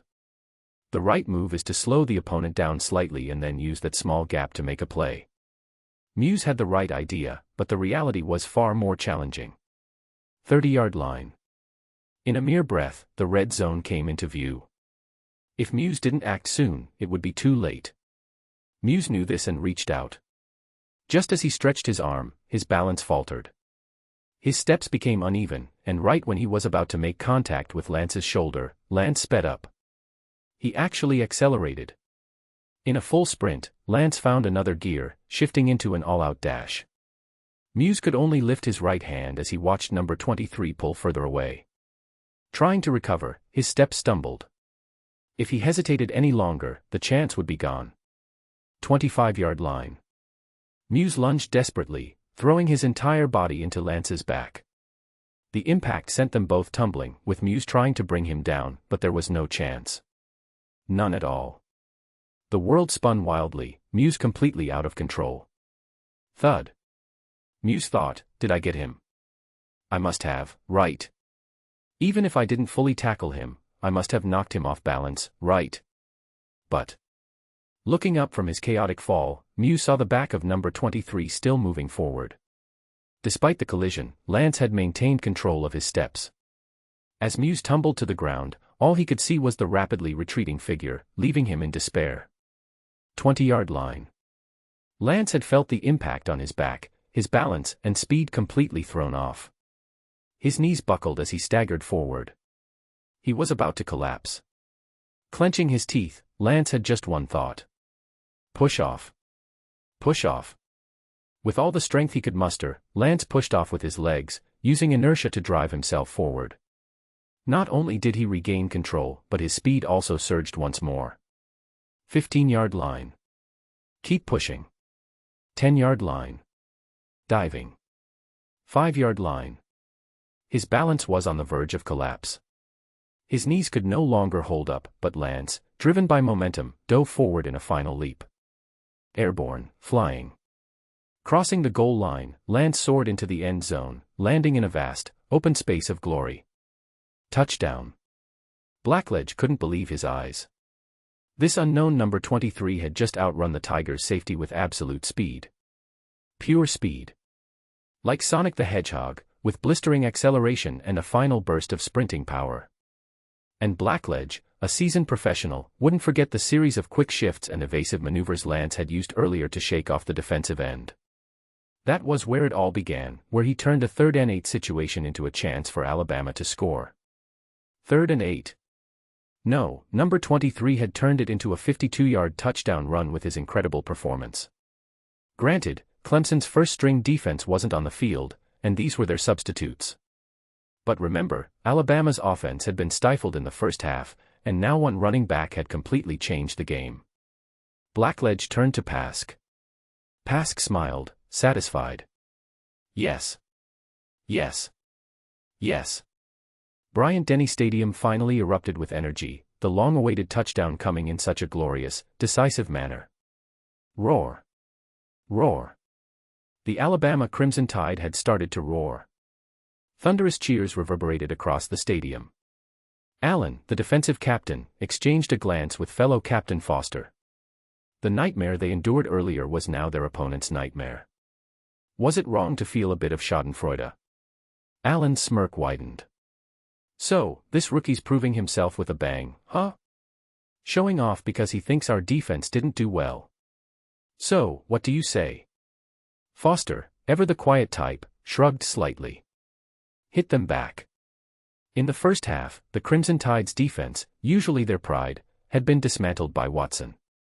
But now, with the starters finally on the field and Watson unlikely to return, if they didn't step up their game, they'd lose all respect, especially in front of a rookie like Lance. Allen cracked his knuckles, eager for action. Were those Tiger Cubs ready to face the real Crimson Tide? Chapter 42, The Ground Threat. Hey, big guy. Lance still couldn't remember Allen's name. He really didn't mean it, but it just wouldn't stick. Anyway, Allen seemed to enjoy the nickname, Big Guy. Just as the defense was about to take the field, Lance called out to Allen. Not just Allen, but number 10 Foster, Humphrey, and the others all paused. Lance flashed a smile. Did you see Mr. Watson over there? Following Lance's gaze, the defensive players all turned toward Clemson's sideline, where they saw a very relaxed Deshaun Watson. Watson had taken off his helmet and gear, now just wearing a fitted sweat-wicking shirt, with his arms draped over the back of a bench, legs crossed, chatting and laughing with his teammates as if he were on vacation in Cancun. Even after Alabama had just scored a touchdown, Watson remained unfazed. That guy's on vacation, Lance said, thinking we can't possibly threaten their lead. Even though their defense let a touchdown slip, he still believes their backup offense will maintain the advantage. Hey, gentlemen, why don't we prove ourselves by getting that guy off his seat and back into his gear? What do you say? Those words fired up the Crimson Tide defense more than any speech could. Allen turned to Lance, his eyes filled with the confident look of a seasoned leader. How about we see who gets Mr. Watson up first? Lance gave him a thumbs up. Watch out, though. Our offense already scored 1 point. Allen didn't respond, just nodded, signaling for the defense to take the field.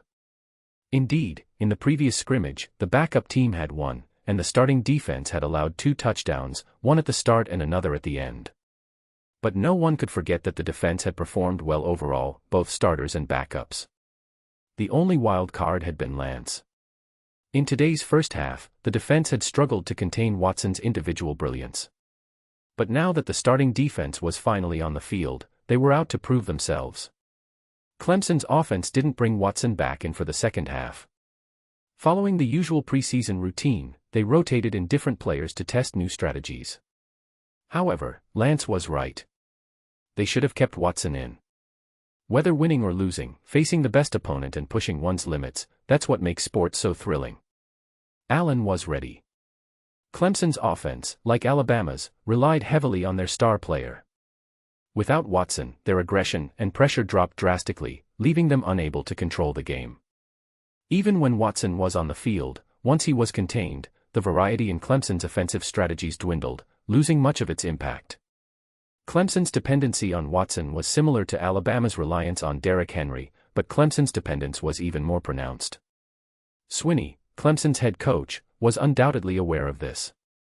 That's likely why he chose Alabama as their preseason opponent, to refine their second and third offensive units. However, that was easier said than done. Clemson's second quarterback, Kelly Bryant, was also a young dual-threat quarterback like Watson, but the gap between them was clear. Leaving physical ability aside, Bryant's biggest issue was his decision-making, knowing when to pass, when to run, and when to break through himself. Some of it was experience, some of it was natural instinct. Alabama's defense piled on the pressure. Allen and his teammates didn't focus on sacking the quarterback. They simply applied constant pressure, forcing Bryant to make rush decisions, and soon he was flustered.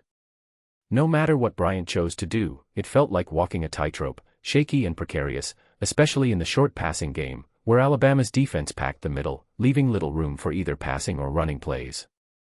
3 and out. In baseball, that's when the pitcher strikes out 3 batters in a row.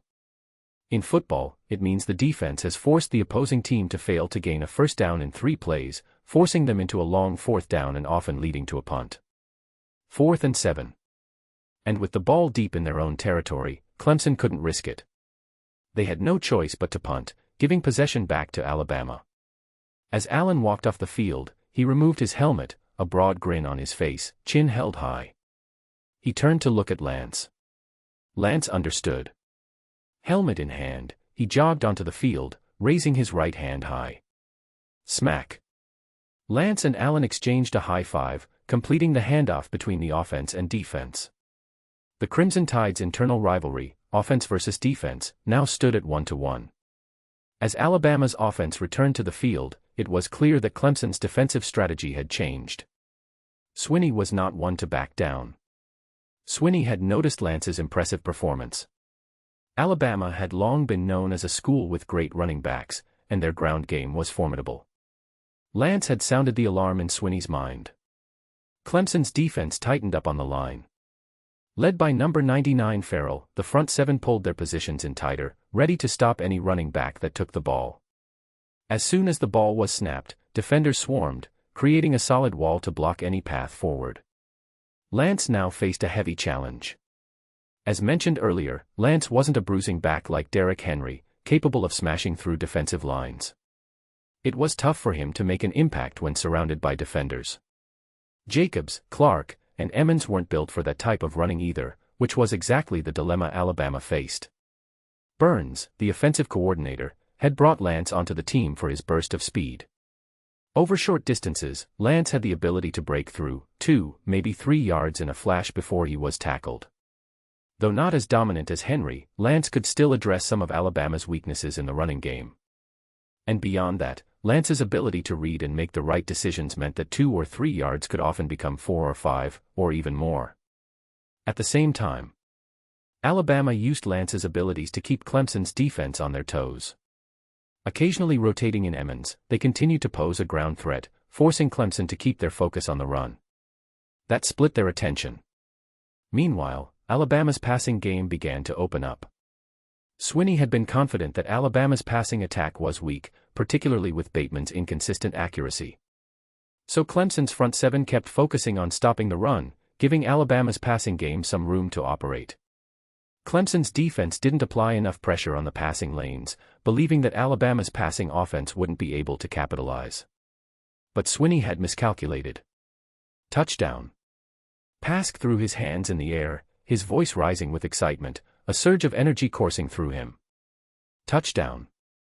Bateman connects with Hunter Kiss for Alabama's first passing touchdown of the game, and now the home team's offense is fully in gear. The Clemson Tigers are under immense pressure. Their lead is slipping away fast. Chapter 43, Itching for Action. Indeed, Bateman's passing accuracy might not be top tier, but let's not forget, being the number 2 quarterback for a powerhouse like Alabama means he's no pushover. Short passes often rely on teamwork. As long as the throw isn't wildly off target and the receivers and tight ends understand the play correctly, a connection can be made. While Alabama's ground game drew significant defensive attention, Coach Saban called for a series of short pass plays to gradually wear down Clemson's defense. Were these tactics innovative? No. Saban's passing plays were straightforward and traditional. Did they work? Yes. And that was enough. Alternating between runs and passes, Saban's vast experience and seasoned tactics shone through, consuming 8 minutes and 37 seconds before, facing a 3rd and 3 in the red zone, Alabama scored a touchdown. It was a fake run, real pass. Bateman faked a handoff to Lance, drawing the defense toward him, then spun around and found tight end Hunter Kiss. With his back to the end zone, Hunter Kiss secured the ball despite being tackled, using his physical advantage to force his way in. Touchdown. After a successful extra point, the scoreboard read 14-21. The Crimson Tide had closed the gap, now just 1 touchdown behind. The energy in Bryant-Denny Stadium surged to life. Roar. Roar. Although this was just a preseason game, and the outcome didn't really matter, the historic rivalry between these two teams, coupled with their clash in the national championship earlier this year, ignited a passion in both the players and the fans that rivaled a regular season game. Clemson was no exception. With a loud snort, one of the Black Reapers, Dexter Lawrence, jumped to his feet. Compared to veterans like Watkins and Wilkins, Lawrence was still a high schooler, brimming with youthful energy and always eager to prove himself. He was always ready, never willing to let an opportunity slip by. Moreover, there was competition between Lawrence and fellow freshman, number 99 Clelin Ferrell. Seeing Ferrell fail to live up to the coach's expectations, Lawrence became even more eager, his eyes fixed on the coach.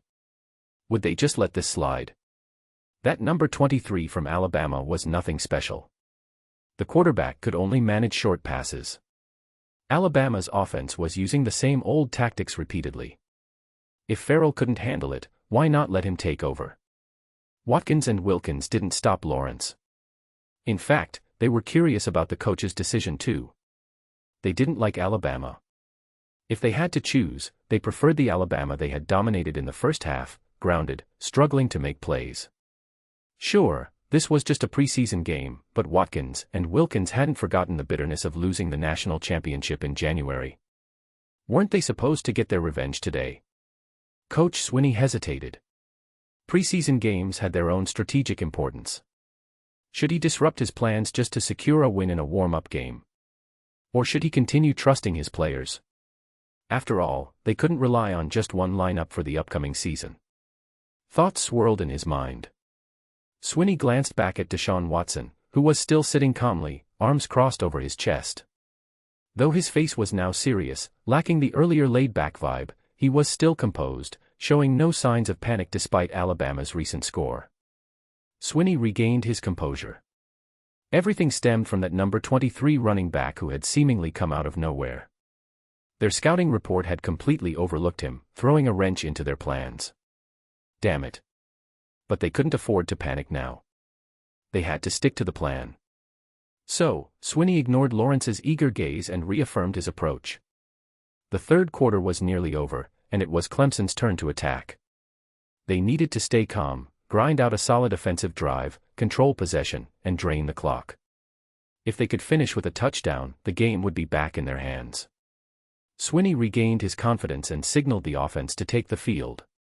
Indeed, this time, Clemson's offensive strategy was more meticulous and balanced. They engaged Alabama's defense in a war of attrition, locking into a battle of wills. 7 minutes and 45 seconds passed. This drive spanned the third quarter and into the fourth. Short passes and runs were the focus, as Clemson mirrored Alabama's earlier method of offense. Their grit and determination reflected the depth they had displayed in the national championship game earlier that year, where they had fought Alabama to the wire. But, no touchdown. Alabama's defense made a crucial stand in the red zone, stopping Clemson at the 7-yard line. Still, Clemson managed to secure a field goal. It was their first points of the second half. 24-14. The lead extended once more, and with most of the fourth quarter already gone, Alabama now faced a tougher challenge. Watson settled back into his relaxed posture, joking with his teammates again. Watkins and Wilkins also regained their calm. Only Lawrence remained on edge, eager to prove himself in this game. The scales of victory tipped ever so slightly in Clemson's favor.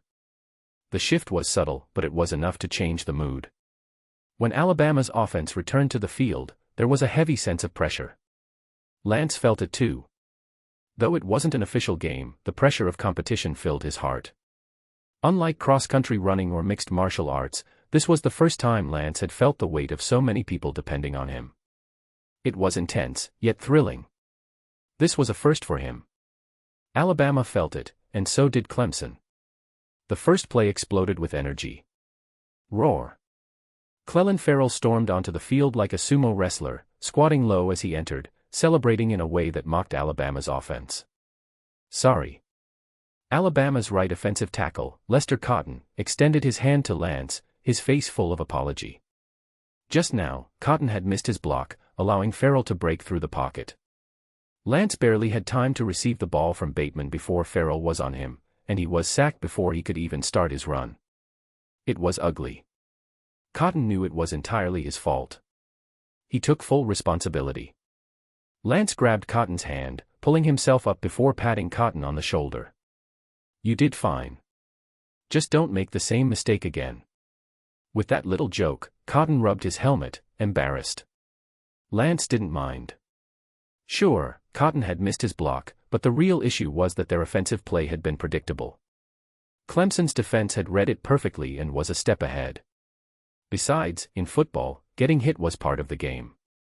From that hit, Lance could still taste the metallic tang of blood on his tongue. It was thrilling, exciting even. Blowing out an opponent was great, but it was boring without a fight. After overcoming a challenge, crushing the opponent felt far more satisfying. Lance thought to himself, looks like number 99 is ready. Chapter 44, Bring It On. 3rd and 13. The situation was grim. On the first down, Lance was tackled behind the line of scrimmage, losing 3 yards, putting the offense under immense pressure. On the second down, Bateman attempted a mid-range pass, but once again, the offensive line faced heavy pressure, and Bateman's hurried pass fell incomplete. Now, it was 3rd and 13. But that's the nature of football. Each play alters the strategy for the next, with the situation constantly evolving. From Clemson's last offensive drive and their current defense, it was clear Coach Swinney had adjusted his tactics. The game had shifted into a war of attrition, with time being Clemson's key ally. The defense tightened, especially on the front line, aiming to force Alabama into mistakes and create opportunities. For the difficult third quarter, Swinney had crafted a more calculated strategy. With 13 yards to go, Alabama couldn't rely on their ground game. It hadn't been effective and was too easily swarmed by Clemson's defensive front. Unless Saban was willing to give up on this drive and play it safe by running the ball to secure better field position for the punt. But was that even an option? Alabama was still trailing by 10 points, and time was running out. They couldn't afford to waste any offensive opportunity. So, a passing play. The pressure was now squarely on Bateman's shoulders. Bateman could feel the weight of thousands of eyes watching him, the intensity burning through his equipment, making his fingers tingle with a slight sweat. He glanced over at Lance, who met his gaze with bright, confident eyes. "We've got this." That was the message Lance's look conveyed. It made Bateman clench his fists, summoning his resolve. He called for the snap. Standing on Alabama's own 22-yard line, Bateman was ready. Attack. At his command, Bateman took the snap from the center and immediately turned. Lance was already in motion, and the two executed a perfect misdirection. A run play. Surely not, right? Would Alabama actually attempt a run on 3rd and 13? Or was it a fake run with a pass play? In a split second, the defense hesitated, caught between the subtle movements of Lance and Bateman. The slightest delay caused Clemson's defense to shuffle their feet, preparing for a pass by stepping back. But as they did, the deceptive movements between Lance and Bateman caused them to pause again. In that brief moment, each player made their own judgments, and the battle unfolded across the field. Simultaneously, Lance moved to the right while Bateman moved left, the two spreading apart, their actions shrouded by the offensive line's blocking, making it difficult for the defense to determine who had the ball. Clemson's defense was forced to split, covering both sides. But they didn't panic. They knew Alabama needed to convert 13 yards for a first down. Even if they allowed a gain of 5 or 8 yards, as long as they held firm, Alabama would still face a 4th down and have to punt. With that mindset, Clemson's defense loosened their coverage in the short pass areas while packing the mid-range, ensuring that nothing over 10 yards got through. However, one thing remained constant. The defensive line. Regardless of the play, they held their ground. That's when Farrell saw it. Lance. It was Lance with the ball. What was Saban thinking? Running the ball in this situation? Farrell barely had time to process the shock. Even he had been caught off guard by the unexpected play call, causing him to get tangled up with his blocker, Lester Cotton. Damn. Farrell couldn't waste another second. He shoved Cotton's helmet aside. Whistle. The referee immediately threw a yellow flag. In football, there's no yellow card system like in soccer, but a flag still meant a penalty. And depending on the severity, it could cost valuable yards. Grabbing an opponent's helmet could result in a serious injury, especially to the neck, so the rules strictly prohibited it. If the referee deemed it a helmet violation, Alabama would automatically be awarded 15 yards and a first down. But to Farrell, it wasn't helmet grabbing, just a push, maybe a holding penalty at most, which would be a 10-yard penalty. Still, he didn't have time to think about that.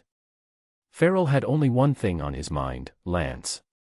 Especially after tackling him on the first down, he couldn't wait to bring him down again. With a shove and a spin, Farrell broke free from Cotton and took a lateral step to charge at Lance. But he didn't expect Cotton to grab his leg, hindering his movement. Push. Farrell stumbled, losing his balance, but he still lunged forward, managing to gain some ground as he dove toward Lance, arms outstretched. Tackle. He hit his mark. Farrell felt a surge of triumph, watching as Lance's body followed his tackle, toppling forward. Amid the chaos, Farrell's grip slipped, and before he could secure the tackle, he saw Lance's legs kick free, continuing to run. Farrell. What just happened?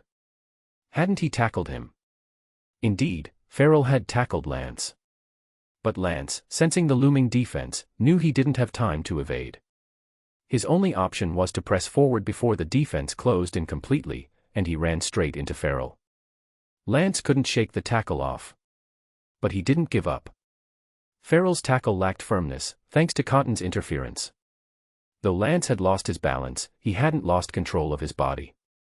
As he stumbled forward, Lance thrust out his left arm, planting it on the ground.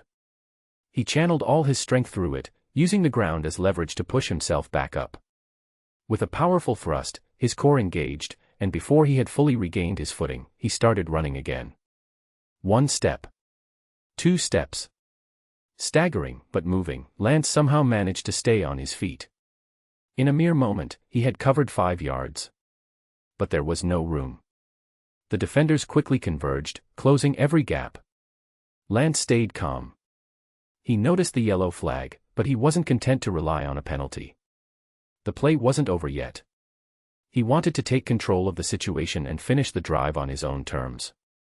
Cool-headed yet fueled by adrenaline. Bring it on. Scanning the field, Lance didn't charge recklessly. He spotted a sliver of space and carefully calculated his next move before darting forward. 1 step, 2 steps. Just as he made his second step, a defender came hurtling from the side like a freight train, slamming into Lance's ribs. Bam. A heavy thud echoed as Lance's insides felt like they were twisting. Chapter 45, Snatching Victory from the Jaws of Defeat. Surrounded. Trapped. The defense quickly closed in. This is why 3rd and long is so difficult. Passing often leads to tight coverage, running puts you in a minefield of defenders. Compared to 1st or 2nd down runs, running on 3rd down may create a bit of space at first, but once you break through 5 yards, you're surrounded. And that's exactly what was happening now. Everywhere Lance looked, there were Tiger defenders, breaking through the Red Tide's blocks and flooding the field like a dam that had burst. Lance had just spotted a gap, angling toward the right when. Bam. A hit from the right slammed into him, making his insides churn. But Lance didn't resist the impact. He played to his strengths, adjusting quickly and using the momentum to change direction, cutting left. A half-beat later, he realized the hit had come from a cornerback locked in a battle with Alabama's #1 wide receiver, Foster. The corner had no chance to tackle, managing only to collide, sending both players tumbling. Stumbling forward, Lance zigzagged to the left. But after just 2 or 3 steps, he saw 2 safeties closing in fast, along with a linebacker shaking free from Hunterkiss block. The defense was closing in, forming a pocket around him. Then, Lance leaped over a side tackle, continuing his run. A safety closed in from the front, and Lance extended his left arm for a stiff arm, but the safety, built like a wall, wasn't shaken off easily. It was one of Clemson's strong safeties, stocky, powerful. But Lance didn't panic. Seeing the other safety, Muse, approaching, Lance pushed the defender in front of him forward, using him as a human shield. 1 step. 2 steps. Lance shoved the safety into Muse. Wham! Their helmets collided with a bone-rattling thud, leaving both defenders spinning. Lance seized the moment, pushing off the ground and shifting his weight, breaking free and veering toward the right sideline, where the field was wide open. The cornerback who had been covering Foster was now getting to his feet, but it was too late to catch up. Ahead of Lance, the path was clear. But it wasn't going to be that easy. Lance's peripheral vision caught sight of a swarm of defenders closing in from the left. His balance wavered in the chaos, but he had to regain his footing quickly. Push off. Push off. In the heat of the moment, Lance held his breath, operating purely on adrenaline. His speed ramped up, bit by bit, while his senses stayed sharp. He could feel the pressure from all angles as he dodged one would-be tackler after another. A gasp rippled through the stadium. From 5 yards to 10 yards, the field was packed with defenders. Lance was like a ping-pong ball, bouncing around but somehow managing to stay upright. And then, against all odds, he broke through a gap. 10 yards. 13 yards. Unbelievable. The Red Tide had somehow converted a 3rd and long with a run play. Lance. He was still staggering forward, stumbling like a drunk man trying to walk a tightrope, every step seemingly on the brink of collapse. Amid gasps and wide-eyed disbelief, the crowd watched Lance keep advancing. Then, a linebacker dove at Lance, launching himself sideways, hoping to make the tackle. But Lance high-stepped, sidestepping the tackle as he hugged the sideline. He managed to avoid the tackle, but he was dangerously close to stepping out of bounds. All breaths held. Lance didn't slow down, he accelerated, tiptoeing along the thin sliver of space inside the sideline, balancing precariously but running faster and faster. 15 yards. 20 yards. Tap tap. Tap tap. Lance's nimble footwork resembled a graceful ballerina, dancing delicately on a thin line, turning the football field into a stage for high art. 25 yards. He crossed midfield, the white lines flashing beneath his feet like trees flying past a speeding train, while the crimson sea of fans retreated like waves. Vibrant. Majestic. And then, Muse reappeared. Despite his earlier collision with his teammate, Muse hadn't given up. Regaining his balance, he chased after Lance again, this time catching up quickly. He didn't have time to think. He just sprinted, inching closer with every step. Muse didn't need to tackle Lance, he just needed to push him out of bounds. He pushed off the ground, launching himself at Lance. Buzz. Bryant-Denny Stadium fell into dead silence. Everyone held their breath as time seemed to slow, eyes wide with anticipation. Lance hit the brakes. Mid-sprint, Lance pulled off an emergency stop, swaying dangerously, like a dragonfly perched atop a fragile lotus leaf, wings trembling. Muse sailed past him. Muse had calculated where Lance would be after his next step, anticipating the collision. But he hadn't anticipated Lance's sudden halt. Their eyes met as Muse flew by. Muse crashed helplessly into Alabama's sideline players. But nobody on the Tide's sideline had time to care about Muse, all eyes were locked on Lance as he darted down the field, triggering a tidal wave of cheers. Roar. Lance crossed Clemson's 45-yard line. Roar. After regaining his balance, Lance accelerated again, his speed gradually increasing as he crossed the 40-yard line. Roar. One by one, Clemson defenders rushed toward the sideline, trying to cut him off. The entire stadium seemed to explode, with a roaring wave chasing Lance as he sprinted toward the end zone. 35-yard line. Roar. The atmosphere was electric.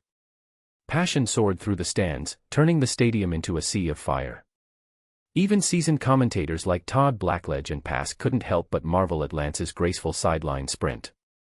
30-yard line. Behind Lance, the stampede of defenders stretched out like a peacock's tail. In front, Lance charged forward like a solitary arrow, gaining more and more speed. The wind whistled past, the roaring crowd turning into a blur of red and white, like paint splashed across the sky.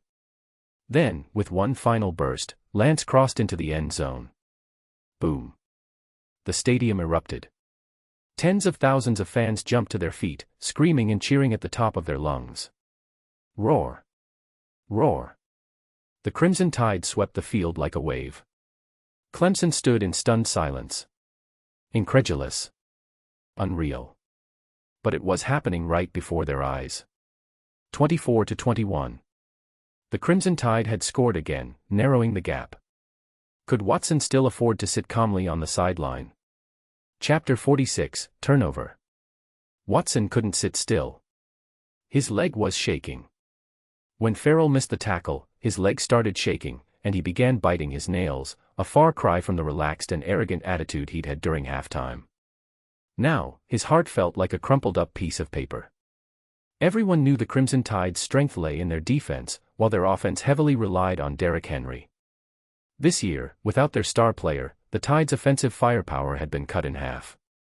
When the Tigers led by 3 touchdowns in the first half, shutting out the Tide, it seemed like an easy victory was in hand. But then, where on earth did that number 23 come from? Damn it. Watson knew this was just a warm-up game, but for Clemson, this wasn't just a chance to avenge their loss in last season's national championship game. It was also an opportunity to declare their championship ambitions for the upcoming season. He craved victory. And preferably, a blowout. But now, after the Tide had scored 2 touchdowns, Watson thought, maybe we won't get a blowout, but at least we'll still win. After all, he hadn't played in the second half. But now. Forget about a blowout, winning itself was in jeopardy. Damn it. Watson sprang to his feet. He didn't care if this was just a warm-up game. They had to win, no excuses. It wasn't just Watson, Watkins, Wilkins, Lawrence, and the other Dark Lords couldn't stay seated either. They all stood up, looking toward Coach Swinney. Swinney noticed their glances. Though none of them said a word, he understood. The entire team was united in their desire to build confidence and start the season strong. Swinney had assumed Saban was using this game to test his second and third string players. Given Saban's experience, he likely didn't care about winning a warm-up game, which gave Clemson the advantage of playing with a winning mindset. But now. Swinney had a headache. After a brief hesitation, he made up his mind. Watson, get ready to go in.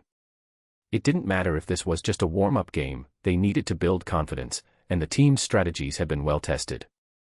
Right now, victory was more important than anything else. If they couldn't stop the Tide's second-string offense, what would that make them? Watson didn't care about any of that.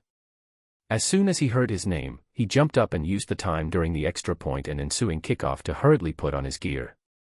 In his rush, he tugged on his ear while putting on his helmet, muttering a curse under his breath, but there was no time to worry about it. He hastily suited up, eager to get back on the field. After the kickoff, the Crimson Tide special teams played it safe, not taking any risks, and gave the Tigers a standard starting position at their 25-yard line.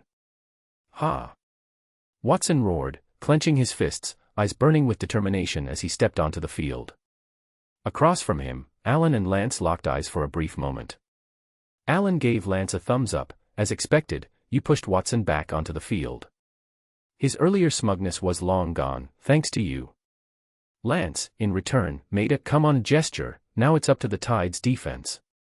Allen and the others finally had their chance to face a more polished version of Watson. Let's see what happens. Allen grinned, turned to his defensive teammates, and raised his hand, signaling them to take the field with their heads held high. Bryant-Denny Stadium erupted into a new peak of excitement. Lance was curious to see how Clemson's offense would respond. In his mind, bringing Watson back in was actually a mistake.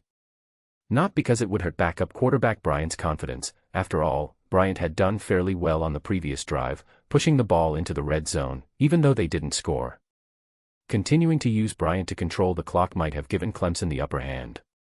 But by putting Watson back in, the Tigers revealed their urgency and desperation. Watson was still young and impatient. Coming onto the field with a mindset of crushing the opponent to secure victory, he was likely to play aggressively.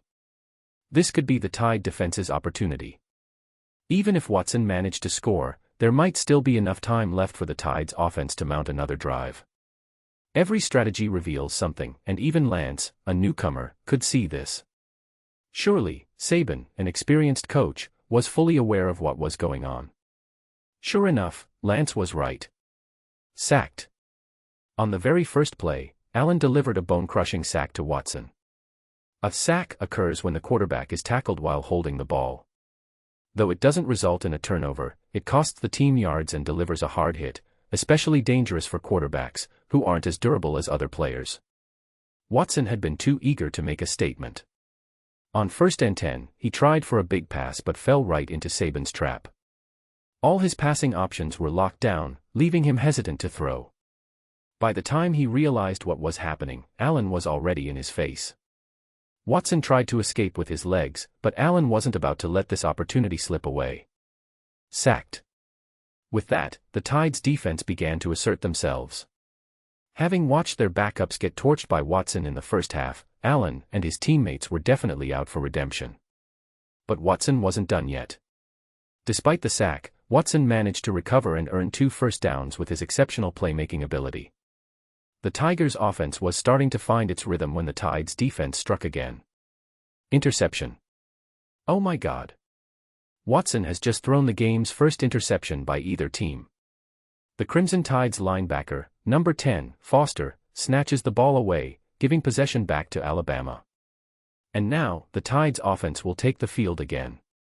The game's outcome is still wide open, anything can happen. This is truly a rematch of last season's national championship game, filled with excitement and drama. An interception happens when the quarterback's pass is caught by the opposing team instead of their own player. Defensive players can contest the ball with receivers and tight ends as long as they don't commit a foul.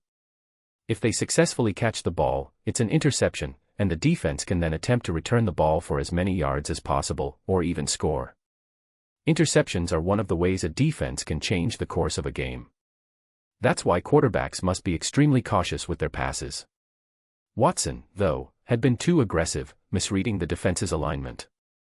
He threw the ball straight into the waiting arms of Foster, who swooped in and snatched it out of the air. 1 interception. 1 turnover. The Crimson Tide's defense sent Watson packing less than 3 minutes after he stepped back onto the field, regaining possession and giving Alabama's offense 2 minutes and 7 seconds to make a final drive. The momentum had completely shifted. Chapter 47, Double Bluff. Roar. It was rare, but Foster let out a thunderous roar. Normally quiet and reserved during practice, even he couldn't suppress his passion in this game. He slammed the football into the ground, igniting the stadium's cheers. Across the field, Watson was in disbelief. He ripped off his helmet, cursing under his breath as he stormed back to the Tigers' sideline. His usually calm demeanor had turned into a scowl as dark as the night sky, and he couldn't stop muttering curses to himself. The momentum had shifted yet again. At this moment, Swinney realized his mistake. But it was too late for regrets. He glanced at Lawrence and the others, who were eager to get back in the game. Without any more hesitation, he waved his hand, sending his starters back onto the field. Since things had already reached this point, they had to win. In sports, no mistake or misstep can't be erased by a victory. As long as they won, all the errors would be forgotten, and the Tigers' spring training could end on a high note. Swinney's eyes sharpened with determination. The Crimson Tide offense versus the Tigers' defense. The key to this game would be the weaker points of both teams. Swinney believed that if they could stop this drive, Watson would return and secure the win. Everything depended on this moment. Lawrence didn't hesitate. The moment he saw the coach's signal, he sprinted onto the field at full speed, scanning the crowd until he spotted one familiar figure. Number 23. A smile crept across Lawrence's face. Was that guy ready? Lawrence wasn't feral. He was about to show what a true defensive lineman could do. His starting spot wasn't handed to him, Farrell wasn't even worthy of carrying his gear. Lance felt a chill run down his spine, goosebumps popping up. Reflexively, he turned and immediately locked eyes with Lawrence in the crowd. Lawrence didn't bother hiding his intentions. In fact, as their gazes met, Lawrence gave a mocking grin, running his thumb slowly across his throat, flashing his white teeth in a wide grin. Ha! Ha! You'll never forget me. My name will haunt your nightmares, waking you in terror every night. I'll make sure you remember me well. Lawrence let out a wild laugh, clearly pleased with his performance, before putting on his helmet and taking his place in the defensive line. Lance, what was his name again? With a smirk, Lance donned his helmet and joined Bateman, ready to line up for the play. Foster's interception had occurred near midfield, but because he was surrounded by Tigers players, he couldn't return the ball. However, he did manage to set up the Crimson Tide at their own 47-yard line. In other words, the Tide only needed 2 first downs to reach field goal range. For the Tigers' defense, this was a tough assignment, but Lawrence, Watkins, and Wilkins were full of confidence. They had shut down the Tide's first-team offense in the first half, there was no reason they couldn't do it again in the second. All they needed to do was contain Lance, just like they had shut down Derrick Henry last year. They had faced Henry, what was a skinny guy like number 23 compared to that? They were ready. Lance noticed the way the Tigers' defense was looking at him. Standing in the pocket, he quickly read the defensive setup, something he had learned from the Adrian Peterson template. Not only do quarterbacks need to read defenses, but running backs also need to. Otherwise, they'll just run into walls, wasting energy and getting nowhere. The defensive front was clearly playing aggressively. Both the defensive line and the linebackers had shifted forward, aiming to compress the short passing lanes and close off running lanes while also preparing to pressure the quarterback and go for a sack. The Tigers' fangs were fully bared. This was the same challenge that Hurts and Jacobs had faced in the first half, and now it was Bateman and Lance's turn. There was, however, one subtle detail. All the Tigers' key defenders had their eyes on Lance. Even as they tried to keep a poker face, their attention was clearly fixated on him. Their nerves were tight. Are they treating me like Derrick Henry? Lance thought to himself. Out of the corner of his eye, Lance glanced at Coach Saban. Their gazes met briefly. Saban didn't give any special indication, focusing instead on delivering instructions to Bateman. However, there was a flicker of approval in Saban's eyes. Coaches set the strategy, but players still needed to understand it on the field. Since each player's interpretation can vary, unexpected outcomes often occur during games. Saban knew Lance understood the game plan. The real question was whether the young, aggressive Tigers defenders understood Swinney's tactics. Sure, Swinney needed to pressure the Tide's offense. Bateman wasn't the type of quarterback who could stay calm under pressure. This was why Saban had chosen Hurts as the starting quarterback. Hurts was still young and needed more experience, but the Tigers' pressure tactics were sound. However, those young defensive players seemed too focused on Lance. The strategy was right, but the details were off, and Saban was ready to exploit that. The play call was set. "Hike!" Bateman shouted as he received the ball from the center. He immediately turned, taking 2 quick steps to meet Lance, handing the ball off to him. "Lawrence, gotcha." With a push-off, Lawrence launched into action, his eyes glued to number 23. It was obvious that Lance was aware of the increased defensive intensity as he faked a move toward the middle before cutting sharply to the right. His acceleration was fast, just like in his previous long runs on the right side. But Lawrence wasn't fooled. He planted his feet, stopped abruptly, and quickly cut to the side, easily shedding the block from his opponent, Cotton. Lawrence was clearly more skilled and mature than Farrell, tearing through the offensive line like it was paper. One shove, and Lawrence shook off Cotton, moving like lightning as he closed in on Lance, determined not to make the same mistake Farrell had. Number 23 was now within arm's reach. Lawrence's heart leapt with excitement. But something felt off. Lance was almost too eager, seemingly running right into him. Was Lawrence tackling Lance, or was Lance tackling him?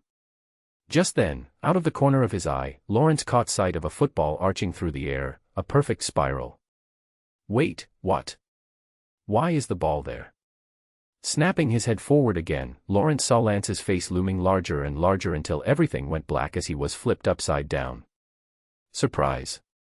Chapter 48, Time Management. Bang. Lawrence's vision went black as an overwhelming force hit him, nearly crushing his insides. His heavy body flipped backward like a sack of rice, silencing any sound before it could leave his throat. 1 second he thought he'd tackled number 23 perfectly, but in reality, Lance had anticipated his move. He took advantage of Lawrence's momentary distraction and countered with a direct, forceful collision that sent Lawrence flying backward. As Lawrence lay there, disoriented, the only thing he could make out were chaotic footsteps, and through the confusion, he saw a blur of red streaking past. And then... Roar, Crimson Tide. Roar, Crimson Tide. Bryant-Denny Stadium erupted with energy. Lawrence clenched his fist. A fake run and pass play. Damn it.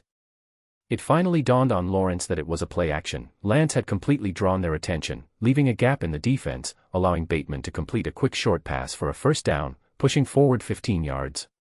They were now within field goal range.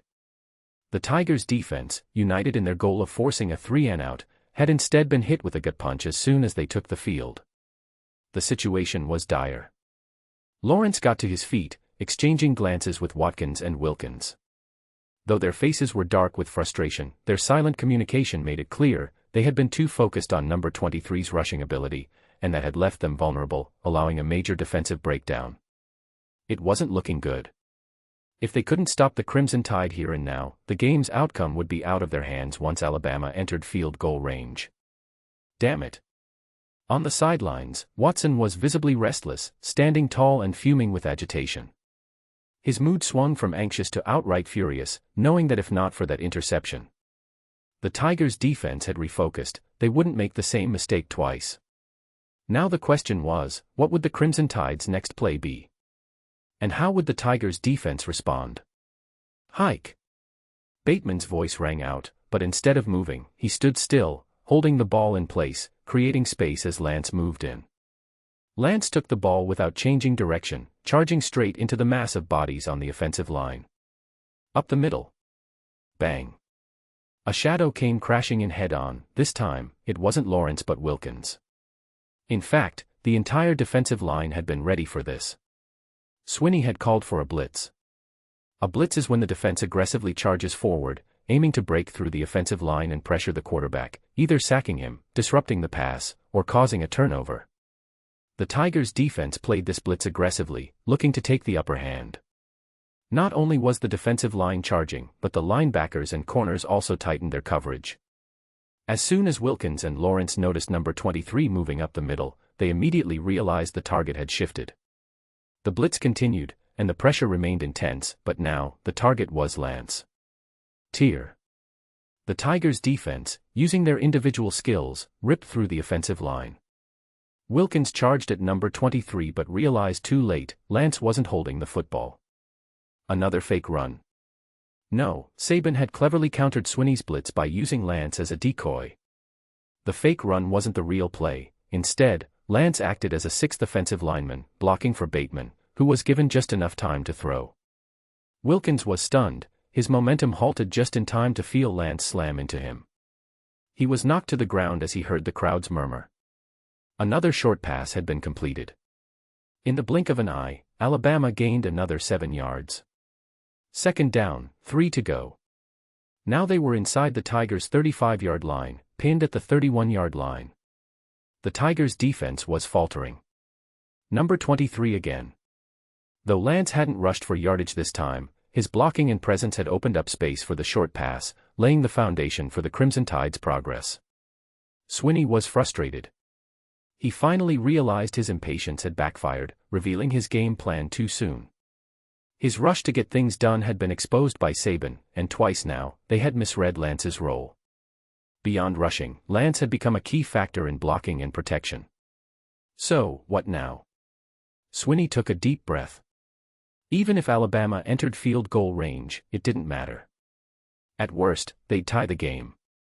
As long as the Tigers could force a 3-and-out, Watson would get another chance to take the field and seal the game. Swinney glanced at the clock, 1:15 remaining. Sure, maybe Watson wouldn't have enough time to finish the game, but going into overtime wasn't the worst outcome. In overtime, anything could happen. The immediate task was clear: stop the Crimson Tide and don't allow a touchdown. With this in mind, Swinney adjusted his strategy. The focus shifted. Instead of trying to stop the Tide completely, the goal was now to prevent a touchdown. They would close down long passes and defend tightly in the short yardage areas. Even if the Tide completed passes, they could tackle the receivers quickly and burn up time. That would be enough. Swinney factored in time management, knowing that running plays would eat up the clock, leaving passing as Alabama's only real option. With this shift in focus, the Tigers' defense tightened up, and their pressure in the short passing lanes grew more effective. Sure enough, Alabama tried 2 quick passes to control the clock, but after burning through 2 timeouts, they had only gained 5 yards. With a new set of downs, they now faced a 2nd and 8, stuck at the Tigers' 26-yard line. The closer they got to the red zone, the harder things became. There were only 55 seconds left, and Alabama had just 1 timeout remaining. Things were getting tense. If Alabama couldn't secure another first down, they'd have no choice but to attempt a field goal, leaving about 40 seconds for Watson to make a comeback. As long as Watson got back on the field, anything could happen. The upcoming 2nd and 8, and potentially 3rd down, were becoming critical. Bateman's previous 2 passing plays hadn't worked out well, and the clock management for rushing plays was a disaster. What should they do? Despite the tense situation, Saban wasted no time in deciding. The Crimson Tide quickly lined up for the next play. Hike! Bateman's voice pierced the air. Chapter 49, The 1%. 55 seconds left. The ball at the 26-yard line, 2nd down, and 8 to go. In this situation, what should be the plan? Obviously, running down the clock, kicking a field goal, and tying the game to force overtime was the safest option. If they did that, Saban and Swinney would effectively agree to take it slow and push the game into overtime together, hand in hand. So, what was Saban's thought process? Lance shifted his position. Up until now, the Crimson Tide had mainly used the pistol formation. In this setup, the offensive line forms a straight line. The quarterback stands 4 yards behind the center, with the running back positioned another 4 yards behind the quarterback. The 3 players form a straight vertical line. On the sides, 2 wide receivers stand to the left, with another wide receiver and a tight end on the right side, aligned horizontally with the offensive line. This formation gained popularity in the NCAA, especially for teams with mobile quarterbacks. The overlapping positions of the quarterback and running back allow the quarterback to choose between passing, handing off, or running the ball himself. The University of Nevada popularized this formation in 2005, and in the 2009 season, they became the first team in history to have 3 players rush for over 1,000 yards in a season, including 2 running backs and quarterback Colin Kaepernick. Both Hurts and Bateman, the Crimson Tide's quarterbacks, were mobile, so Saban often used this formation. But now, the Crimson Tide lined up in a shotgun formation. The basic setup is similar to the pistol, but the key difference is the running back's position. Instead of standing behind the quarterback, the running back lines up parallel to the quarterback and slightly farther apart. This turns the running back into a potential receiving option. Some teams even go a step further, positioning the running back alongside the wide receivers and tight ends near the line of scrimmage. So the strategy was clear. When the running back becomes a 5th receiving option, the shotgun formation is mainly used for passing plays. In contrast to the NCAA, the NFL, which focuses more on passing, uses the shotgun formation frequently. It's one of the best formations for showcasing traditional pocket quarterbacks and unleashing a team's full offensive potential. Legendary quarterback Peyton Manning took the shotgun formation to its peak. His ability to read defenses and design running routes was unmatched. In the 2013 season with the Denver Broncos, Manning pushed the shotgun formation to its extreme, throwing for 5,477 yards and 55 passing touchdowns, both NFL records, and leading the Broncos to become the first team in history to score over 600 points in a single season. Now, back to the Crimson Tide. Seeing Lance's position shift, it was clear, Saban had moved away from the pistol formation and had made the rare choice to use the shotgun. This meant one thing: they were going for a pass. It was all or nothing.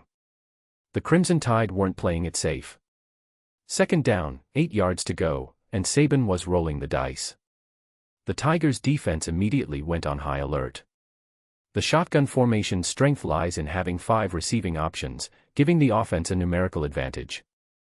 In the Tigers' 4-3 defense, with only 3 linebackers, it was difficult to cover all the receiving threats, potentially leaving an opening. Watkins quickly reacted, signaling to his teammates to spread out and adjust the defensive formation.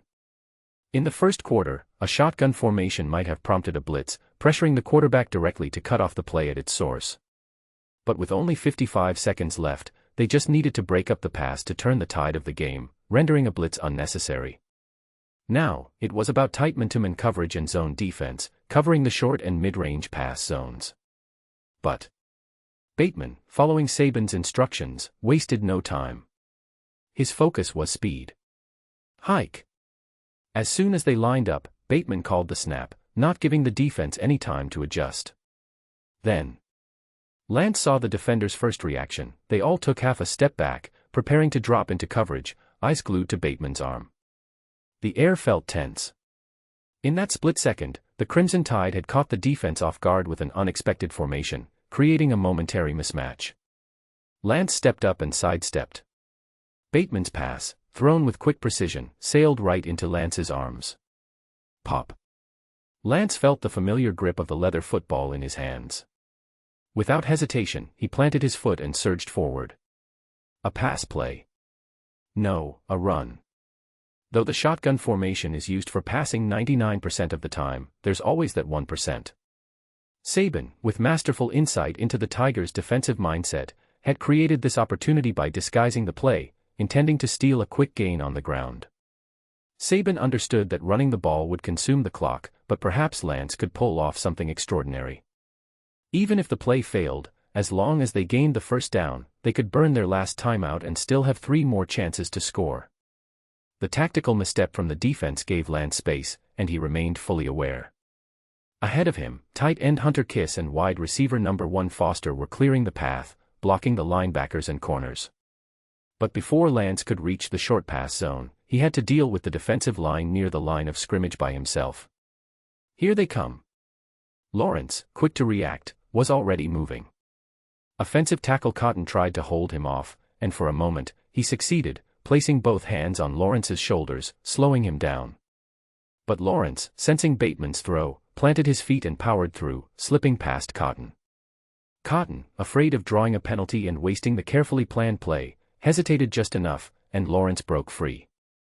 Physically gifted and quick to react, Lawrence was no doubt a top prospect, capable of going in the first round of the NFL draft. Despite still being a high schooler, he had all the potential and skill needed to thrive. Now, he was coming after Lance like a predator descending on its prey. But Lance remained calm. A quick juke to the left, then a sudden shift to the right.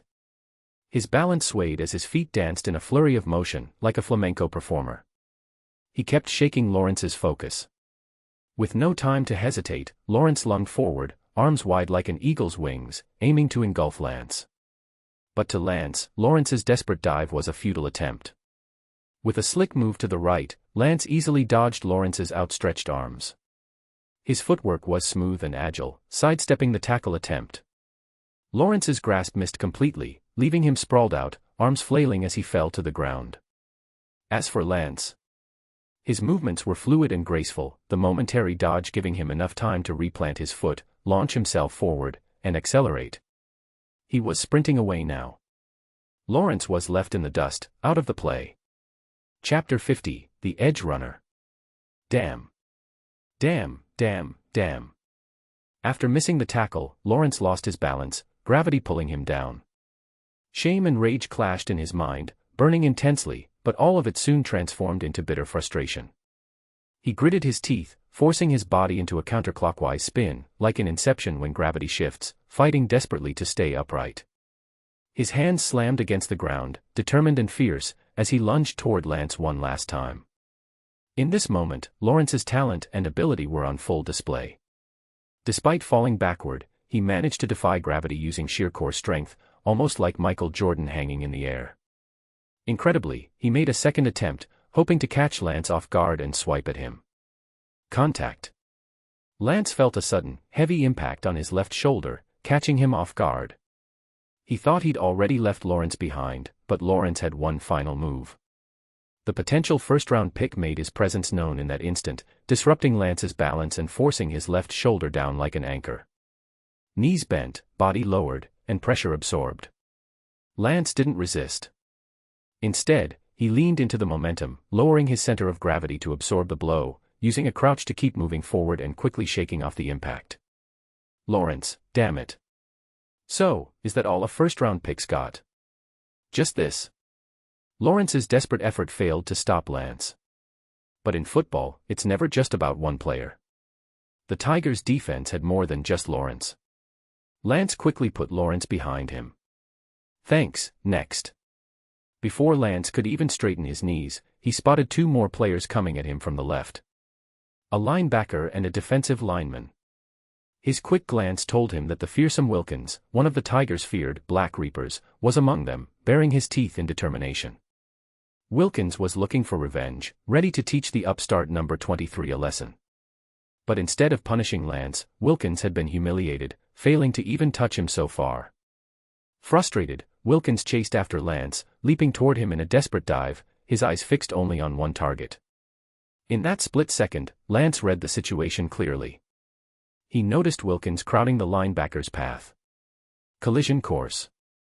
Facing 2 defenders, Lance could use this to his advantage. Lowering his shoulder, Lance moved slightly back, shifting to the right side of Wilkins just enough to use Wilkins' body to block the linebacker's approach. He could feel the gust of wind as Wilkins' towering figure hit the ground behind him, as if the giant's fall had created an invisible force propelling him forward. Knees, like springs, straightened. pushed off the ground. Momentum. And Lance was off again, charging forward toward Wilkins, but just before their collision, Lance's eyes narrowed, and he made a subtle shift.